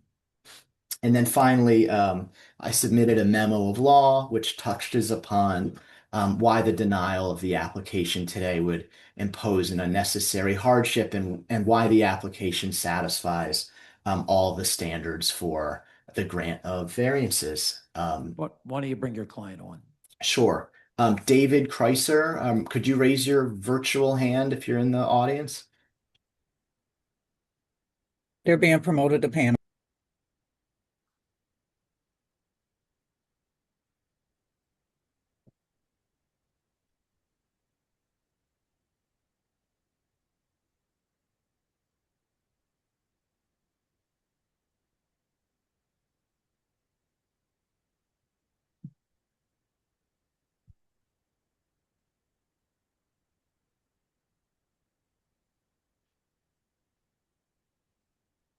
Hi, can you hear me? Yes, we can. Could you please state your name and spell it for the stenographer? Sure. David, David, Kreiser, Kreis as in Sam, ER. Do you swear or affirm to tell the truth, the whole truth, nothing but the truth? Yes. Counsel? David, did you hear my testimony in your case this afternoon? Yes. Was it true and accurate to the best of your knowledge, information, and belief? Yes. Are you authorized to represent the various owners of the property today? Yes. And on their behalf, would you adopt my testimony as if it had been your own? Yes. Okay, thank you. Questions from the board? Questions or comments from our attorney? Not at this time, Mr. Chair. Questions or comments from the virtual audience? No hands at this time. Planning Commission? Amy Boyd with the Planning Commission. The comprehensive plan recommends no change in zoning at this location from the existing RM2 residential multifamily. The proposed lot line adjustments will have minimal impact on surrounding properties, and the physical configuration of the property is not proposed to change as part of this application. The Planning Commission recommends that the board grant the requested variances for parking and side yard. All right, MI 2025-006-439, 7701 Bustleton Avenue. I vote yes. Michael Johns, my vote is yes. Cheryl Gaston, my vote is yes. Tanetta Graham, my vote is yes. Ryan McAdams, my vote is yes. Iowan, my vote is yes. All right, so Alan, you and Alex have 3 more, all right? And we'll do them right in a row, but I'm going to go, Stephanie has 1, right? So why don't you come up? We'll do Stephanie's and then you 3 will go right in a row. Okay? Thank you, members of the board. Oh, thank you. Thank you. Thank you. Good afternoon. Stephanie, could you please state your name and spell for the stenographer? Stephanie Magana, Stephanie. Last name's Magagna. All right, do you swear or affirm to tell the truth, the whole truth, nothing but the truth? Yes, I do. Could you identify your client, the relationship to this property? My client is BSI Construction.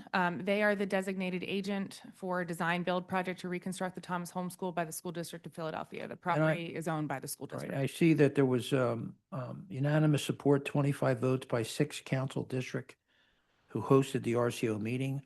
Our vice chair has a few questions. Good afternoon. Have you submitted your documents and exhibits 5 days in advance of this hearing? Yes, I have. And do you waive the reading of the refusals and stipulate to their accuracy? Yes, I do. Okay, all right, thank you. You can share your screen and proceed. Thank you. And Mr. Chair, I just want to note for the record that we did receive a letter of authorization from the school district indicating that Claire Harrison could represent them at this hearing. Thank you very much. Thank you. Yeah, so this property is 9125 Academy Road. The southern half of this site, which occupies the full block bound by Willits Academy and Holm Ave, is the site of the newly reconstructed Thomas Holm Elementary School. The other half of this site is park and recreation space. This application is seeking approval for 2 accessory signs, 2 signs in addition to by right signage that was previously approved, all part of the school district's standard signage package for their schools. Specifically, this application requests approval for 1 wall sign to identify the building off the primary entrance along Willits, and a second sign to a digital sign that will also be located at the main entrance on Willits. In this zoning district, this special institutional district, the digital sign is not permitted, as well as the height of our wall sign is also above the second windowsill. So we are seeking relief for both of those conditions. We presented the signage to the Upper Holmesburg Civic Association on January 15th. There is a unanimous letter of support that is included within the package as well. These are existing site photos the school recently opened. At the top of the screen, you can see where this yellow kind of identifying mark is. That is the proposed location for the digital sign. That again, this is immediately adjacent to the primary entrance to the school and its parking lot. The second picture here below shows the main entrance of the school, and the brick wall that is facing us in this photo is the location of the wall sign that is proposed. For reference and context, on the right side of the screen is a photo of the T.M. Pierce School. This school has the same signage package that is proposed on the Thomas Holm School for reference. So here you see a non-illuminated wall sign that extends above the second windowsill of this school building, the same way that we are proposing our wall sign to be placed and to be shown. There is also the digital sign that here at T.M. Pierce is on the wall of the school, whereas we're proposing ours along the main entrance. But the size, configuration, use proposal, as well as all the standards for change of message will be the same. The programming of that sign will be the same, and the size as well. So here's a site plan view of where the signage is proposed, if it will pull up. Sorry, I'm looking at the screen and not on my computer.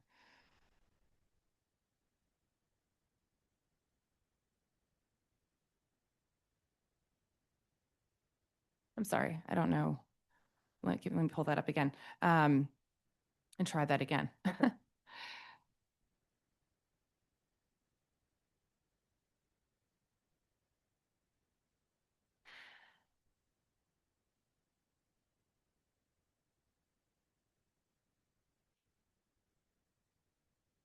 I apologize for the delay.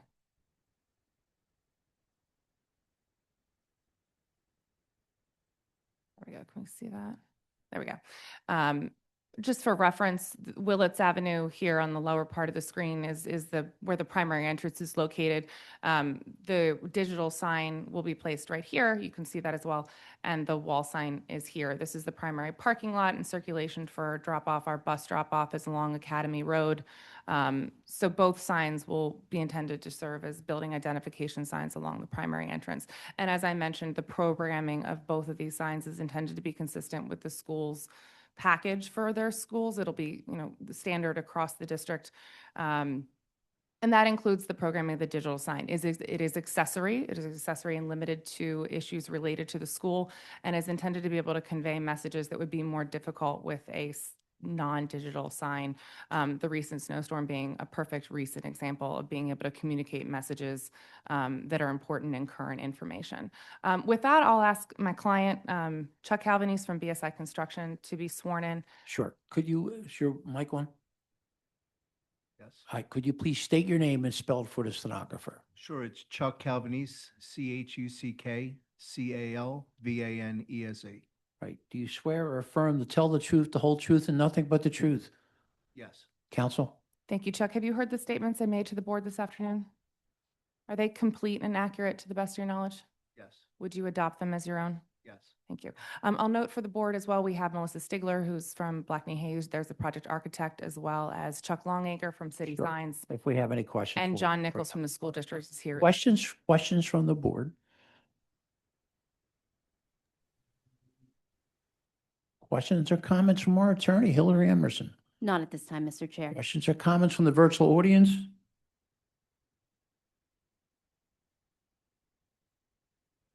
Planning Commission, Amy Board with the Planning Commission. The comprehensive plan recommends a change in zoning at this location from the existing SP Civ, Special Purpose Civics, to RSA 2, Residential Single Family.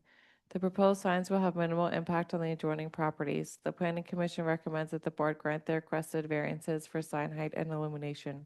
thank you. MI 2025-006-989-9125 Academy Road. I vote yes. Michael Johns, my vote is yes. Cheryl Gaston, my vote is yes. Tanetta Graham, my vote is yes. Ryan McAdams, my vote is yes. Kaya Wynn, my vote is yes. Thank you, council. Thank you. Thank you. Take a break. Yeah, so, Alan, so the first one we're going to hear is 1455 North Marston. Come up and get set up, and we're just going to take a 5-minute break real quick. Go ahead.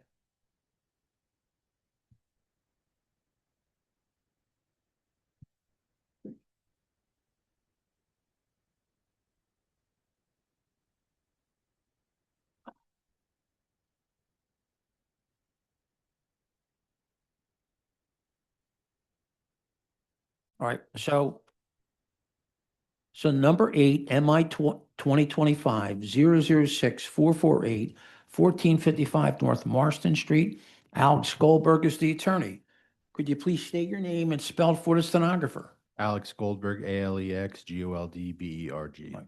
Do you swear or affirm to tell the truth, the whole truth, and nothing but the truth? I do. Could you identify your client, the relationship to this property?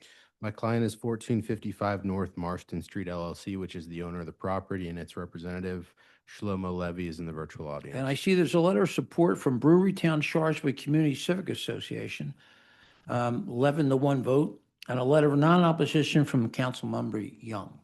Our vice chair has a few questions, sir. Good afternoon. Have you submitted your documents and exhibits 5 days in advance of this hearing? I have.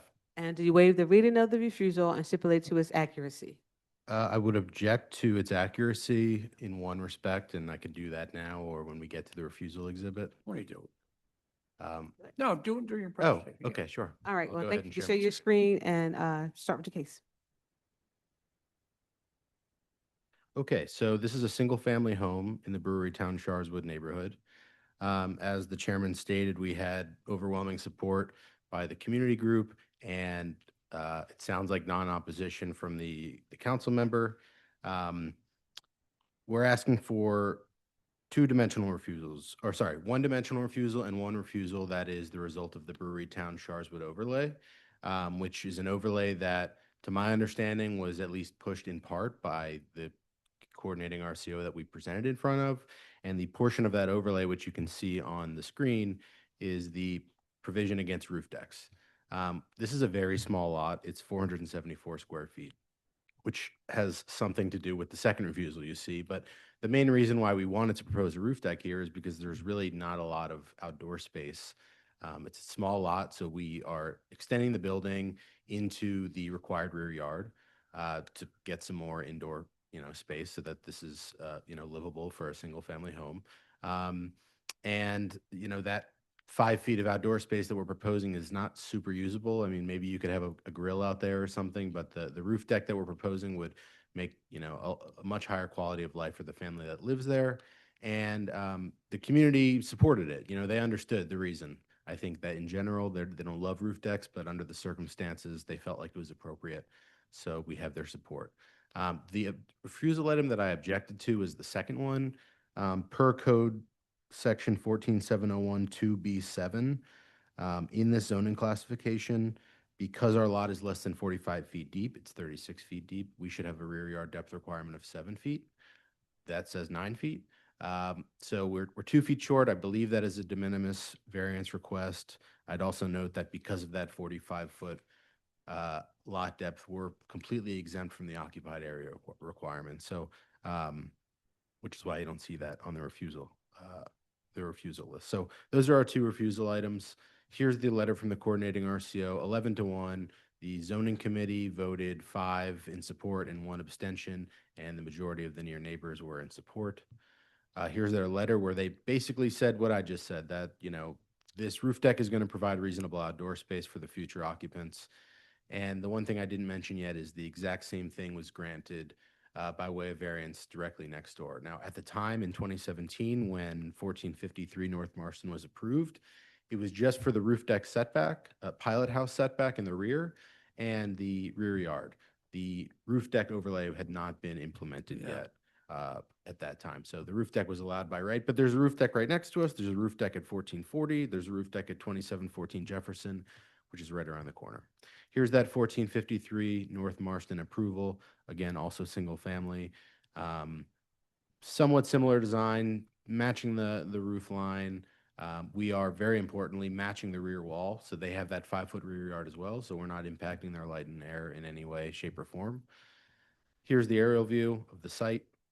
See a lot of vacancy on North Marston Street, but we're going up sort of in between a vacant lot and this single family home right near the intersection of Jefferson Street. Here's the zoning map. Single family, RSA 5, no use variance there. Here's the photographs. This is what the site looked like prior to my client owning purchasing the property, which was just late last year. So glad to keep the cars off of the lot. This is it in 2011, so it's been vacant for at least 14 years, 15 years, if not longer. Here's a posting photo to the right of the property, to the left. Mix of 2-story and 1-story structures here. Here's the plans and drawings. So you can see, I'll zoom in. Small. Yeah, it's tough to see.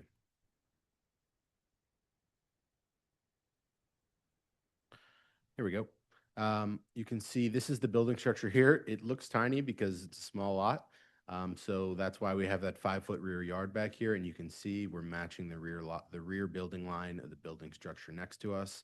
The pilot house for our roof deck, it's not super clear on here, but it's the sort of cross-hatched rectangle with the lines going in both directions. So there's a small space behind and in front. You'll see that on the floor plans. Here's the floor plans. Pretty basic single family living. You walk in on the first floor, you have a living and kitchen with a powder room in the rear. You have a flex room in the basement with a bathroom and laundry. There's a door that goes directly out to the rear, which is where trash will be stored. Second floor, you have 1 bedroom, and the third floor, you have 1 bedroom. And then you can see that roof deck there as well.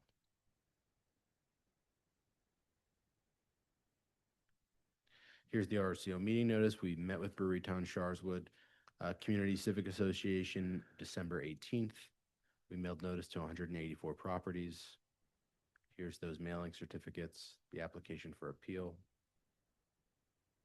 Deed to the property showing 1455 N Marston Street LLC owns the property, and the tax clearance with the only balance not being due yet. With that, I'd like to call my client on to start my testimony. Shlomo Levy.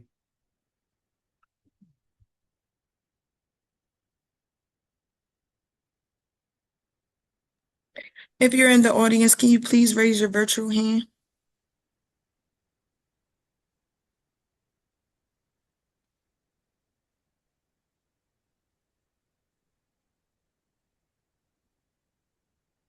Mr. Levy?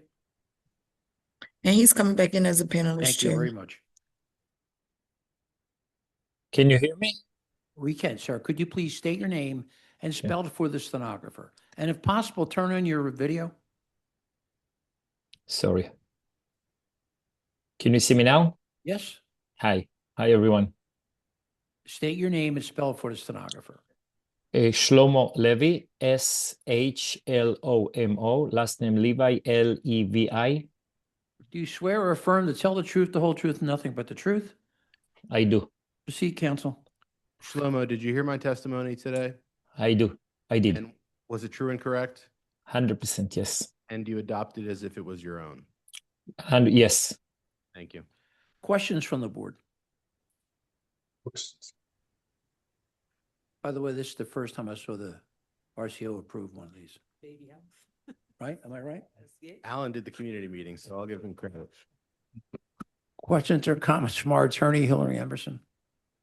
Not at this time, Chair. And Questions or I did comments? note your correct, the 7 foot for the record. Thank you. Yeah, thank you. Questions or comments from the virtual audience? No hands at this time, Chair. Planning Commission. Amy Boyd with the Planning Commission. The comprehensive plan recommends a change in zoning at this location from the current RSA 5 residential single family to RM1 residential multifamily. This is an undersized lot of 473 feet, just 36 feet deep, which presents unique physical conditions that would prevent the property from being used in conformance with the rear yard depth standard of the zoning code.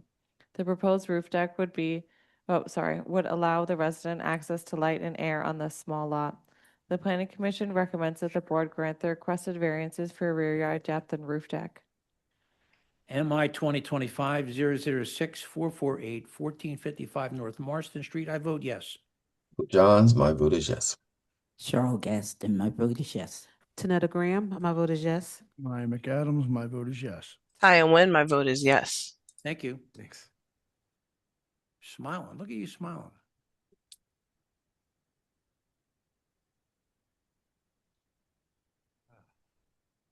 Number 9, MI 2025-006-477, 1012 North 3rd Street. Alan Nachumson is the attorney. It's your first time today, Alan? Or sir? Yes. Right. Could you please state your name and spell for the stenographer? Alan Nachumson, ALAN, last name Nachumson, NOCHUMSON. Right. Do you swear or affirm to tell the truth, the whole truth? Okay. Yes. Could you identify your client in relationship to the property? Yeah, my clients are James McCulley and Jennifer Maslow. This is North 3rd Street, right? Yes, it is. Yes, And this is there's a letter of support from Northern Liberty's neighbors and a letter of non-opposition from Councilmember Young. And you also has a petition with 8 signatures, 6 from the block. That's right. Our vice chair has a few questions. Good afternoon. Have you submitted your documents and exhibits 5 days in advance of this hearing? Yes, we have. And do you waive the reading of the refusal and stipulate to its accuracy? I do. All right, thank you. You can share your screen and proceed with the case. All right, thank you. Hold on, just trying to get in here. Sure. All right, so this is not a developer. This is a young couple who bought a property in Northern Liberties. It was advertised as a duplex. It looks like a duplex. And they paid a lot of money for this property too, expecting to supplement their mortgage payments by having that first floor or lower level unit being rented out. And, you know, while I don't believe that was I don't think the neighborhood group provided a letter supporting their letter of support, but ultimately that's what they said in Northern Liberties. We don't typically approve legalizations of this sort, because they don't want to create a precedent, but they understood that, this is unique circumstance. Plus it's not out of character, and we'll show a couple of properties that are also multifamily on this block. And they welcomed my clients, who are a young couple, hopefully to, grow a family here on this block. So we'll go over, we have the exhibits, which are 11 of them. At the conclusion of my presentation, I would ask either that James or Jennifer virtually raise their hand. Sure. So this is an RSA 5 property. It's a rather large lot of 2,420 square feet. We're looking to do 2-family household living. And they understand too, that this is just the first step of the process, that they would have to get a CO to legalize that use as well. And they did hire an architect even before this process, just to make sure that this is something they could legalize. So Jesse Smith, who's a very knowledgeable architect that our firm uses a lot, confirmed that there should be no issue getting a CO under the circumstance, given that this is an R3 property. Here's the letter of support, short and sweet, but that was the gist of the meeting. It was short and sweet, but it was also, we don't typically do this. We understand that you're in a unique circumstance. They paid $1.6 million for this property. So, expecting to, have supplement that mortgage payment through this second unit. I also think it's appropriate, given that there's a separate door in the front, and we'll take a look at that. And even in the back, there's access as well. They did this themselves. This is not our typical petition, but they personally went door to door. They actually did a Q&A as well, frequently asked questions, to the neighbors. They wanted, to do this themselves. And, they had 1004, 1008, 1018, 1014, and 1006, all in that block signed letters of, or signed this petition. And I don't believe, let me just confirm if any of them are the multifamily structures. No, they're all the single family. There are single family structures or occupants who signed this petition. And then this building was actually profiled. I believe this is Philadelphia Magazine, of how amazing this building is. And it's currently, we highlight this part below. All this is the in-laws apartment, which is currently being rented out by a tenant. So again, it was applauded by at least Philadelphia Magazine, take it for what it is, as something that to be proud of. And, again, we looked at Zillow. This has, been rented out, of public record, or at least on the internet. So it's not like something that we created here. And then maps of the area. While our block is RSA 5, there is mixed zoning nearby as well. And then photographs of the property. This is the front of the property. This is and by the way, this is the posting, but these are the separate steps that lead to the lower level. And that's where my client lives. They go up, I guess, 3 or 4 steps. The occupants, if they're so lucky, would, separate occupants would go down a few steps. And this is North 3rd Street to the right of the property, North 3rd Street to the left of the property. Again, I think a little better view of what you're seeing here. But there is a lot of light and air down there. And then you can see here, there's a ton of light and air. This is like sliding glass doors in the rear. And this area is 12 by 17, that lower level backyard. So there's a lot of light and air there. There's also a ladder that goes up there, as well for the lower level occupant. God forbid they got, a situation in the front. But there's a separate entrance in the front. And there's a lot of light and air with a sliding glass door in the back. And then you can see that's where that lower level occupant would be. And then again, if you just look at this, this is kind of like the drawings that we took from the architect who did this project. But my clients would go up the flights of steps to the 1st floor, 2nd floor, and 3rd floor, while the lower level occupant would go down the flight of steps. If you look at the rear, it's full glass, like basically in the lower level.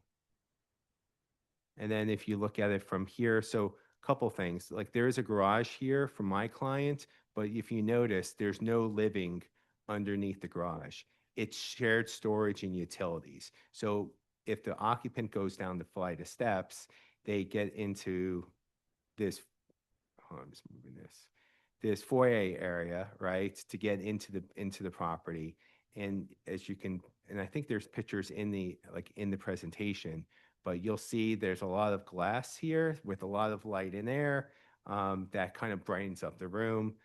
So it's you have foyer area, you got like a kitchen, a living room, you have a bedroom here, and you have a den area, and you have another bath, and then you have the outdoor area. And then both occupants, my client on the upper level, and then the other occupant in the lower level, have their access to storage and utilities. So the utilities are separate from each of the areas. So there's no difficulty in that respect either. And that's just the upper level. So we met with the community on January 5th, 6:30 p.m. It actually was a well-attended event meeting. I would say like a dozen or so, not the executive board, on top of the executive board. And we notified 213 addresses.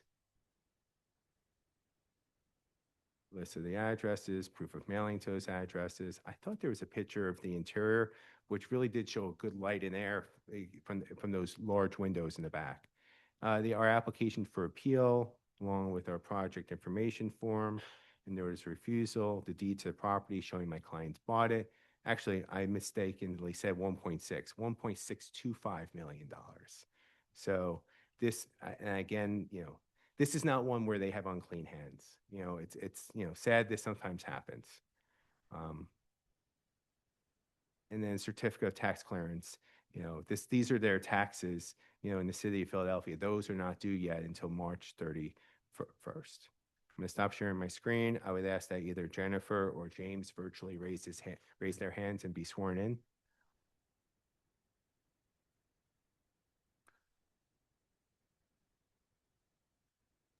They're being promoted to panel. Thank you.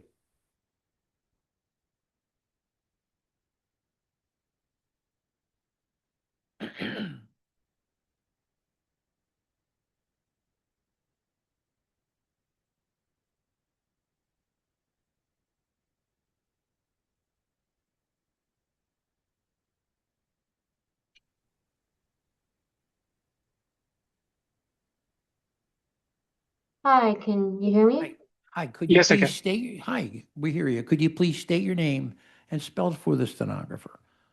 Yes, it's Jennifer Mallow, Jennifer. Mallow, Mallow. Do you swear or affirm to tell the truth, the whole truth, nothing but the truth? I do. Counsel? Oh yeah, Jennifer, you heard everything I had to state about your zoning matter today. Yes. Is it true and correct? One correction, there isn't a ladder in the backyard. There's a what? There is no ladder in the Oh, backyard. there is no ladder. It looked like a ladder, but obviously that's something that you would have installed, if you get the variance request. Something we're looking into. Okay. What's that? She Oh, testified something she's looking yeah. into. Mhm. All right, I'm here as Sir, well, but I'll be silent. Sir, could you please state your name and spell for the stenographer? Yeah, my name is James McCauley. It's James. Last name McCauley, Mccauley. Do you swear or affirm to tell the truth, the whole truth, nothing but the truth? Yes. Counsel? Yes, James. Well, I guess I only need one of them to tell. I can also have James. Whoever you want. Yeah, and I think. Yeah, I that's can the just go on question. mute. Yeah, and then Jennifer, I think the last question is, do you adopt my testimony as your own? Yes. Okay. All right. Questions from the board? Yeah, so this is owner occupied, right? Yes, they live upstairs. All right, and then the utilities are all separated from each other? That's right. Okay, and trash. What is the trash plan for both units? So, Or for the rental unit? Jennifer, is there an area inside or somewhere segregated that's, to store the trash during the week? Yes. Can you explain where? Well, there's a place in our garage, and then there's also a basement unit. Okay, but there's a place in the basement unit to actually store the trash during the week? There's a separate unit from the basement down there. Actually, that's right. There is, like, if I remember, there was a storage area where. Yeah. Yeah, so hold on, let me just show you that. Yeah, it is shared storage. Yeah, sorry, I said basement unit, but there's a separate storage area. And Yeah, let me just show that, actually. Let's just look at that. I don't know if it's not reflected on those pictures. This is not the shared storage area over here? Yes, that is. That's it. Okay. Yeah, so that's a shared. So if you look, if they go down the step, if someone goes down the steps, there's the immediate door, where the utilities are, but there's also shared storage area and utility room. And then you go a little further, and that's the door, front door to the lower level unit. Other questions? Questions or comments from our attorney, Hillary Emerson? Not at this time, Mr. Chair. Question or comments from the virtual audience? No hands at this time, Chair. Planning Commission. Amy Ward with the Planning Commission. The comprehensive plan recommends no change in zoning at this location from the current RSA 5 residential single family. The current structure was granted building and zoning permits in 2009. Zoning permit number 224404 dated 9/10/09 reads, for the use as a single-family dwelling with 2 kitchens, which shall not be separated by partitioning or lockable doors, shall not have separate utilities, and shall not be used for occupants whom shall be related by blood, marriage, adoption, and living as a single family. The Planning Commission recommends that the board deny the requested variance for 2-family. Yeah, Mr. Chair, and I know it's not in the testimony, I should have brought this up. It is separately divided now. There is no, it's Yeah. completely closed off. Right. So MI 2025-006-477-1012 North Third Street, I vote yes. Michael Johns, my vote is yes. Cheryl Gaston, my vote is yes. Tanetta Graham, my vote is yes. Ryan McAdams, my vote is yes. Taya Nguyen, my vote is yes. Thank you. All right, so now we have MI 2025-006-725, 2002 South 16th Street. Alan Nachmanson is the attorney. Mr. Nachmanson, you've already been sworn. Just state your name for the record. Alan Nachmanson. Mr. Nachmanson, could you identify your client, the relationship to the property? Yeah, to the left of me is Lou Maglio, one of its owners. All right, also the unanimous support from Point Breeze CDC, including 3 near neighbors, and also a petition of support from 11 neighbors, including 3 from the immediate block. Our vice chair has a few questions. Good afternoon. Have you submitted your documents and exhibits 5 days in advance of this hearing? Yes, we have. And do you waive the reading of the refusal and stipulate to its accuracy? Yes, we do. All right, thank you. You can share your screen and proceed with your case. All right, let me just, unless my screen is shared. All right. This is 2002 South 16th Street in the Point Breeze section of Philadelphia. We'll go over 11 exhibits. To the left of me is Lou, the owner of the property. This is an RM1 property. It's only 686 square feet in lot size, so we're 34 feet short. Not out of character to have multifamily structure, and we're only looking to do a duplex, so we're 34 feet short. Not out of character to have multifamily of a similar size. 1940 South 16th Street is also a 2-unit.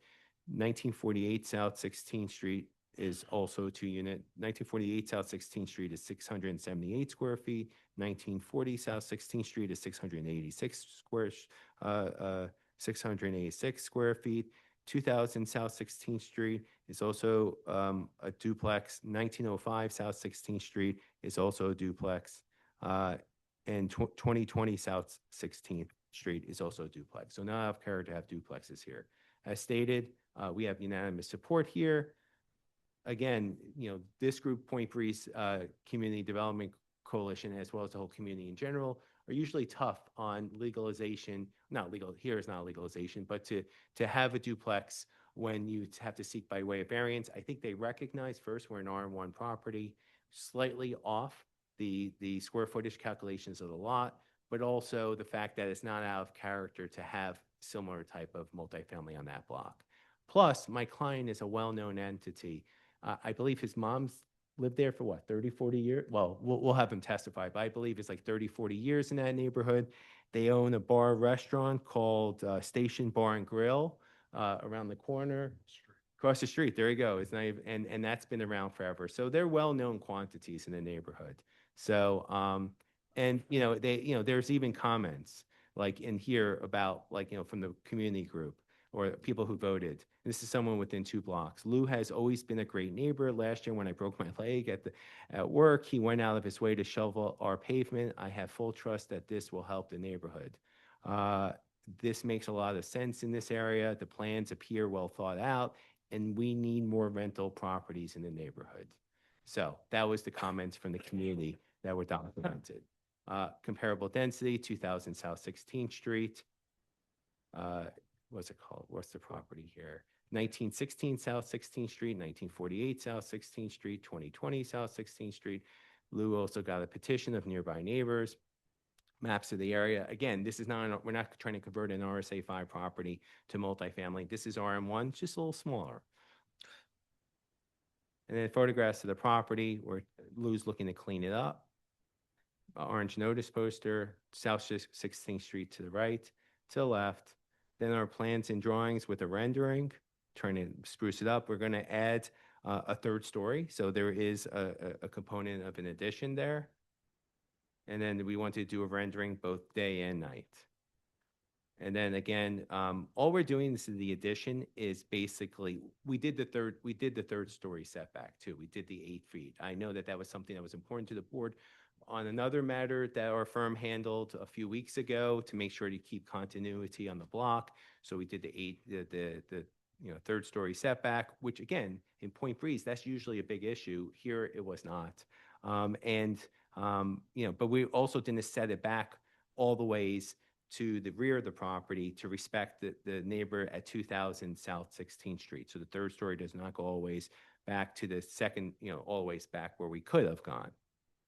And then very basic floor plan, you walk into the first floor, got a living room, dining room, kitchen.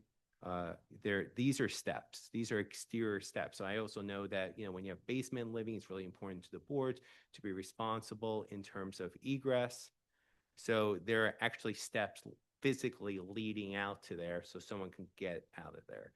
We're also 3 feet, 4 inches out of the ground on there. Again, this is an existing building structure, so we really can't do anything about that. But this is the lower level, which is 2 bedrooms, a bath. And these are exactly the same plans we showed the community as well. Second unit, you go on the second floor. You have a living room, a kitchen, bathroom, 1 bedroom. And I believe that, here's a trash closet right here, ventilated trash closet. And then you go up to the 3rd floor. And again, we're not going all the ways in the rear on the 3rd story to kind of respect the neighbors to the left and right of us, also to the rear. We have a master suite up there. Met with the community on December 22nd at 6 p.m., notified 140 addresses of the community meeting, listed the addresses, proof of mailing to those addresses, our application for appeal that Lou filed, and then along with the notice of refusal, the project information form, deed to the property. It's been the family name since 1989. And then a certificate of tax clearance. While taxes are showed owed, they're not because it's not due until March 31st. I would ask that Mr. Maglio be sworn in. Sir, could you please state your name and spell for the stenographer? Louis Maglio, Louis Maglio. Do you swear or affirm to tell the truth, the whole truth, nothing but the truth? Yes. Counsel? Yeah, so Lou, you heard everything I had to state today about your zoning matter. And get close to the mic. Yes. And is it true and correct? Yes. And do you adopt this in your own testimony? Yes. Just want to make sure accurately I stated, your mom has lived in this neighborhood for how long? 60 plus. Okay, 60 plus, not 40. So, and did you go, I'm assuming you grew up. More or less, but yes, I've been Yeah. there. I've been there my whole life, more or less. But bar's been in the family since after World War II. Lived on the block and moved out in the 90s. Moved back in early 2000s. Into this property is where I first moved out to, and now I'm back in New Jersey. But yeah. Okay, thank you. All right, questions from the board? Okay, so this is already a very small property. I mean, what is the real hardship here with respect to just leaving it as a single family dwelling? Why do we need to make this into a duplex? So Lou, why don't you explain the condition of the property and how much that would cost and whether the feasibility of actually doing that as a single family structure? So the property, I've maintained it for the last 20 years, just with the painting and stuff. But over the years, through the rentals I've had, it's beat up a little bit. It needs to be regutted. The whole building's gonna have to be redone. By the time I put all the money into it, upwards over 200,000. In order to make this money back, especially in that neighborhood, I'm going to need to get 2 rentals out there. anywhere from 13 to 1,400 is not going to bring my money back unless I live to be 180, but that's about it. So that's why I'm on the need to be able to do a duplex to, at least recoup my money back. And the property does need it. You saw the picture. It's older. The neighborhood is now getting revitalized. I just want to, my building there, I just want to make it look a little bit better. But I will need to have the 2 rentals to at least recoup my money. And then why don't you explain your aptitude and experience renovating properties of this sort and managing rental properties as well? So this is my second property on this block. We just did one about a year and a half ago. Very similar. All these properties my father bought back in the day for right around like $10,000 is what he but these properties have gotten older, people coming and going, living in them, beating them up. This last property we did, Alan helped me with it. We did a duplex. It's fantastic. It looks so pretty on the block. Neighbors compliment me all the time with it. So my experience with this is it does work. Other neighbors are doing the same. It's like now becoming like a domino effect, but it does work, and the neighborhood is getting better, and it needs to be done. It's part of it's only be part of the process. Just like everyone knows, the Fishtown, they all do the same thing. We're just the last of the Mohicans, and it's going to be needed. And I'm pretty experienced with it at this point. We do great with the new property. Makes it's money, and I'm happy with it, and I need to do it again. Yeah, and just to reflect. I'm sorry. I'm sorry. Did I see pictures of the interior that it's so, I don't know what you showed. No, we did not show the I think you interior. showed someone else's property. Yeah, I didn't show the interior of your property. I don't have pictures of it. I mean, but you're saying that the interior is in such a condition that it needs to be redone. And do we have pictures of that? I don't believe so. I don't have pictures of it. Yeah, and again, just so the board understands, I believe that you were here like a couple years ago under similar circumstances. Was it 1940 or 1948? 1948. Yeah, where it was 678 square feet, where we saw like a similar variance, and this board, the different configuration, this board granted it, and you did complete that construction. Correct. This board? Yes, this board. Then I say a different configuration of this board, but a few years ago, this ZBA granted. That's what I meant. Yeah, I said a different I said a different, I said a different configuration of the board, but the zoning board of adjustment. Yeah. I could take a look. 48. No, I said 1948 South 16th Street. Oh, I meant, oh, I meant, no. no, I didn't real, no, I didn't mean like that you granted it in 1948. I meant I'm sorry, I talk quickly sometimes. 1948 South 16th Street, which is also on this block, which is 678 square feet of lot size compared to the 686 square feet of lot size for this property. The board found cause to allow us for a duplex. You done? Oh, 2 questions. So on the second and third floor apartment, was there any outdoor space? We did not. And, again, it cuts both ways. Like a lot of times, especially in some neighborhoods, and Point Breeze is one of them, they don't like roof decks. Right. So we did not. No, there wasn't a second floor balcony in the back. No, there's an opportunity if we wanted to one day, if we, to do that, but that's not part of this design. That's right. Can you show the 3rd floor again? Sure. Okay. And then my next question while Michael gears up is, are there any other duplexes on the block? Yes, there, and let me try to multitask and move this up while I'm talking about it. 2000 South 16th Street is a duplex, and these are just duplexes. There's some triplexes. And are these legal? So that's not legal, Duplexes. 2000, but Okay. 1916 South 16th Street is legal, 1940 South 16th Street is legal, 1948 South 16th Street is legal, and 2020 South 16th Street is legal. And again, 1940 South 16th Street is 686 square feet of lot size, while 1948 South 16th Street is 678 square feet of lot size. So again, apples to apples, there's 2 properties on our block that are non-conforming lot sizes. Let's see. So this is the 3rd story. Board member Johns, and I think board member Graham also asked. So you can see first, we did not extend, we have, where am I? Oh, I'm the opposite way. As you can see, we have the 8-foot rear yard front front setback, right? To respect the fact, that we're in a two-story. And there's no deck there. Oh, there's Right. no deck here. No. Just have a Juliet balcony. Okay. Yeah. Yeah, it's just a nice window, light and air. It's a master bedroom.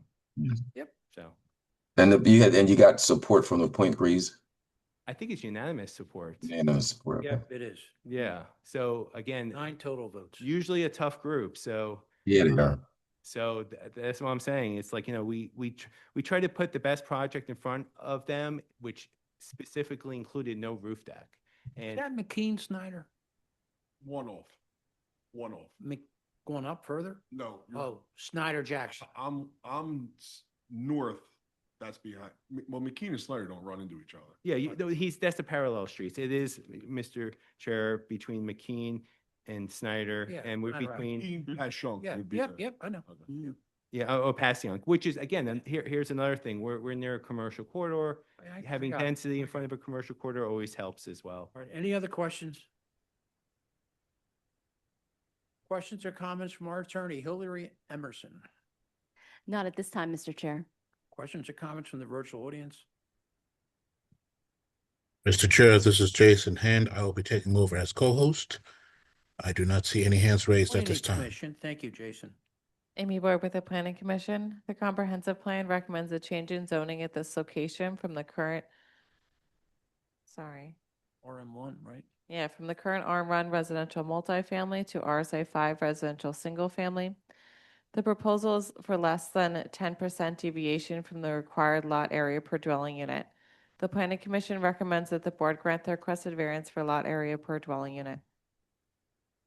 MI 2025-006-725, 2002 South 16th Street, I vote yes. Michael Johnson, my vote is yes. Cheryl Gaston, my vote is no. Janetta Graham, my vote is yes. Ryan McAdams, my vote is yes. I win. My vote is yes.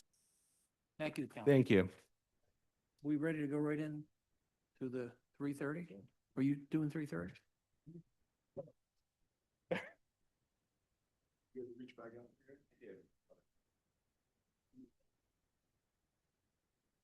Okay, let's see here. Okay, here we go. Is there anyone in the virtual audience whose 2 o'clock case has not been called? I do not see any hands raised, Mr. Chair. Okay, thank you. Good afternoon, everyone. My name is Bill Bergman, and I will be chairing this meeting of the Philadelphia Zoning Board of Adjustment. With me is our Board Vice Chair, Tanetta Graham, Present, Mr. Chairman. our Board Secretary, Cheryl L. Gaston, Present, Mr. Chairman. our Board Member, Michael Johns, Mr. Chairman. Board Member Taya Wynn, Present, Mr. Chairman. and the Board Member Ryan McAdams. Present, Mr. Chairman. Also present here is our attorney, Hillary Emerson, our Zoning Board Director, Ian Haggerty, and our Board Administrator, Lakeisha Dandy. Recording of this hearing will be posted on the ZBA website. By participating, you consent to be recorded. This is an in-person meeting with remote capabilities, whether remote or in person. If you're called to speak and you must state and spell your name, then wait to be sworn in. Once you've been sworn in, please state your name each time before beginning your testimony. Any person may enter their appearance to become an interested party. You can identify the case property address on your Zoom webinar. You can see a staff member, or you can call the ZBA appearance line by the close of business. Call 267-270-5548. Leave a message to include your email address and the address to the property of the appeal. The following guidance is for our remote attendees. When directed by the chair, you must raise your virtual hand in order to be recognized to speak. Second, if you're called to testify, you'll be prompted to join as a panelist. Please accept the request and turn on your camera. Third, the webinar Q&A is for questions about the hearing. Do not comment on cases in the Q&A. Fourth, if you're participating by phone, press *9 to raise your hand and *6 to unmute. For our in-person attendees, which now is down to our student from University of Pennsylvania, am I right? Okay, all right. Please refrain from talking, eating, or drinking during the hearings. Verbal and physical aggression will not be tolerated. Restrooms are across from the elevators. A water fountain is just outside the room to the right. When speaking on the record, you must speak directly into the microphone in order to be heard by all attendees and the court reporter. In the event of an emergency, please follow the directions given over the public address system or by the staff. The main exit is through the double doors at the rear of the room. The nearest stairwell is to the left outside the doors. In case of an evacuation, the rally point is at Love Park, directly across Hart Street. Please remain there so we can account for you. So let's look at our schedule for this afternoon here. Number 3.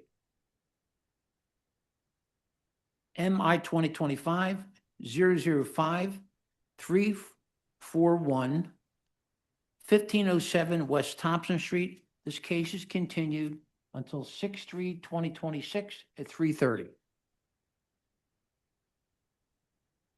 Number 5. MI 2025 005 346 58 South 2nd Street. This case is continued to 6/3/2026 at 3:30. Is there any other request for continuances? Good evening, Chair. This is Jason Hand. I will be your co-host for the session. I do not see any hands raised. Okay, and we have one other case here. MI 2025 001 328 1221 Fawn Street. This is a second listing. No one appeared the last time. We have no exhibits. John Kane is the listed owner.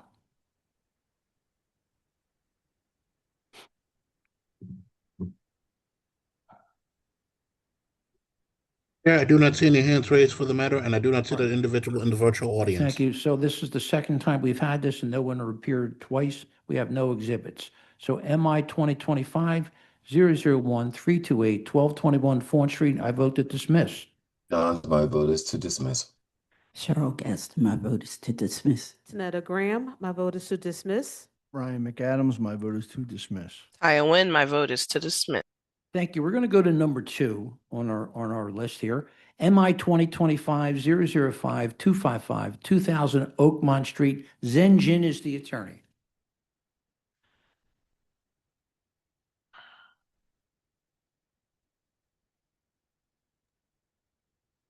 I'll be coming back in as a panelist shortly. Thank you.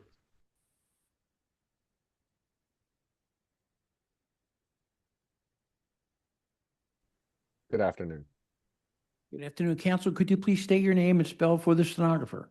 Yes, my name is Zhenjin, Z-H-E-N, last name J-I-N. All right. Do you swear or affirm to tell the truth, the whole truth, and nothing but the truth?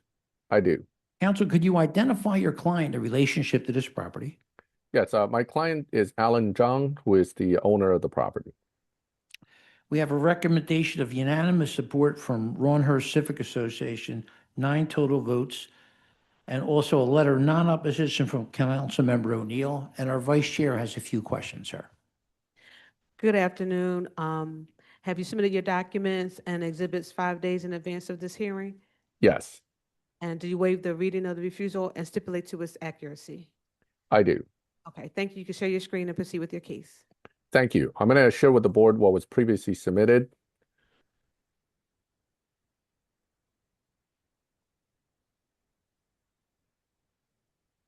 Can the board see my exhibit on their screen? It's coming. Yes, we can, sir. Thank you. So this is an application for 2000 Oakmont Street. The refusal related to this application states that what we are requesting is a proposed use as a 2-family household living within an existing structure. There was a previously approved office, business, and professional use to remain in the basement level. Again, this is an RSA zone district, so as a result, the 2-family household living is prohibited in this particular district. We met with the community on this property and received their support. The reason the community particularly supported this is that basically properties like this exist throughout that area of Ronhurst. And the community actually was well aware of this particular property being both a office space in the basement as well as residential above. So they had no issue with the proposed use. However, when we actually presented to the community, my client decided that what she would prefer, or actually the owner he would prefer, is to simply have the property as a 2-family dwelling. The plans itself even shows that the basement, which was an office and it was vacated, they would rather just have that as part of the first floor existing residential unit, making the two total residential unit the legalized use for the property. As far as the property itself, the layout of the property is such that the basement level really exists above grade. It's almost like a first floor, which is the basement. And then the first floor is substantially elevated, and then the second floor above that. This is basically how a lot of the properties on the corners in that area are situated. And traditionally, a lot of these basement spaces were used for some kind of commercial use, whether it's nail or office. And again, the community was well aware of this property previously having a realtor's office and an office use in that space. They were also aware that the second floor and first floor were originally separated as residential units. And in fact, many were built that way with two families already in the building and then the basement. So our conversation during the meeting more or less affirmed that this building really had pre-existing conditions that probably were built that way. So the community had no issue, despite the RSA 3 zoning, with the proposed use overall.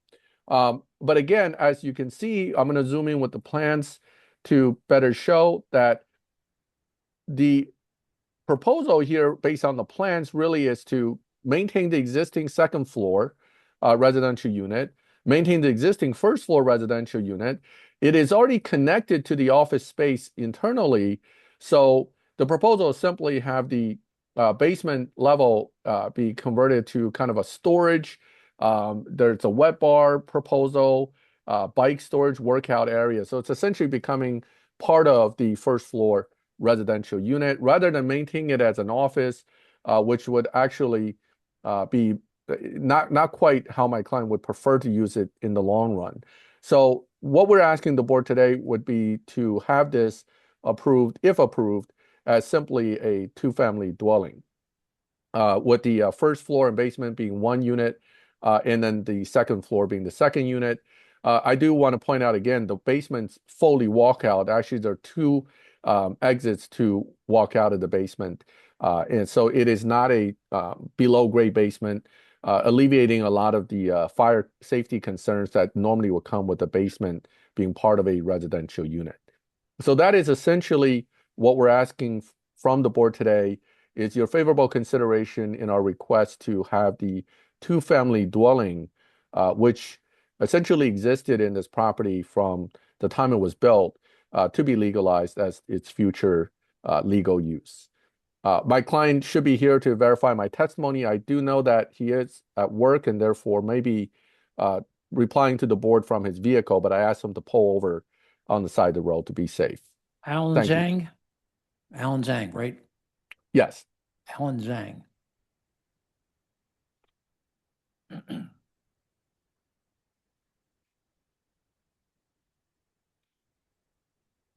Alan, if you're there, can you please click the raise hand function on the Zoom?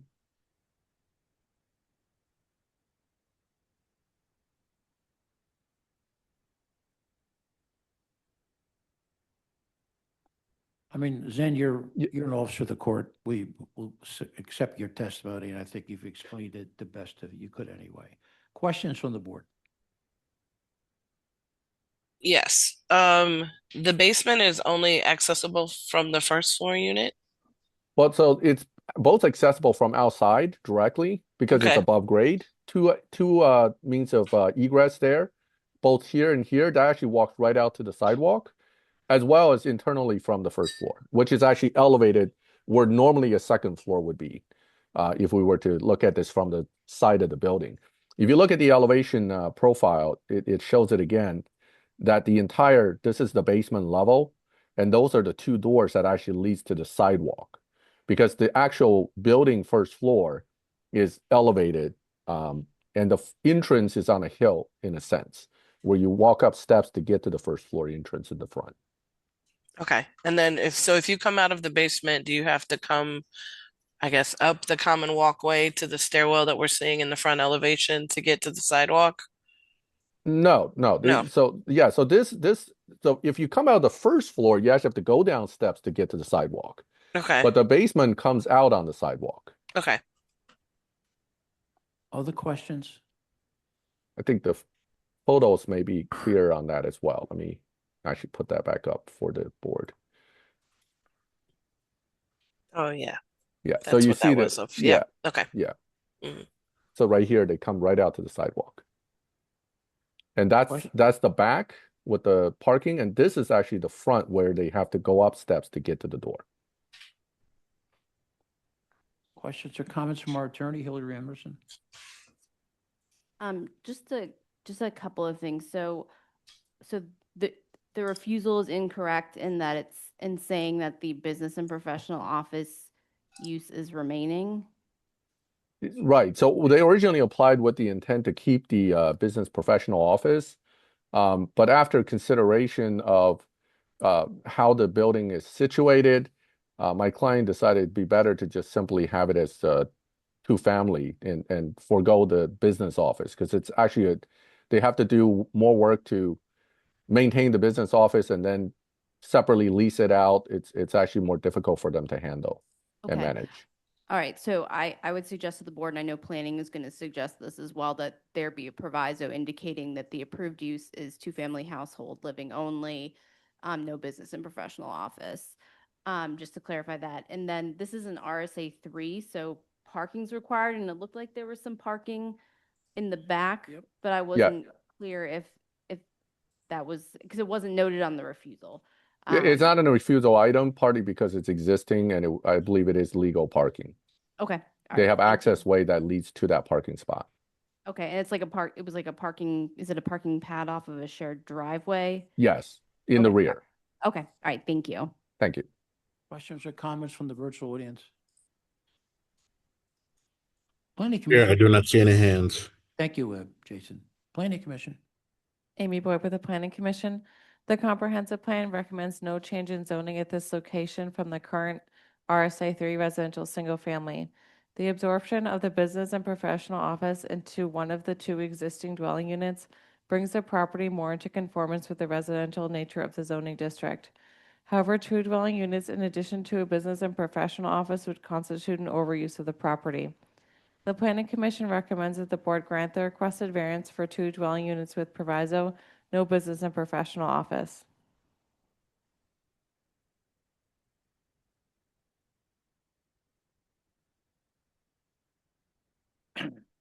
MI 2025-005-255, 2000 Oakmont Street. I vote yes with proviso. No business or professional office. Michael Johns, my vote is yes with proviso. Well, they're asking for 2 units. Yeah.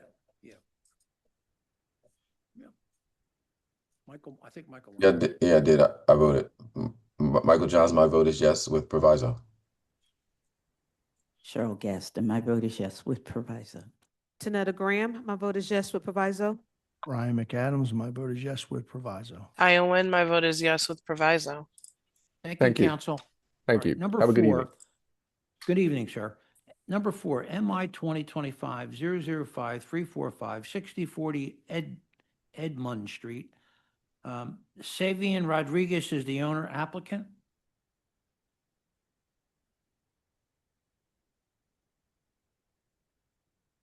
They're coming back in as a panelist now, Mr. Thank Chair. you, sir.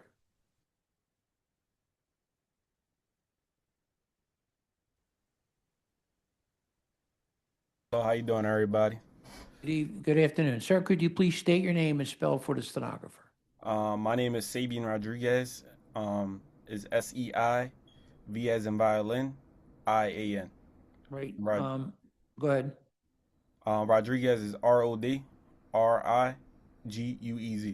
Right. Do you swear or affirm to tell the truth, the whole truth, and nothing but the truth? Yes. So this application is for use as a multiple family household living, 3 dwelling units in an existing semi-detached structure.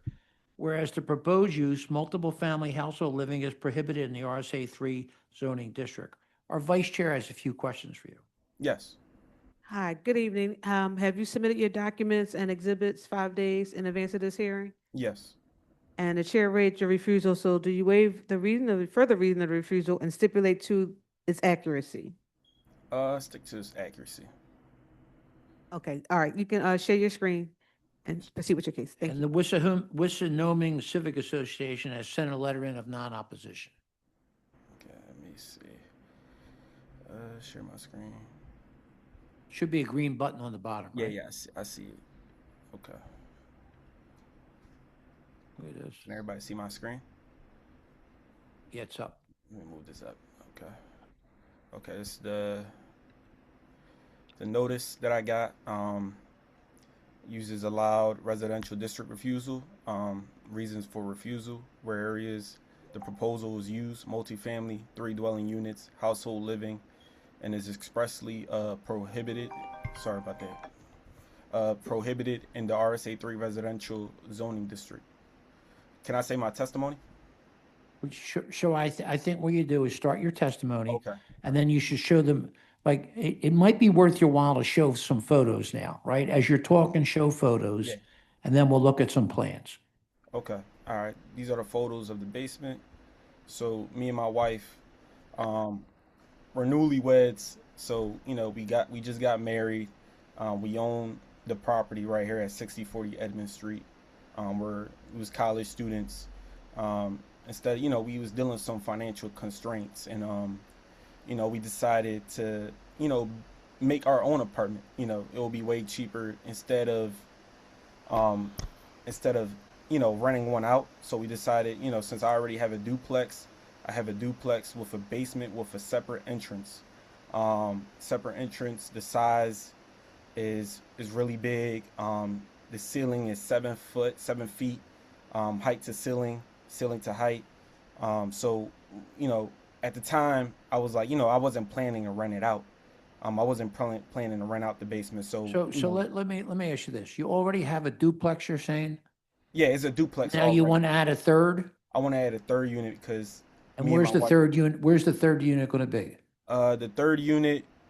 Let's see. Why don't you show us the photos here? Yeah. Let me see right here. Sorry about that. So the third unit was going to be right here, where the brown door is at. And then there's a unit on each floor above? Yeah, there's a unit in each floor above. So there's 2 doors on the side of the building. One goes to this floor and one goes up top. And when I bought the property, I searched up the zoning and it was RM1 before I bought the building. And then later on, when I was doing the apartment and, you know, I received the notice, I was just so confused. And I see on the notice, and it says residential 3 single detached. And, you know, I was just so confused of the situation.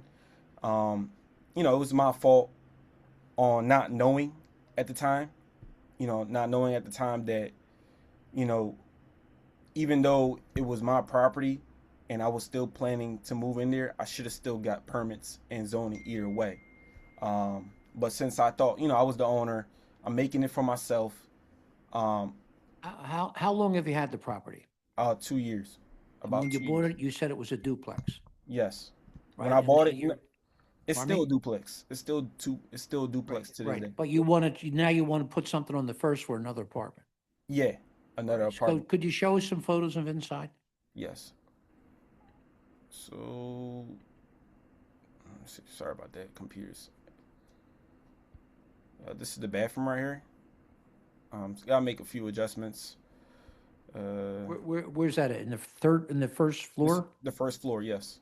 This is the floor you want to add. Yeah, this is the floor I'm adding. This is the laundry. This is where they're going to be the laundry room. This is the bedroom, and this is the living room and where the kitchen is going to be at. Are there any windows in the bedroom? Yeah, there's 2 windows. No, in is the there bedroom. windows now? Yeah, there's windows now. There's 2 windows, and there's windows in the front.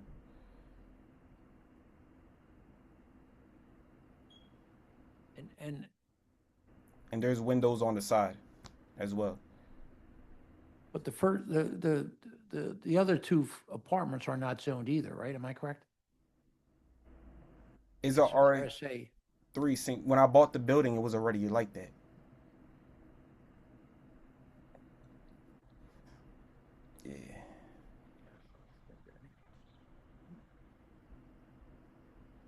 I'm looking at the zoning history, Mr. Chair. Give me one Sure, thank you. second.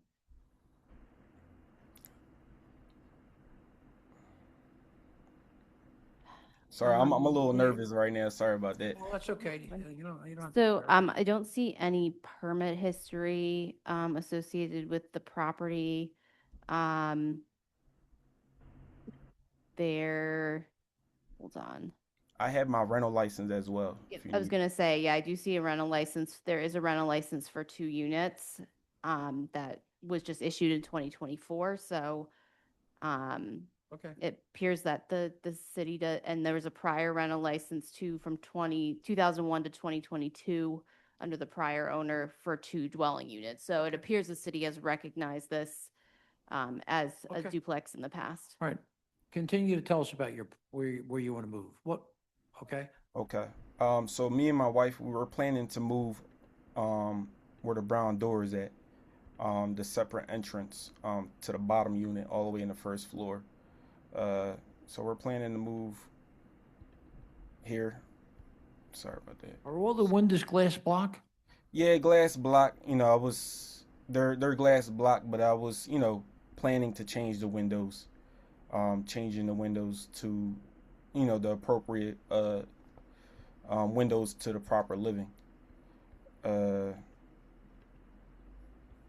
planning to try to add an egress. Let me ask you this. Did you draw up any plans? Yes, I do. Could you I have- show the plans?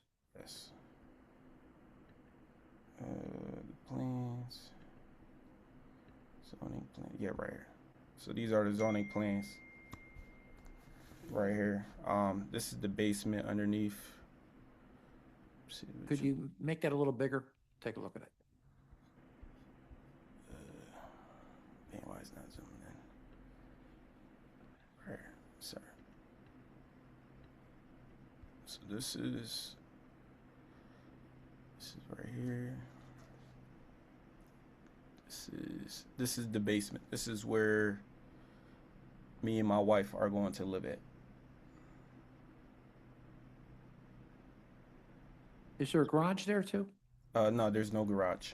Okay. All right. Questions from the board? What are you doing about trash for 3 units? We was thinking about doing the stackable trash. Say that again? The stackable trash. Stackable. I couldn't hear you. I'm sorry. The stackable trash. The stackable trash cans. that you Oh, can stack on. stackable trash cans? Yes. Okay, so where would the trash cans be stored, say, prior to trash day? Usually the trash will probably be last minute, so I will usually take out my trash before trash day, and it'll be in front of my property where everybody else on the neighborhood puts their trash. So where are you directing your tenants to store their trash before trash day? So right here in the front of the property, right here, like on the side. You have a picture, you have a photo of that one? Actually, the tenants store their trash on their side right here. They store their trash on the side of the building. So on like right here on the side where the 2 entry doors, you see when you walk up, and there's 2 doors right here, and right here there's a space for the tenants to put their trash in. And I can also fit my trash as well in this space as well, because there's a good amount of space to store trash. Or I could put my trash right here on the corner, near my doorway entryway as well. I don't know if I can search it up on Zillow of the property, the picture. Is that fine? Yeah, I think we understand it. Yeah. Other questions? Yeah, I understand. I think the idea of storing the trash on the side is definitely better than storing anything out front. I guess the only concern that I have for the most part is, and that's an L&I issue, is making sure that you have the appropriate egress and window, etc., out of the basement or the lower level unit. That's a concern, because when I'm looking at your plan, it shows that the window that's in the kitchen in the basement plan falls like under the stair of the unit above, which that can't work. So I think there's some inaccuracies, but clearly you have to have the appropriate egress and windows, et cetera, out of the basement, out of the Yeah, lower. But for the most part, the whole first floor is above grade. It appears to be, at least on two sides. I can't tell from the back, but you know. okay. Do all the tenants have access to the rear yard? Yes. And is it your plan? Because I know that they can like physically get back there. Is that your plan to allow everyone the shared use of that yard? Yes. Would you be opposed to having the trash can stored back there since you have a paved driveway? Yes. You would be opposed to it, or you'd be Oppose to put the trash all the way in the back of the yard? in the rear? Yeah. Yes. They usually put it on the side of the building, on the Okay. side of the building. So that's where they usually put it at. Okay. So the question is, you're opposed to having them to put it in the back? You're the landlord. So Yeah. I definitely. I'm not going to use the back. The back is more likely for the tenants. But the back. When you say the side, the back is his front door, right? The back is your front door, right? The back is my front door. No, Right. no, the front is my front door. So where are you talking about the back? The backyard is right here. The backyard is in the back. And do you have a way to get out there? No, I was planning to put an egress window back there. Right. These I'm looking at the was it Google Earth, and the plans don't match what I'm seeing on Google Earth. So I don't know. Which unit are you? Are you the one at the corner or the second from the corner? No, I'm the one all the way in the front. My separate entrance is in the front of the house. second from the corner, Mike. Second from the corner. Okay. Yeah, it's front of the house, like my separate entrance. Yeah.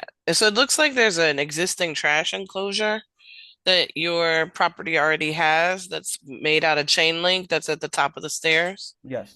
Is that your intention to keep the trash where it's currently Yes. in that trash enclosure? Okay. Of course. So for everyone else, the trash enclosure is where if you're looking at his plan, you see where the stairs go up and there's a gate and there's that little bump out that's like in line with the steps. That is elevated and it's currently a trash enclosure. I'm sorry about that. My tenants. Okay. And behind those other steps, is that what it is? It's at the top of the first set of steps, and then you go, Oh, and I then see. there's a second set of steps Right. that go up to the two doors to the unit. And then you can keep walking alongside the building on a concrete path to the rear yard. Okay, I'm confused a little bit now. So can you just explain to me what the entryways are for each unit? Okay. So the first entryway to the apartment that I'm making, for me and my wife, it's in the front right here. Like this It's in the front. This is the entryway right here. Like literally where I got my mouse today. That's the one with the porch, right? With the it's Right it's here. a porch, kind of like a little porch there. No. It's on the sidewalk. Okay, go ahead. Yeah, it's on the sidewalk right here, front of the building. Front of the building on the sidewalk, that's my entryway to my apartment. And then on the side, the two entryways for the first and second unit. Okay, do me a favor. Just tell me the street. Like, it's Benner Street. Who is on Benner Street? Which entryway is on Benner Street? For which apartment? Or exit or egress? I'm confused. All right, so listen to me a minute. I just talked to a couple of the other board members here. We're going to bring you back, right? And when you come back, we think we need better plans, and the plans on how it interacts with the rest of the neighborhood. I mean, it's hard to tell what the front and the back is and things like that.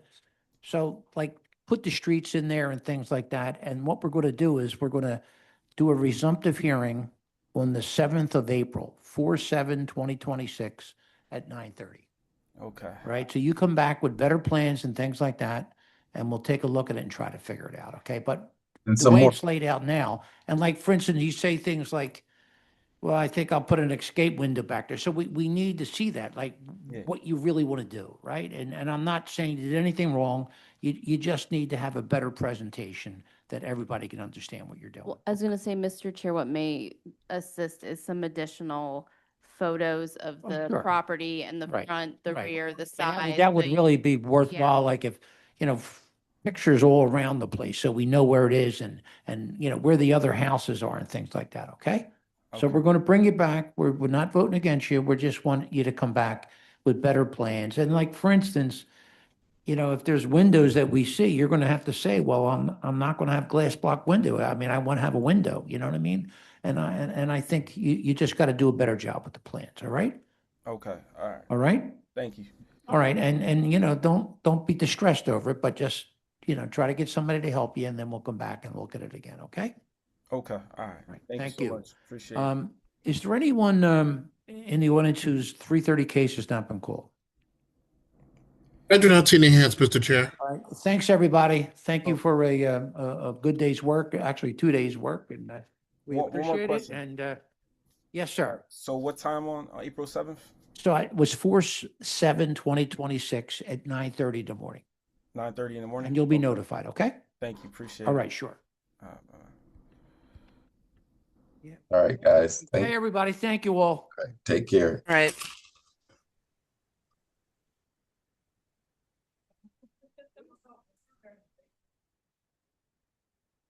Bye, have a good one.